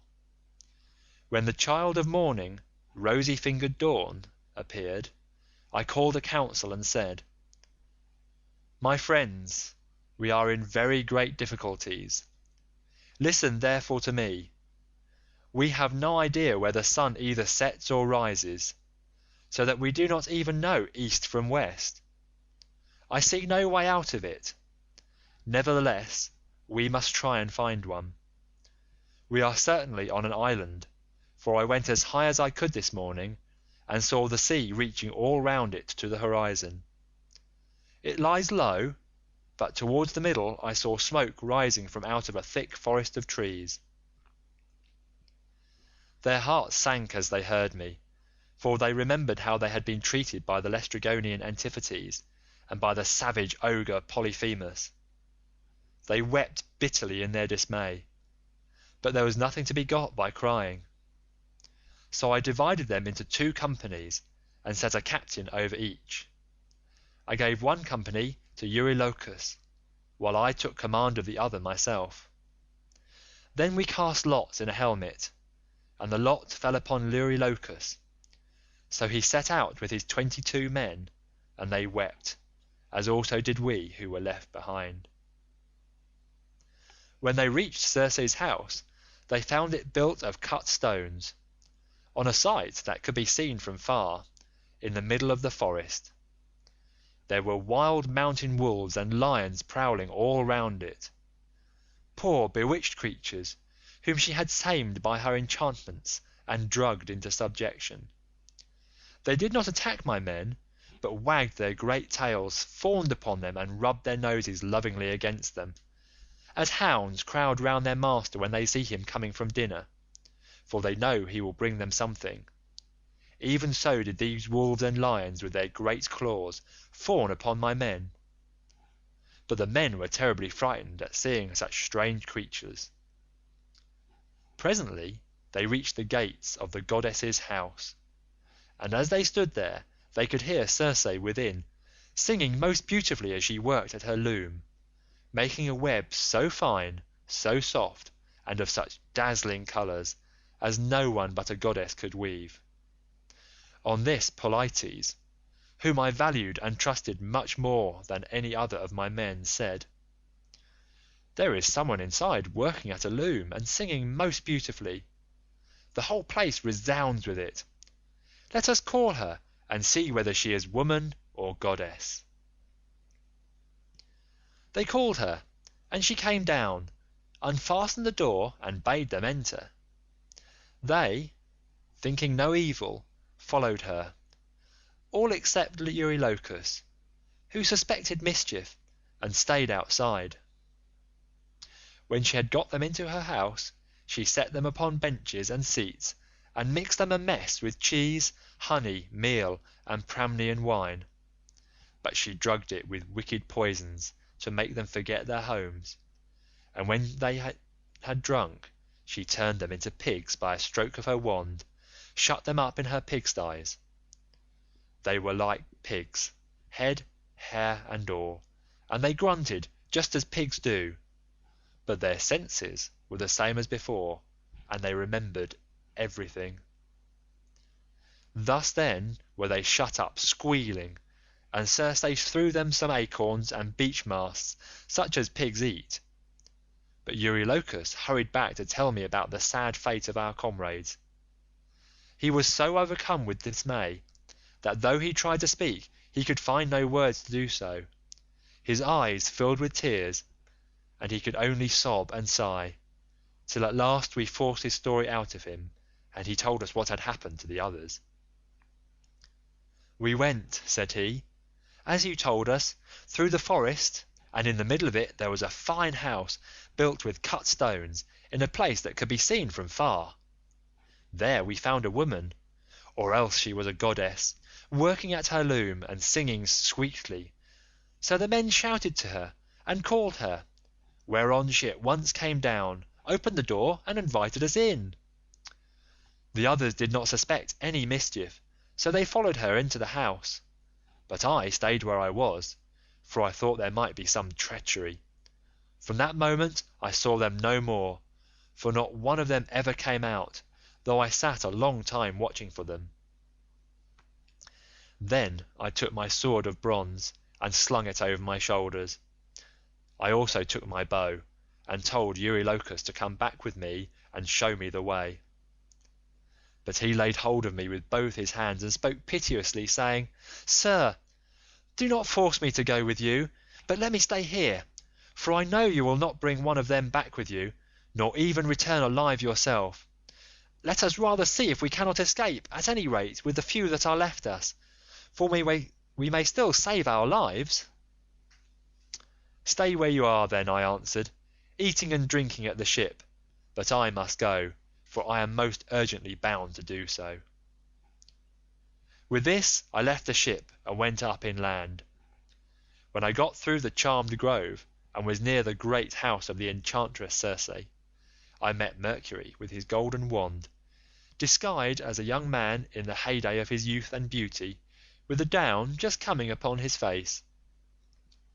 He came up to me and took my hand within his own, saying, "My poor unhappy man, whither are you going over this mountain top, alone and without knowing the way? Your men are shut up in Circe's pigsties, like so many wild boars in their lairs. You surely do not fancy that you can set them free? I can tell you that you will never get back, and will have to stay there with the rest of them. But never mind, I will protect you and get you out of your difficulty.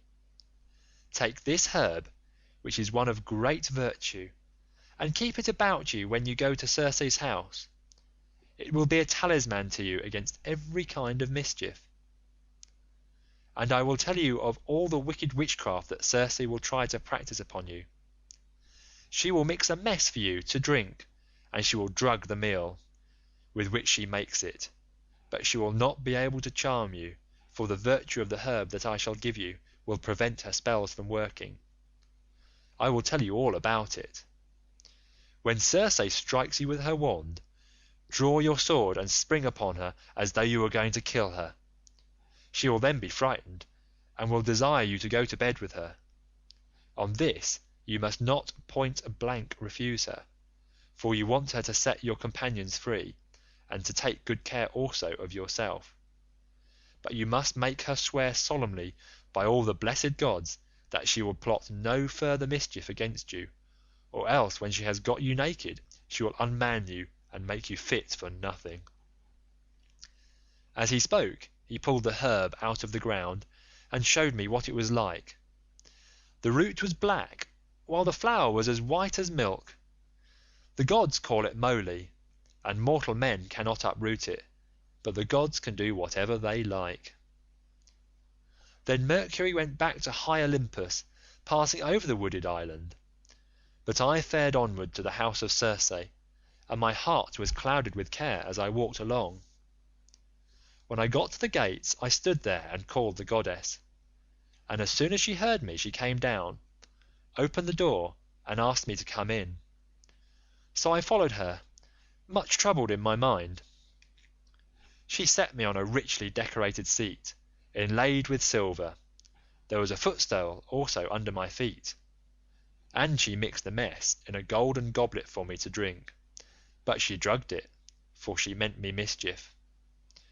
When she had given it me, and I had drunk it without its charming me, she struck me with her wand. "There now," she cried, "be off to the pigsty and make your lair with the rest of them." But I rushed at her with my sword drawn, as though I would kill her, whereupon she fell with a loud scream, clasped my knees and spoke piteously, saying, "Who and whence are you? From what place and people have you come? How can it be that my drugs have no power to charm you? Never yet was a man able to stand so much as a taste of the herb I gave you. You must be spell-proof. Surely you can be none other than the bold hero Ulysses, who Mercury always said would come here some day with his ship while on his way home from Troy. So be it then. Sheath your sword and let us go to bed, that we may make friends and learn to trust each other." And I answered, "Circe, how can you expect me to be friendly with you when you have just been turning all my men into pigs? And now that you have got me here myself, you mean me mischief when you ask me to go to bed with you, and will unman me and make me unfit for nothing. I shall certainly not consent to go to bed with you unless you will first take your solemn oath to plot no further harm against me." So she swore at once, as I had told her, and when she had completed her oath, then I went to bed with her. Meanwhile her 4 servants, who are her housemaids, set about their work. They are the children of the groves and fountains and of the holy waters that run down into the sea. One of them spread a fair purple cloth over a seat, and laid a carpet underneath it. Another brought tables of silver up to the seats, and set them with baskets of gold. A third mixed some sweet wine with water in a silver bowl, and put golden cups upon the tables, while the fourth brought in water and set it to boil in a large cauldron over a good fire which she had lighted. When the water in the cauldron was boiling, she poured cold into it till it was just as I liked it, and then she set me in a bath and began washing me from the cauldron about the head and shoulders, to take the tire and stiffness out of my limbs. As soon as she had done washing me and anointing me with oil, she arrayed me in a good cloak and shirt, and led me to a richly decorated seat inlaid with silver. There was a footstool also underneath my feet. A maidservant then brought me water in a beautiful golden ewer, and poured it into a silver basin for me to wash my hands, and she drew a clean table beside me. An upper servant brought me bread, and offered me many things, of what there was in the house, and then Circe bade me eat, but I would not, and sat without heeding what was before me, still moody and suspicious. When Circe saw me sitting there without eating, and in great grief, she came to me and said, "Ulysses, why do you sit like that, as though you were dumb, gnawing at your own heart and refusing both meat and drink? Is it that you are still suspicious? You ought not to be, for I have already sworn solemnly that I will not hurt you." And I said, "Circe, no man with any sense of what is right can think of either eating or drinking in your house until you have set his friends free and let him see them. If you want me to eat and drink, you must free my men and bring them to me, that I may see them with my own eyes." When I had said this, she went straight through the court with her wand in her hand, and opened the pigsty doors. My men came out like so many prime hogs, and stood looking at her, but she went among them and anointed each with a second drug, whereupon the bristles that the bad drug had given them fell off, and they became men again, younger than they were before, and much taller and better looking. They knew me at once, seized me each of them by the hand, and wept for joy, till the whole house itself was filled with the sound of their halloa bellowing. And Circe herself was so sorry for them that she came up to me and said, "Ulysses, noble son of Laertes, go back at once to the sea where you have left your ship, and first draw it on to the land. Then hide all your ship's gear and property in some cave, and come back here with your men." I agreed to this, so I went back to the sea shore, and found the men at the ship weeping and wailing most piteously.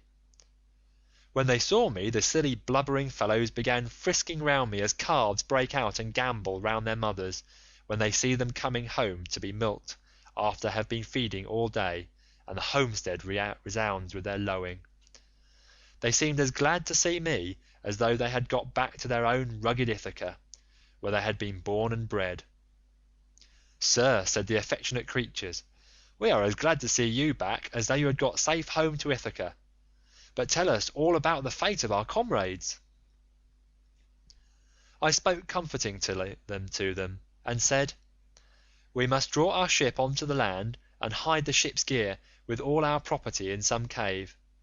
Then come with me, all of you, as fast as you can to Circe's house, where you will find your comrades eating and drinking in the midst of great abundance." On this the men would have come with me at once, but Eurylochus tried to hold them back, and said, "Alas, poor wretches that we are, what will become of us? Rush not on your ruin by going to the house of Circe, who will turn us all into pigs or wolves or lions, and we shall have to keep guard over her house. Remember how the Cyclops treated us when our comrades went inside his cave, and Ulysses with them. It was all through his sheer folly that those men lost their lives." When I heard him, I was in two minds whether or no to draw the keen blade that hung by my sturdy thigh, and cut his head off in spite of his being a near relation of my own. But the men interceded for him and said, "Sir, if it may so be, let this fellow stay here and mind the ship, but take the rest of us with you to Circe's house." On this we all went inland, and Eurylochus was not left behind after all, but came on too, for he was frightened by the severe reprimand that I had given him.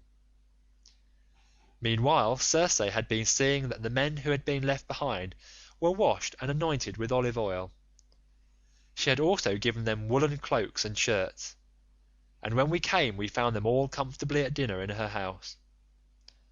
As soon as the men saw each other face to face and knew one another, they wept for joy and cried aloud till the whole palace rang again. Thereon Circe came up to me and said, "Ulysses, noble son of Laertes, tell your men to leave off crying. I know how much you have all of you suffered at sea, and how ill you have fared among cruel savages on the mainland. But that is over now, so stay here and eat and drink till you are once more as strong and hearty as you were when you left Ithaca, for at present you are weakened both in body and mind. You keep all the time thinking of the hardships you have suffered during your travels, so that you have no more cheerfulness left in you." Thus did she speak, and we assented. We stayed with Circe for a whole 12 months, feasting upon an untold quantity both of meat and wine. But when the year had passed in the waning of moons and the long days had come round, my men called me apart and said, "Sir, it is time you began to think about going home, if so be you are to be spared to see your house and native country at all." Thus did they speak, and I assented. Thereon through the livelong day to the going down of the sun we feasted our fill on meat and wine. But when the sun went down and it came on dark, the men laid themselves down to sleep in the covered cloisters. I, however, after I had got into bed with Circe, besought her by her knees, and the goddess listened to what I had got to say. "Circe," said I, "please to keep the promise you made me about furthering me on my homeward voyage. I want to get back, and so do my men. They are always pestering me with their complaints as soon as ever your back is turned." And the goddess answered, "Ulysses, noble son of Laertes, you shall none of you stay here any longer if you do not want to, but there is another journey which you have got to take before you can sail homewards. You must go to the house of Hades and of dead Proserpine to consult the ghost of the blind Theban prophet Tiresias, whose reason is still unshaken. To him alone has Proserpine left his understanding even in death, but the other ghosts flit about aimlessly." I was dismayed when I heard this. I sat up in bed and wept, and would gladly have lived no longer to see the light of the sun. But presently, when I was tired of weeping and tossing myself about, I said, "Who shall guide me upon this voyage? For the house of Hades is a port that no ship can reach." "You will want no guide," she answered. "Raise your mast, set your white sails, sit quite still, and the north wind will blow you there of itself. When your ship has traversed the waters of Oceanus, you will reach the fertile shore of Proserpine's country, with its groves of tall poplars and willows that shed their fruit untimely. Here beach your ship upon the shore of Oceanus, and go straight on to the dark abode of Hades. You will find it near the place where the rivers Pyriphlegethon and Cocytus, which is a branch of the river Styx, flow into Acheron, and you will see a rock near it, just where the two roaring rivers run into one another. When you have reached this spot, as I now tell you, dig a trench a cubit or so in length, breadth, and depth, and pour into it as a drink offering to all the dead, first, honey mixed with milk, then wine, and in the third place water, sprinkling white barley meal over the whole. Moreover, you must offer many prayers to the poor feeble ghosts, and promise them that when you get back to Ithaca you will sacrifice a barren heifer to them, the best you have, and will load the pyre with good things. More particularly, you must promise that Tiresias shall have a black sheep all to himself, and the finest in all your flocks. When you shall have thus besought the ghosts with your prayers, offer them a ram and a black ewe, bending their heads towards Erebus, but yourself turn away from them as though you would make towards the river. On this, many dead men's ghosts will come to you, and you must tell your men to skin the 2 sheep that you have just killed, and offer them as a burnt sacrifice, with prayers to Hades and to Proserpine. Then draw your sword and sit there, so as to prevent any other poor ghost from coming near the spilt blood before Tiresias shall have answered your questions. The seer will presently come to you, and will tell you about your voyage, what stages you are to make, and how you are to sail the sea so as to reach your home." It was daybreak by the time she had done speaking, so she dressed me in my shirt and cloak. As for herself, she threw a beautiful light gossamer fabric over her shoulders, fastening it with a golden girdle around her waist, and she covered her head with a mantle. Then I went about among the men everywhere all over the house, and spoke kindly to each of them man by man. "You must not lie sleeping here any longer," said I to them. "We must be going, for Circe has told me all about it." And on this they did as I bade them. Even so, however, I did not get them away without misadventure. We had with us a certain youth named Elpenor, not very remarkable for sense or courage, who had got drunk and was lying on the housetop away from the rest of the men, to sleep off his liquor in the cool. When he heard the noise of the men bustling about, he jumped up on a sudden and forgot all about coming down by the main staircase, so he tumbled right off the roof and broke his neck, and his soul went down to the house of Hades. When I had got the men together, I said to them, "You think you are about to start home again, but Circe has explained to me that instead of this we have got to go to the house of Hades and Proserpine to consult the ghost of the Theban prophet Tiresias." The men were broken-hearted as they heard me, and threw themselves on the ground groaning and tearing their hair, but they did not mend matters by crying. When we reached the sea shore, weeping and lamenting our fate, Circe brought the ram and the ewe, and we made them fast hard by the ship. She passed through the midst of us without our knowing it, for who can see the comings and goings of a god, if the god does not wish to be seen? End of Book 10. The Odyssey by Homer. Translated by Samuel Butler. Book number 11. The Visit to the Dead. Then, when we had got down to the seashore, we drew our ship into the water, and got her mast and sails into her. We also put the sheep on board, and took our places, weeping and in great distress of mind. Circe, that great and cunning goddess, sent us a fair wind that blew dead aft, and stayed steadily with us, keeping our sails all the time well filled, so we did whatever wanted doing to the ship's gear, and let her go as the wind and helmsman headed her. All day long her sails were full as she held her course over the sea, but when the sun went down and darkness was over all the earth, we got into the deep waters of the river Oceanus, where lie the land and city of the Cimmerians, who live enshrouded in mist and darkness, which the rays of the sun never pierce, neither at his rising nor as he goes down again out of the heavens, but the poor wretches live in one long melancholy night.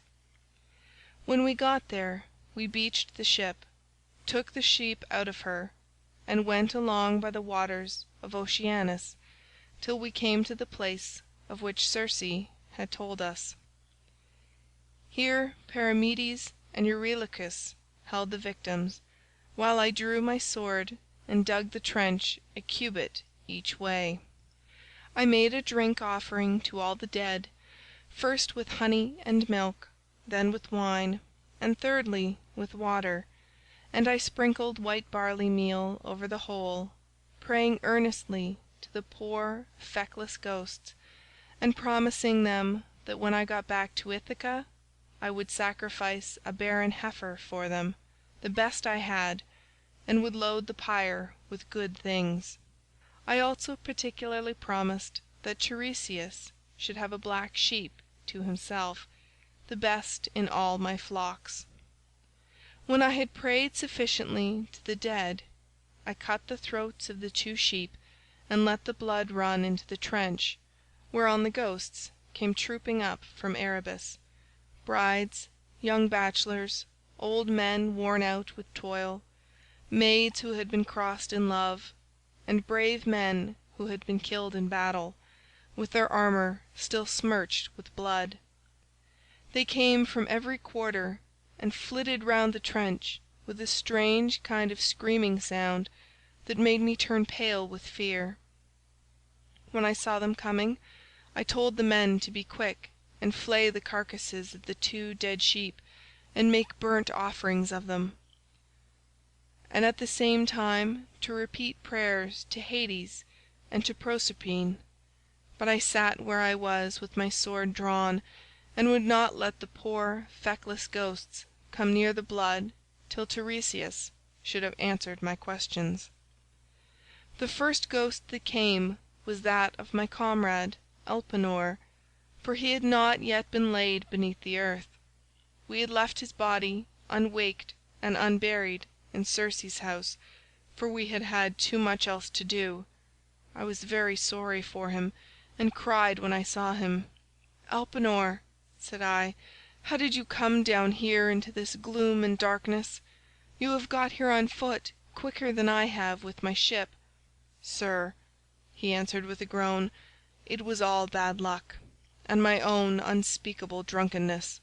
I was lying asleep on the top of Circe's house, and never thought of coming down again by the great staircase, but fell right off the roof and broke my neck, so my soul came down to the house of Hades. And now I beseech you by all those whom you have left behind you, though they are not here, by your wife, by the father who brought you up when you were a child, and by Telemachus, who is the one hope of your house, do what I shall now ask you. I know that when you leave this limbo you will again hold your ship for the Aegean island.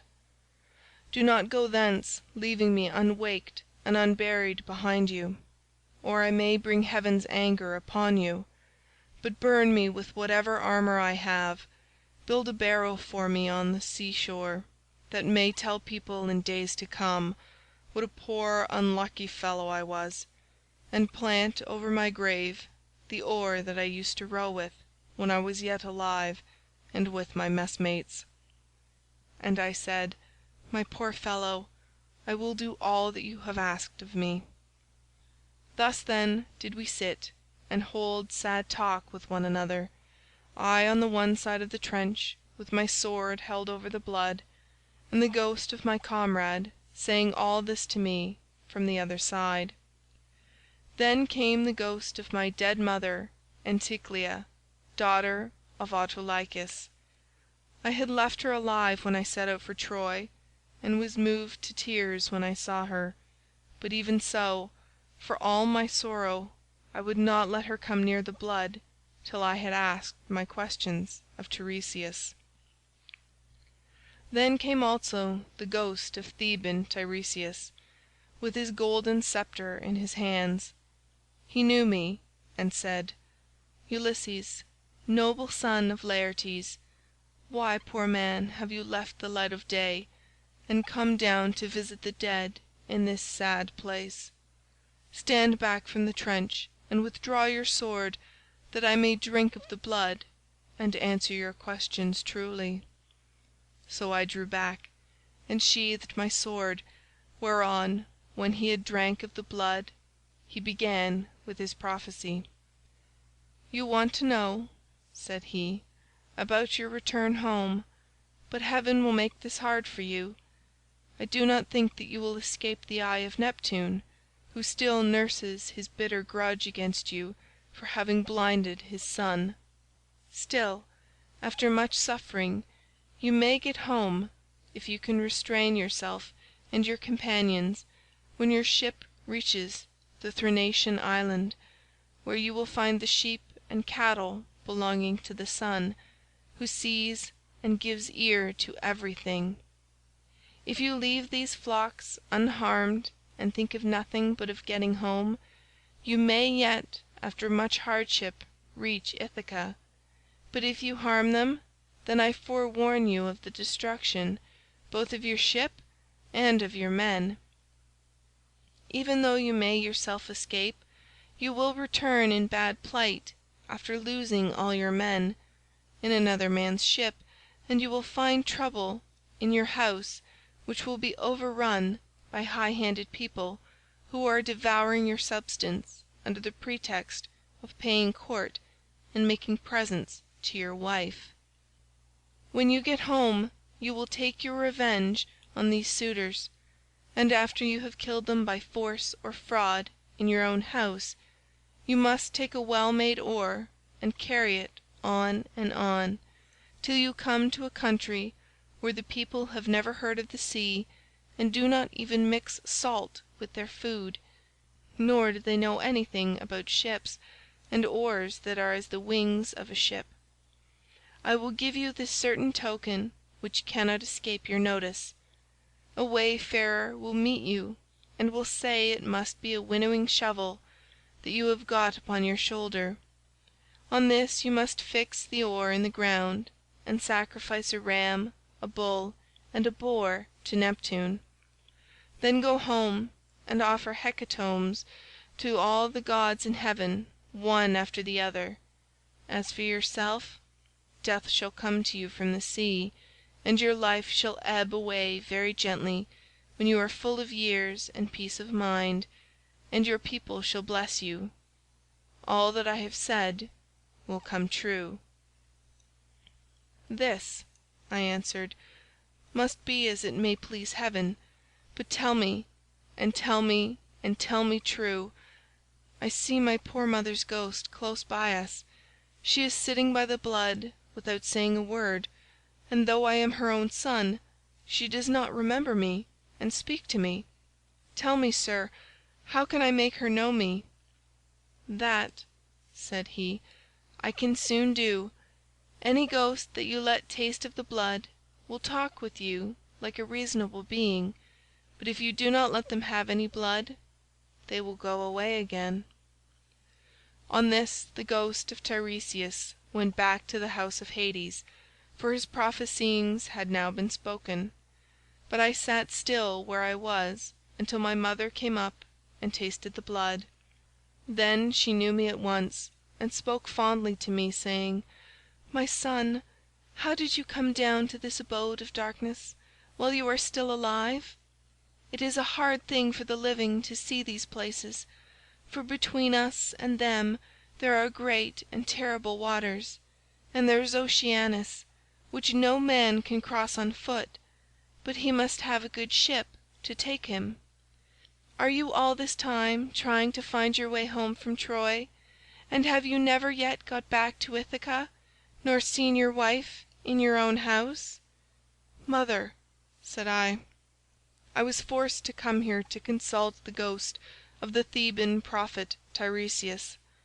I have never yet been near the Achaean land, nor set foot on my native country, and I have had nothing but one long series of misfortunes from the very first day that I set out with Agamemnon for Ilius, the land of noble steeds, to fight the Trojans.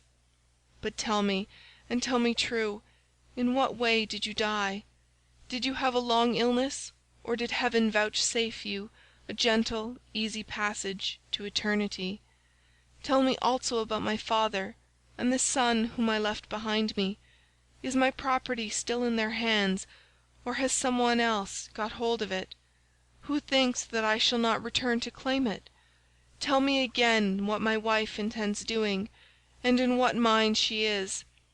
Does she live with my son and guard my estate securely, or has she made the best match she could, and married again?"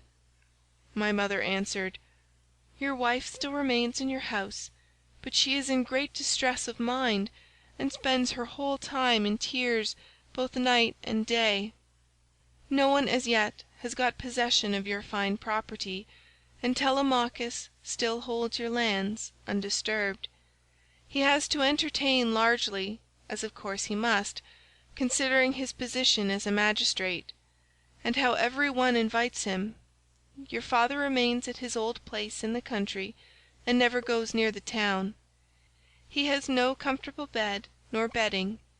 In the winter he sleeps on the floor in front of the fire with the men, and goes about all in rags, but in summer, when the warm weather comes on again, he lies out in the vineyard on a bed of vine leaves thrown anyhow upon the ground. He grieves continually about your never having come home, and suffers more and more as he grows older. As for my own end, it was in this wise.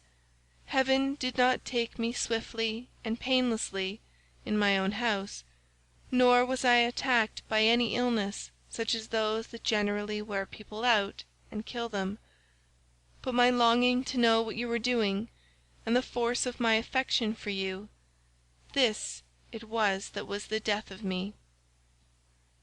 Then I tried to find some way of embracing my poor mother's ghost. Thrice I sprang towards her and tried to clasp her in my arms, but each time she flitted from my embrace, as it were a dream or phantom, and being touched to the quick, I said to her, "Mother, why do you not stay still when I would embrace you? If we could throw our arms around one another, we might find sad comfort in the sharing of our sorrows, even in the house of Hades. Does Proserpine want to lay a still further load of grief upon me by mocking me with a phantom only?" "My son," she answered, "most ill-fated of all mankind, it is not Proserpine that is beguiling you, but all people are like this when they are dead. The sinews no longer hold the flesh and bones together. These perish in the fierceness of consuming fire as soon as life has left the body, and the soul flits away as though it were a dream. Now, however, go back to the light of day as soon as you can, and note all these things that you may tell them to your wife hereafter." Thus we did converse, and anon Proserpine sent up the ghosts of the wives and daughters of all the most famous men. They gathered in crowds about the blood, and I considered how I might question them severally. In the end I deemed that it would be best to draw the keen blade that hung by my sturdy thigh, and keep them from all drinking the blood at once. So they came up one after the other, and each one as I questioned her told me her race and lineage. The first I saw was Tyro. She was daughter of Salmoneus and wife of Cretheus, the son of Aeolus. She fell in love with the river Enipeus, who is much the most beautiful river in the whole world. Once when she was taking a walk by his side as usual, Neptune, disguised as her lover, lay with her at the mouth of the river, and a huge blue wave arched itself like a mountain over them, to hide both woman and god, whereon he loosed her virgin girdle, and laid her in a deep slumber. When the god had accomplished the deed of love, he took her hand in his own, and said, "Tyro, rejoice in all good will. The embraces of the gods are not fruitless, and you will have fine twins about this time 12 months. Take great care of them. I am Neptune, so now go home. but hold your tongue and do not tell anyone." Then he dived under the sea, and she in due course bore Peleus and Neleus, who both of them served Jove with all their might. Peleus was a great breeder of sheep and lived in Iolcus, but the other lived in Pylos. The rest of her children were by Cretheus, named Aeson, Phares, and Amithaon, who was a mighty warrior and charioteer. Next to her I saw Antiope, daughter to Asopus, who could boast of having slept in the arms of even Jove himself, and who bore him 2 sons, Amphion and Zethus. These founded Thebes with its 7 gates, and built a wall all round it, for strong though they were, they could not hold Thebes till they had walled it. Then I saw Alcmena, the wife of Amphitryon, who also bore to Jove indomitable Hercules, and Megara, who was daughter to great King Creon, and married the redoubtable son of Amphitryon. I also saw fair Epicaste, mother of King Oedipodes, whose awful lot it was to marry her own son without suspecting it. He married her after having killed his father, but the gods proclaimed the whole story to the world, whereon he remained king of Thebes, in great grief for the spite the gods had borne him. But Epicaste went to the house of the mighty jailer Hades, having hanged herself for grief, and the avenging spirits haunted him as for an outraged mother, to his ruing bitterly thereafter. Then I saw Chloris, whom Neleus married for her beauty, having given priceless presents for her. She was youngest daughter to Amphion, son of Iasus, and king of Minian Orchomenus, and was queen in Pylos. She bore Nestor, Chromius, and Periclymenus, and she also bore that marvellously lovely woman Pero, who was wooed by all the country round. But Neleus would only give her to him who should raid the cattle of Iphicles from the grazing grounds of Phylace, and this was a hard task. The only man who would undertake to raid them was a certain excellent seer. But the will of heaven was against him, for the rangers of the cattle caught him and put him in prison. Nevertheless, when a full year had passed, and the same season came round again, Iphicles set him at liberty, after he had expounded all the oracles of heaven. Thus, then, was the will of Jove accomplished. And I saw Leda, the wife of Tyndarus, who bore him 2 famous sons, Castor, breaker of horses, and Pollux, the mighty boxer. Both these heroes are lying under the earth, though they are still alive, for by a special dispensation by Jove they die and come to life again, each one of them every other day throughout all time, and they have the rank of gods. After her I saw Iphimedia, wife of Aloeus, who boasted the embrace of Neptune. She bore 2 sons, Otus and Ephialtes, but both were short-lived. They were the finest children that were ever born in this world, and the best looking, Orion only excepted. For at 9 years old they were 9 fathoms high, and measured 9 cubits round the chest. They threatened to make war with the gods in Olympus, and tried to set Mount Ossa on the top of Mount Olympus, and Mount Pelion on the top of Ossa, that they might scale heaven itself, and they would have done it too, if they had been grown up, but Apollo, son of Leto, killed both of them before they had got so much as a sign of hair upon their cheeks or chin. Then I saw Phaedra, and Procris, and fair Ariadne, daughter of the magician Minos, whom Theseus was carrying off from Crete to Athens, but he did not enjoy her, for before he could do so Diana killed her in the island of Dia on account of what Bacchus had said against her. I also saw Maera and Clymene and hateful Eriphyle, who sold her own husband for gold, but it would take me all night if I were to name every single one of the wives and daughters of heroes whom I saw, and it is time for me to go to bed, either on board ship with my crew, or here. As for my escort, heaven and yourselves will see to it." Here he ended, and the guests sat all of them enthralled and speechless throughout the covered cloister. Then Arete said to them, "What do you think of this man, O Phaeacians? Is he not tall and good-looking, and is he not clever? True, he is my own guest, but all of you share in the distinction. Do not be in a hurry to send him away, nor niggardly in the presents you make to one who is in such great need, for heaven has blessed all of you with great abundance." Then spoke the aged hero Echeneus, who was one of the oldest men among them.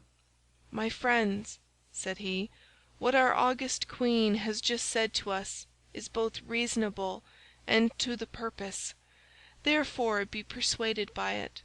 But the decision, whether in word or deed, rests ultimately with King Alcinous." "The thing shall be done," exclaimed Alcinous, "as surely as I still live and reign over the Phaeacians. Our guest is indeed very anxious to get home, still we must persuade him to remain with us until tomorrow, by which time I shall be able to get together the whole sum that I mean to give him. As regards his escort, it will be a matter for you all, and mine above all others as the chief person among you." And Ulysses answered, "King Alcinous, if you were to bid me to stay here for a whole 12 months, and then speed me on my way, loaded with your noble gifts, I should obey you gladly, and it would redound greatly to my advantage, for I should return fuller-handed to my own people, and should thus be more respected and more beloved by all who see me when I get back to Ithaca." "Ulysses," replied Alcinous, "not one of us who sees you has any idea that you are a charlatan or a swindler. I know there are many people going about who tell such plausible stories that it is very hard to see through them, but there is a style about your language which assures me of your good disposition.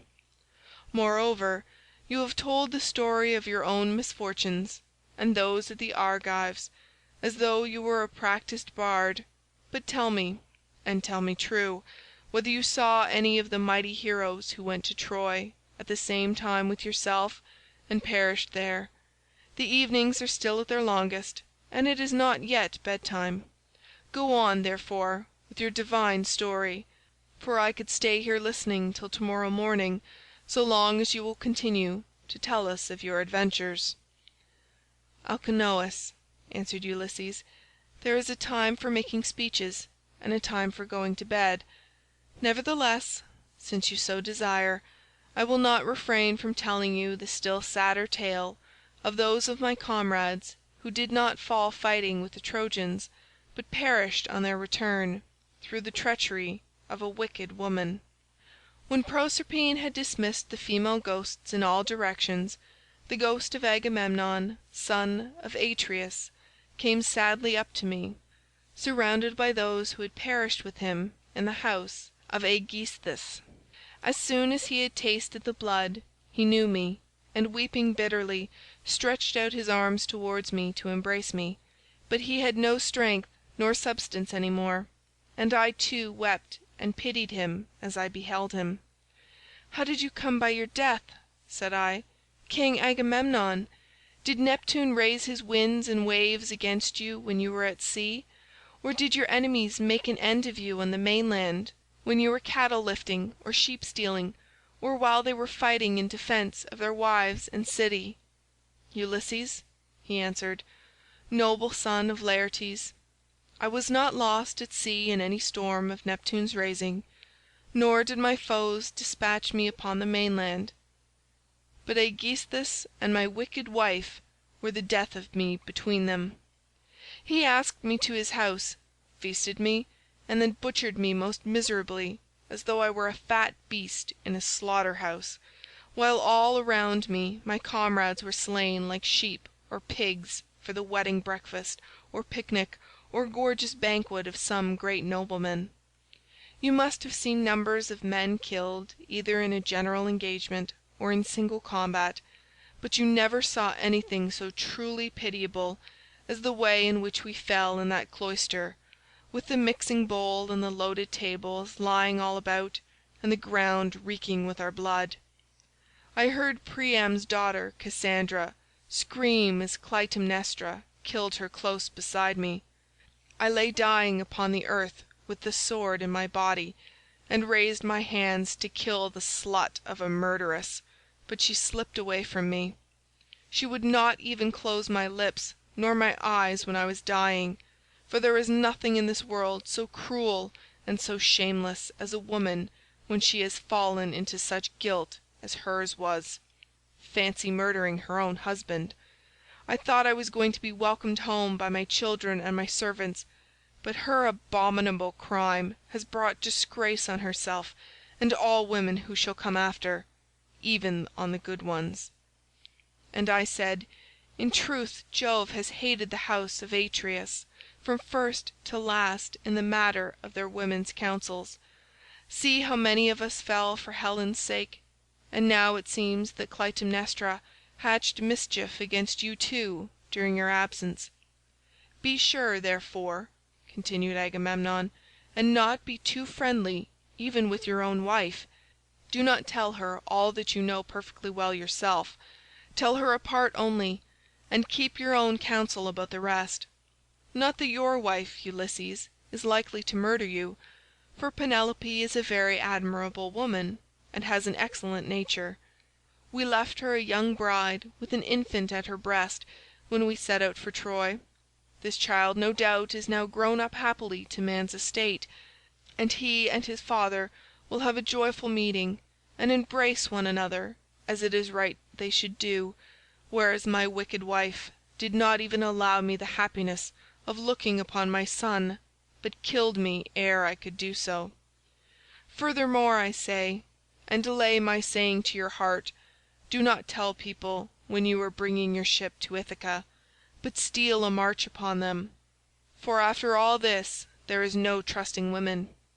But now tell me, and tell me true, can you give me any news of my son Orestes? Is he in Orchomenus, or at Pylos, or is he at Sparta with Menelaus, for I presume that he is still living." And I said, "Agamemnon, why do you ask me? I do not know whether your son is alive or dead, and it is not right to talk when one does not know." As we two sat weeping and talking thus sadly with one another, the ghost of Achilles came up to us with Patroclus, Antilochus, and Ajax, who was the finest and goodliest man of all the Danaans after the son of Peleus. The fleet descendant of Aeacus knew me and spoke piteously, saying, "Ulysses, noble son of Laertes, what deed of daring will you undertake next, that you venture down to the house of Hades among us silly dead, who are but the ghosts of them that can labour no more?" And I said, "Achilles, son of Peleus, foremost champion of the Achaeans, I came to consult Tiresias and see if he could advise me about my return home to Ithaca, for I have never yet been able to get near the Achaean land, nor to set foot in my own country, but have been in trouble all the time. As for you, Achilles, no one was ever yet so fortunate as you have been, nor ever will be, for you were adored by all us Argives as long as you were alive, and now that you are here you are a great prince among the dead. Do not, therefore, take it so much to heart, even if you are dead." "Say not a word," he answered, "in death's favour. I would rather be a paid servant in a poor man's house, and be above ground than king of kings among the dead. But give me news about my son. Is he gone to the wars, and will he be a great soldier, or is this not so? Tell me also if you have heard anything about my father, Peleus. Does he still rule among the Myrmidons, or do they show him no respect throughout Hellas and Phthia, now that he is old and his limbs fail him? Could I but stand by his side in the light of day, with the same strength that I had when I killed the bravest of our foes upon the plain of Troy, could I but be as I then was, and go even for a short time to my father's house, any one who tried to do him violence or supersede him would soon rue it." "I have heard nothing," I answered, "of Peleus, but I can tell you all about your son Neoptolemus, for I took him in my own ship from Scyros with the Achaeans. In our councils of war before Troy he was always first to speak, and his judgment was unerring. Nestor and I were the only two who could surpass him, and when it came to fighting on the plain of Troy, he would never remain with the body of his men, but would dash on far in front, foremost of them all in valour. Many a man did he kill in battle. I cannot name every single one of those whom he slew while fighting on the side of the Argives, but will only say how he killed that valiant hero Eurypylus, son of Telephus, who was the handsomest man I ever saw, except Memnon. Many others also of the Ceteians fell around him by reason of a woman's bribes. Moreover, when all the bravest of the Argives went inside the horse that Aeneas had made, and it was left to me to settle when we should either open the door of our ambuscade or close it, though all the other leaders and chief men among the Danaans were drying their eyes and quaking in every limb, I never once saw him turn pale nor wipe a tear from his cheek. He was all the time urging me to break out from the horse, grasping the handle of his sword and his bronze-shod spear, and breathing fury against his foe. Yet when we had sacked the city of Priam, he got his handsome share of the prize money and went on board, such is the fortune of war, without a wound upon him, neither from a thrown spear nor in close combat, for the rage of Mars is a matter of great chance." When I had told him this, the ghost of Achilles strode off across a meadow full of asphodel, exulting over what I had said concerning the prowess of his son. The ghosts of other dead men stood near me, and told me each his own melancholy tale, but that of Ajax son of Telamon alone held aloof, still angry with me for having won the cause in our dispute about the armour of Achilles. Thetis had offered it as a prize, but the Trojan prisoners and Minerva were the judges. Would that I had never gained the day in such a contest, for it cost the life of Ajax, who was foremost of all the Danaans after the son of Peleus, alike in stature and prowess. When I saw him I tried to pacify him, and said, "Ajax, will you not forget and forgive even in death? But must the judgment about that hateful armour still rankle with you? It cost us Argives dear enough to lose such a tower of strength as you were to us. We mourned you as much as we mourned Achilles, son of Peleus himself, nor can the blame be laid on anything but on the spite which Jove bore against the Danaans, for it was this that made him counsel your destruction. Come hither, therefore, bring your proud spirit into subjection, and hear what I can tell you." He would not answer, but turned away to Erebus and to the other ghosts. Nevertheless, I should have made him talk to me in spite of his being so angry, or I should have gone on talking to him, only that there were still others among the dead whom I desired to see. Then I saw Minos, son of Jove, with his golden sceptre in his hand, sitting in judgment on the dead, and the ghosts were gathered sitting and standing round him in the spacious house of Hades, to learn his sentences upon them. After him I saw huge Orion in a meadow full of asphodel, driving the ghosts of the wild beasts that he had killed upon the mountains, and he had a great bronze club in his hand, unbreakable for ever and ever. And I saw Tityus, son of Gaia, stretched upon the plain and covering some 9 acres of ground. 2 vultures on either side of him were digging their beaks into his liver, and he kept on trying to beat them off with his hands, but could not, for he had violated Jove's mistress Leto as she was going through Panopeus on her way to Pytho. I saw also the dreadful fate of Tantalus, who stood in a lake that reached his chin. He was dying to quench his thirst, but could never reach the water, for whenever the poor creature stooped to drink, it dried up and vanished, so that there was nothing but dry ground, parched by the spite of heaven. There were tall trees, moreover, that shed their fruit over his head, pears, pomegranates, apples, sweet figs, and juicy olives, but whenever the poor creature stretched out his hand to take some, the wind tossed the branches back again to the clouds. And I saw Sisyphus at his endless task raising his prodigious stone with both his hands. With hands and feet he tried to roll it up to the top of the hill, but always, just before he could roll it over onto the other side, its weight would be too much for him, and the pitiless stone would come thundering down again onto the plain.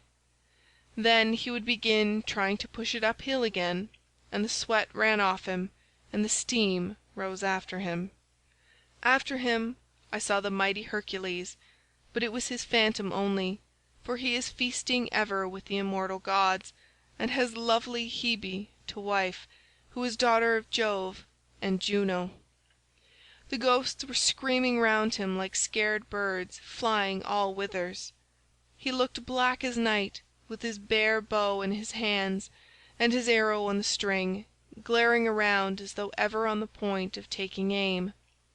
About his breast there was a wondrous golden belt, adorned in the most marvellous fashion with bears, wild boars, and lions with gleaming eyes. There was also war, battle, and death. The man who made that belt, do what he might, would never be able to make another like it. Hercules knew me at once when he saw me, and spoke piteously, saying, "My poor Ulysses, noble son of Laertes, are you too leading the same sorry kind of life that I did when I was above ground? I was son of Jove, but I went through an infinity of suffering, for I became bondsman to one who was far beneath me, a low fellow who set me all manner of labours. He once sent me here to fetch the hell hound, for he did not think he could find anything harder for me than this, but I got the hound out of Hades and brought him to him, for Mercury and Minerva helped me. On this Hercules went down again into the house of Hades, but I stayed where I was in case some other of the mighty dead should come to me. And I should have seen still other of them that are gone before, whom I would fain have seen, Theseus, Pirithous, glorious children of the gods, but so many thousands of ghosts came round me, and uttered such appalling cries, that I was panic-stricken lest Proserpine should send up from the house of Hades the head of that awful monster Gorgon. On this I hastened back to my ship, and ordered my men to go on board at once and loose the hawsers. So they embarked and took their places, whereon the ship went down the stream of the river Oceanus. We had to row at first, but presently a fair wind sprang up. End of Book 11. The Odyssey by Homer. Translated by Samuel Butler. Book 12. The Sirens, Scylla and Charybdis, the cattle of the sun. After we were clear of the river Oceanus, and had got out into the open sea, we went on till we reached the Aegean island, where there is dawn and sunrise as in other places. We then drew our ship onto the sands, and got out of her onto the shore, where we went to sleep and waited till day should break. Then, when the child of morning, rosy-fingered Dawn, appeared, I sent some men to Circe's house to fetch the body of Elpenor. We cut firewood from a wood where the headland jutted out into the sea, and after we had wept over him and lamented him we performed his funeral rites. When his body and armour had been burned to ashes, we raised a cairn, set a stone over it, and at the top of the cairn we fixed the oar that he had been used to row with.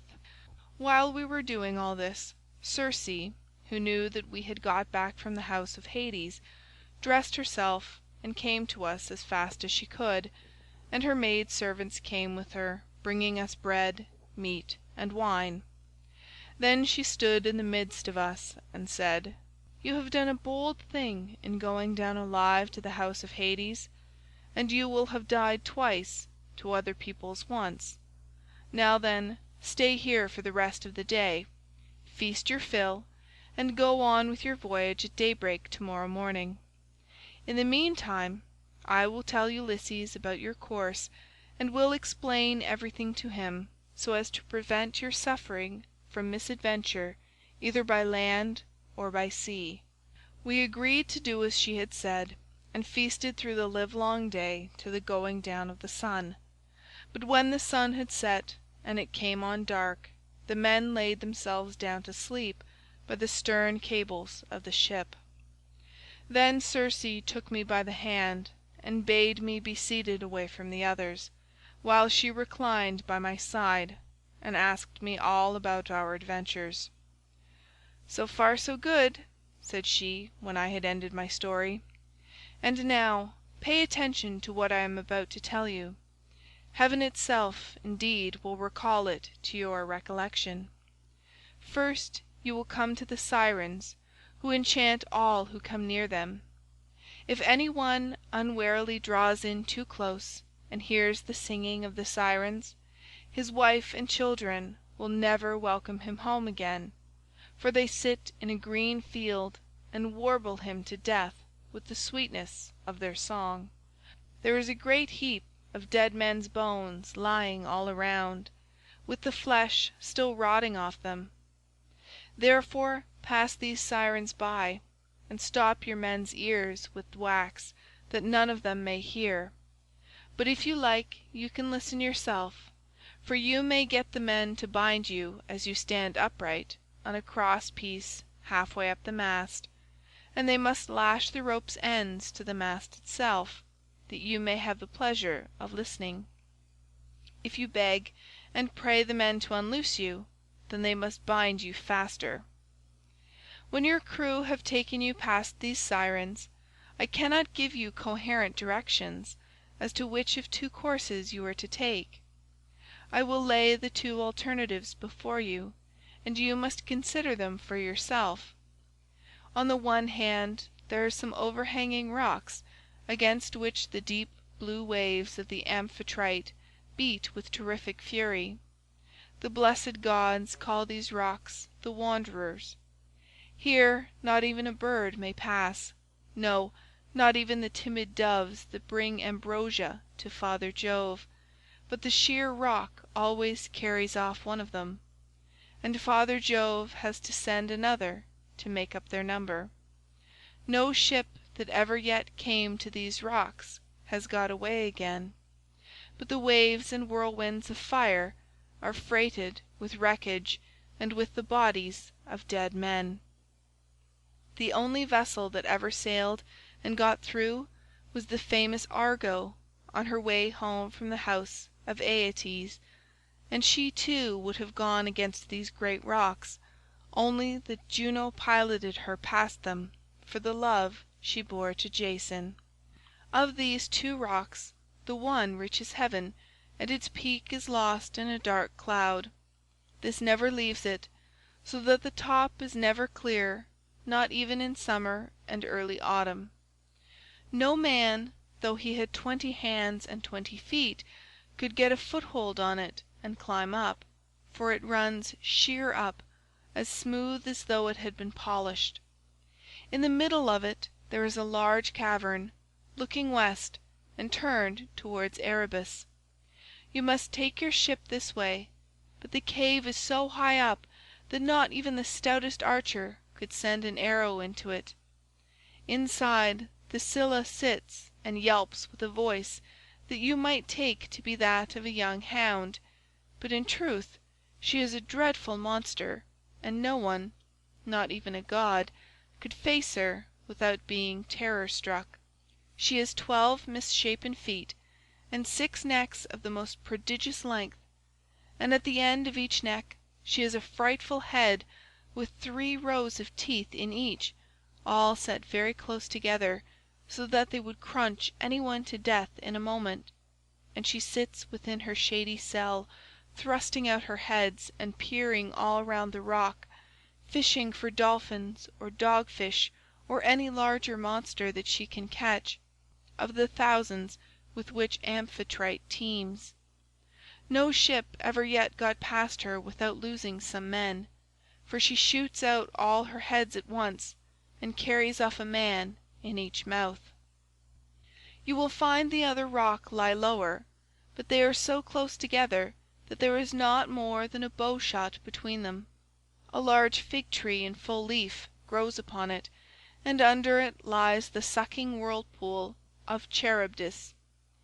3 times in a day does she vomit forth her waters, and 3 times she sucks them down again. See that you be not there when she is sucking, for if you are, Neptune himself could not save you. You must hug the Scylla side and drive ship by as fast as you can, for you had better lose 6 men than your whole crew." "Is there no way," said I, "of escaping Charybdis and at the same time keeping Scylla off when she is trying to harm my men?" "You dare-devil," replied the goddess, "you are always wanting to fight somebody or something. You will not let yourself be beaten even by the immortals, for Scylla is not mortal.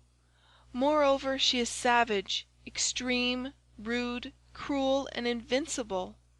There is no help for it, for if you dawdle about her rock while you are putting on your armour, she may catch you with a second cast of her 6 heads, and snap up another half dozen of your men. So drive your ship past her at full speed, and roar out lustily to Crataeis, who is Scylla's dam, bad luck to her. She will then stop her from making a second raid upon you. You will now come to the Thrinacian island, and here you will see many herds of cattle and flocks of sheep belonging to the sun god, 7 herds of cattle and 7 flocks of sheep, with 50 head in each flock. They do not breed, nor do they become fewer in number, and they are tended by the goddesses Phaethusa and Lampetie, who are children of the sun god Hyperion by Neaera. Their mother, when she had borne them and had done suckling them, sent them to the Thrinacian island, which was a long way off, to live there and look after their father's flocks and herds. If you leave these flocks unharmed, and think of nothing but getting home, you may yet after much hardship reach Ithaca. But if you harm them, then I forewarn you of the destruction both of your ship and of your comrades, and even though you may yourself escape, you will return late, in bad plight, after losing all your men." Here she ended, and dawn enthroned in gold began to show in heaven, whereon she returned inland. I then went on board and told my men to loose the ship from her moorings, so they at once got into her, took their places, and began to smite the grey sea with their oars. Presently the great and cunning goddess Circe befriended us with a fair wind that blew dead aft, and stayed steadily with us, keeping our sails well filled, so we did whatever wanted doing to the ship's gear, and let her go as wind and helmsman headed her. Then, being much troubled in mind, I said to my men, "My friends, it is not right that 1 or 2 of us alone should know the prophecies that Circe has made me. I will therefore tell you about them, so that whether we live or die, we may do so with our eyes open. First, she said we were to keep clear of the Sirens, who sit and sing most beautifully in a field of flowers, but she said I might hear them myself so long as no one else did. Therefore take me and bind me to the cross-piece half-way up the mast. Bind me as I stand upright, with a bond so fast that I cannot possibly break away, and lash the rope's ends to the mast itself. If I beg and pray you to set me free, then bind me more tightly still." I had hardly finished telling everything to the men before we reached the island of the two Sirens, for the wind had been very favourable. Then, all of a sudden, it fell dead calm. There was not a breath of wind nor a ripple upon the water, so the men furled the sails and stowed them. Then, taking to their oars, they whitened the water with the foam they raised in rowing. Meanwhile, I took a large wheel of wax and cut it up small with my sword. Then I kneaded the wax in my strong hands till it became soft, which it soon did between the kneading and the rays of the sun-god's son of Hyperion. Then I stopped the ears of all my men, and they bound me hands and feet to the mast, as I stood upright on the cross-piece. But they went on rowing themselves. When we had got within earshot of the land, and the ship was going at a good rate, the Sirens saw that we were getting in shore, and began with their singing. "Come here," they sang, "renowned Ulysses, honour to the Achaean name, and listen to our two voices. No one ever sailed past us without staying to hear the enchanting sweetness of our song, and he who listens will go on his way not only charmed but wiser, for we know all the ills that the gods laid upon the Argives and Trojans before Troy, and can tell you everything that is going to happen over the whole world." They sang these words most musically, and as I longed to hear them further, I made signs by frowning to my men that they should set me free, but they quickened their stroke, and Eurylochus and Perimedes bound me with still stronger bonds till we had got out of the hearing of the Sirens' voices. Then my men took the wax from their ears and unbound me. Immediately after we had got past the island, I saw a great wave from which spray was rising, and I heard a loud roaring sound. The men were so frightened that they loosed hold of their oars, for the whole sea resounded with the rushing of the waters. But the ship stayed where it was, for the men had left off rowing. I went round, therefore, and exhorted them man by man not to lose heart. "My friends," said I, "this is not the first time that we have been in danger, and we are in nothing like so bad a case as when the Cyclops shut us up in his cave. Nevertheless, my courage and wise counsel saved us then, and we shall live to look back on all this as well. Now, therefore, let us all do as I say, trust in Jove and row on with might and main. As for you, coxswain, these are your orders. Attend to them, for the ship is in your hands. Turn her head away from these steaming rapids, and hug the rocks, or she will give you the slip and be over yonder before you know where you are, and you will be the death of us." So they did as I told them, but I said nothing about the awful monster Scylla, for I knew the men would not go on rowing if I did, but would huddle together in the hold. In one thing only did I disobey Circe's strict instructions. I put on my armour. Then seizing two strong spears I took my stand on the ship's bows, for it was there that I expected first to see the monster of the rock, who was to do my men so much harm. But I could not make her out anywhere, though I strained my eyes with looking the gloomy rock all over and over. Then we entered the straits, in great fear of mind, for on the one hand was Scylla, and on the other dread Charybdis kept sucking up the salt water.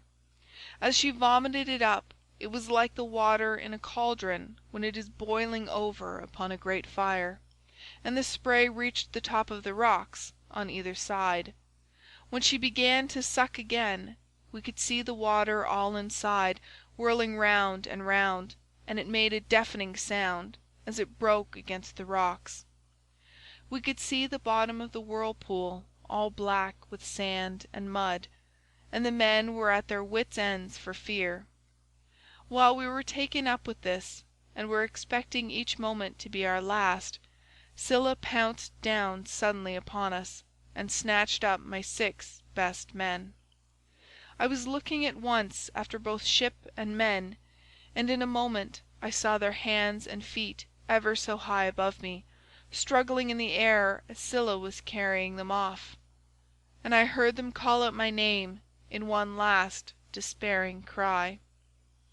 As a fisherman, seated, spear in hand, upon some jutting rock, throws bait into the water to deceive the poor little fishes, and spears them with the ox's horn with which his spear is shod, throwing them gasping onto the land as he catches them one by one, even so did Scylla land these panting creatures on her rock, and munch them up at the mouth of her den, while they screamed and stretched out their hands to me in their mortal agony.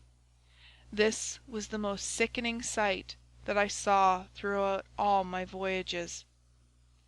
When we had passed the wandering rocks, with Scylla and terrible Charybdis, we reached the noble island of the sun god, where were the goodly cattle and sheep belonging to the sun Hyperion. While still at sea in my ship, I could bear the cattle lowing as they came home to the yards, and the sheep bleating.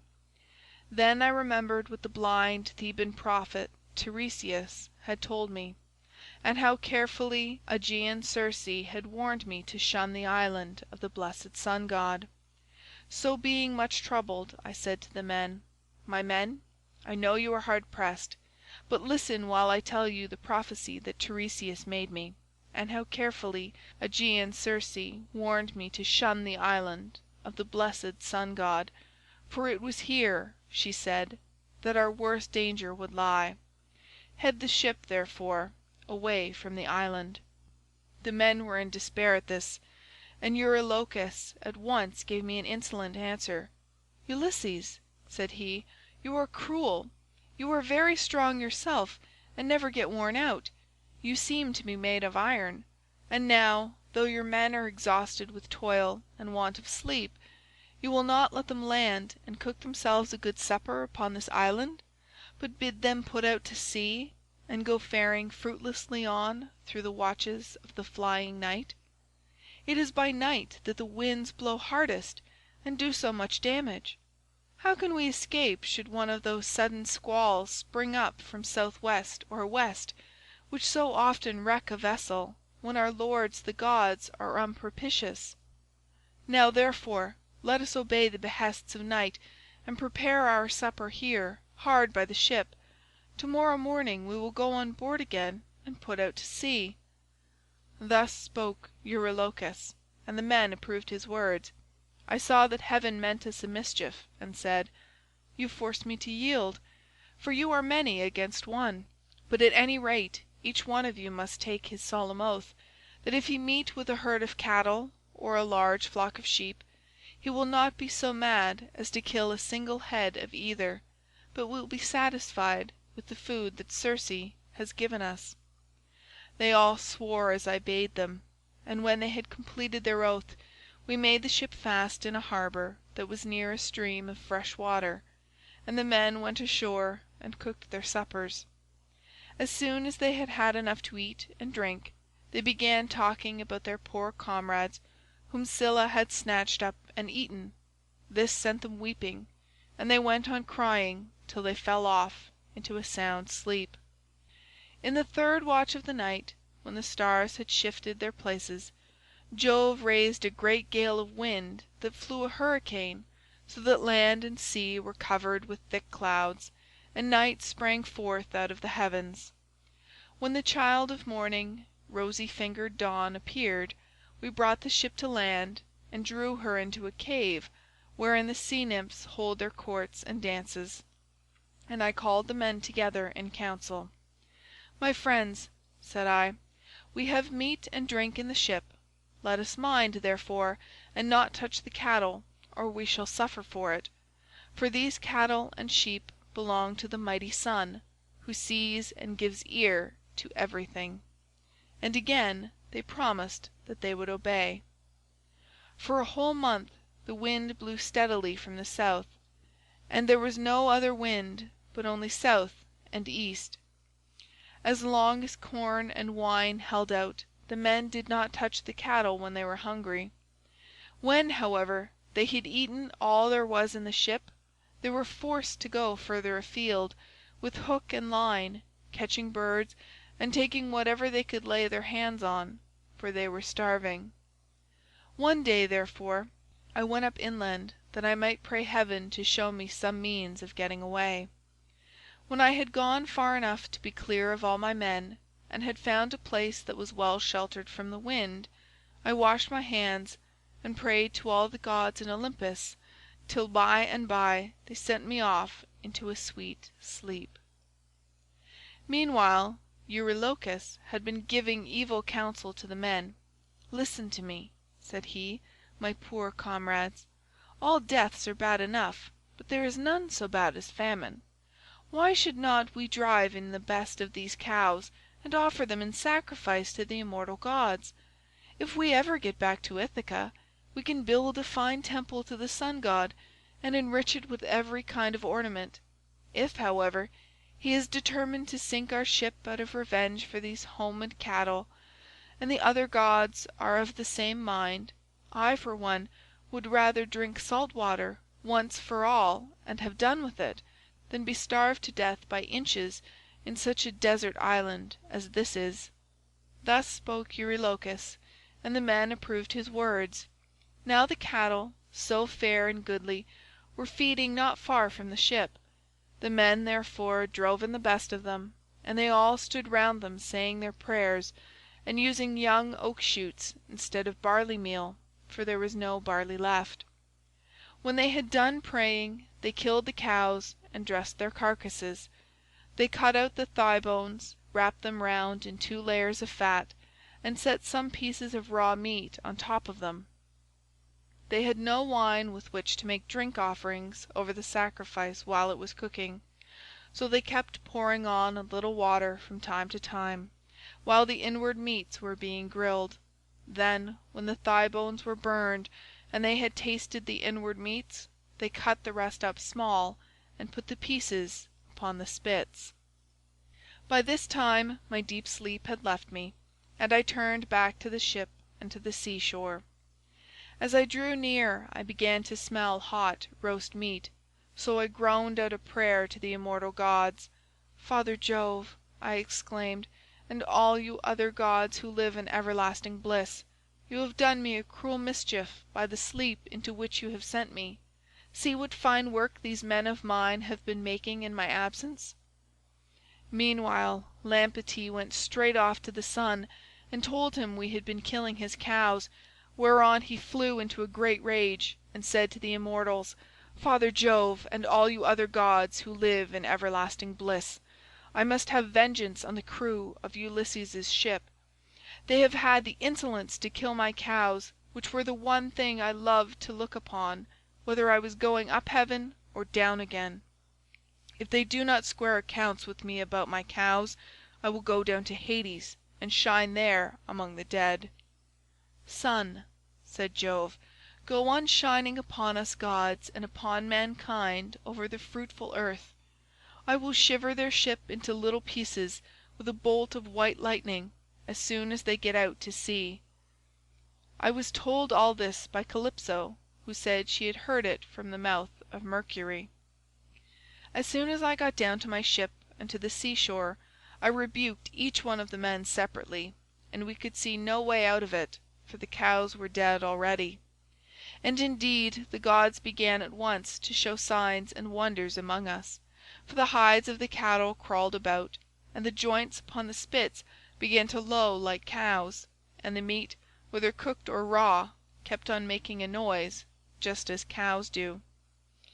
For 6 days my men kept driving in the best cows and feasting upon them, but when Jove, the son of Saturn, had added a 7th day, the fury of the gale abated. We therefore went on board, raised our masts, spread sail, and put out to sea. As soon as we were well away from the island, and could see nothing but sky and sea, the son of Saturn raised a black cloud over our ship, and the sea grew dark beneath it.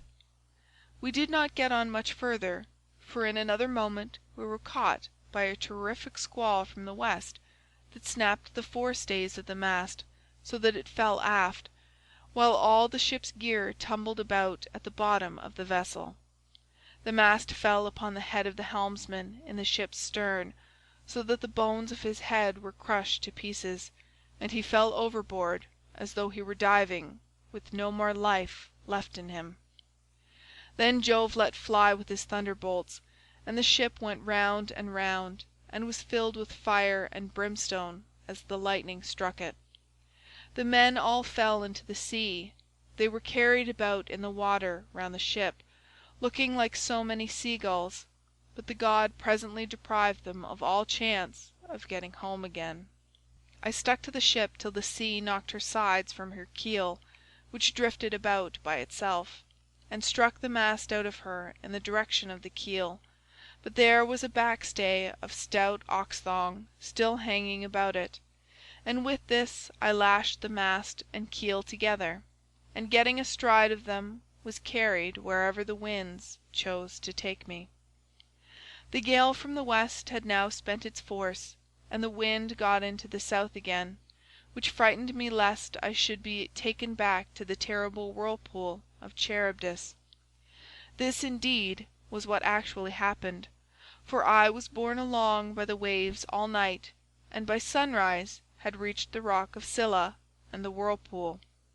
She was then sucking down the salt sea water, but I was carried aloft toward the fig tree, which I caught hold of and clung on to like a bat. I could not plant my feet anywhere so as to stand securely, for the roots were a long way off, and the boughs that overshadowed the whole pool were too high, too vast, and too far apart for me to reach them. So I hung patiently on, waiting till the pool should discharge my mast and raft again, and a very long while it seemed. A juryman is not more glad to get home to supper, after having been long detained in court by troublesome cases, than I was to see my raft beginning to work its way out of the whirlpool again. At last I let go with my hands and feet, and fell heavily into the sea, hard by my raft, onto which I then got, and began to row with my hands. As for Scylla, the father of gods and men would not let her get further sight of me, otherwise I should have certainly been lost. Hence I was carried along for 9 days, till on the 10th night the gods stranded me on the Ogygian island, where dwells the great and powerful goddess Calypso. She took me in and was kind to me, but I need say no more about this, for I told you and your noble wife all about it yesterday, and I hate saying the same thing over and over again. End of Book 12.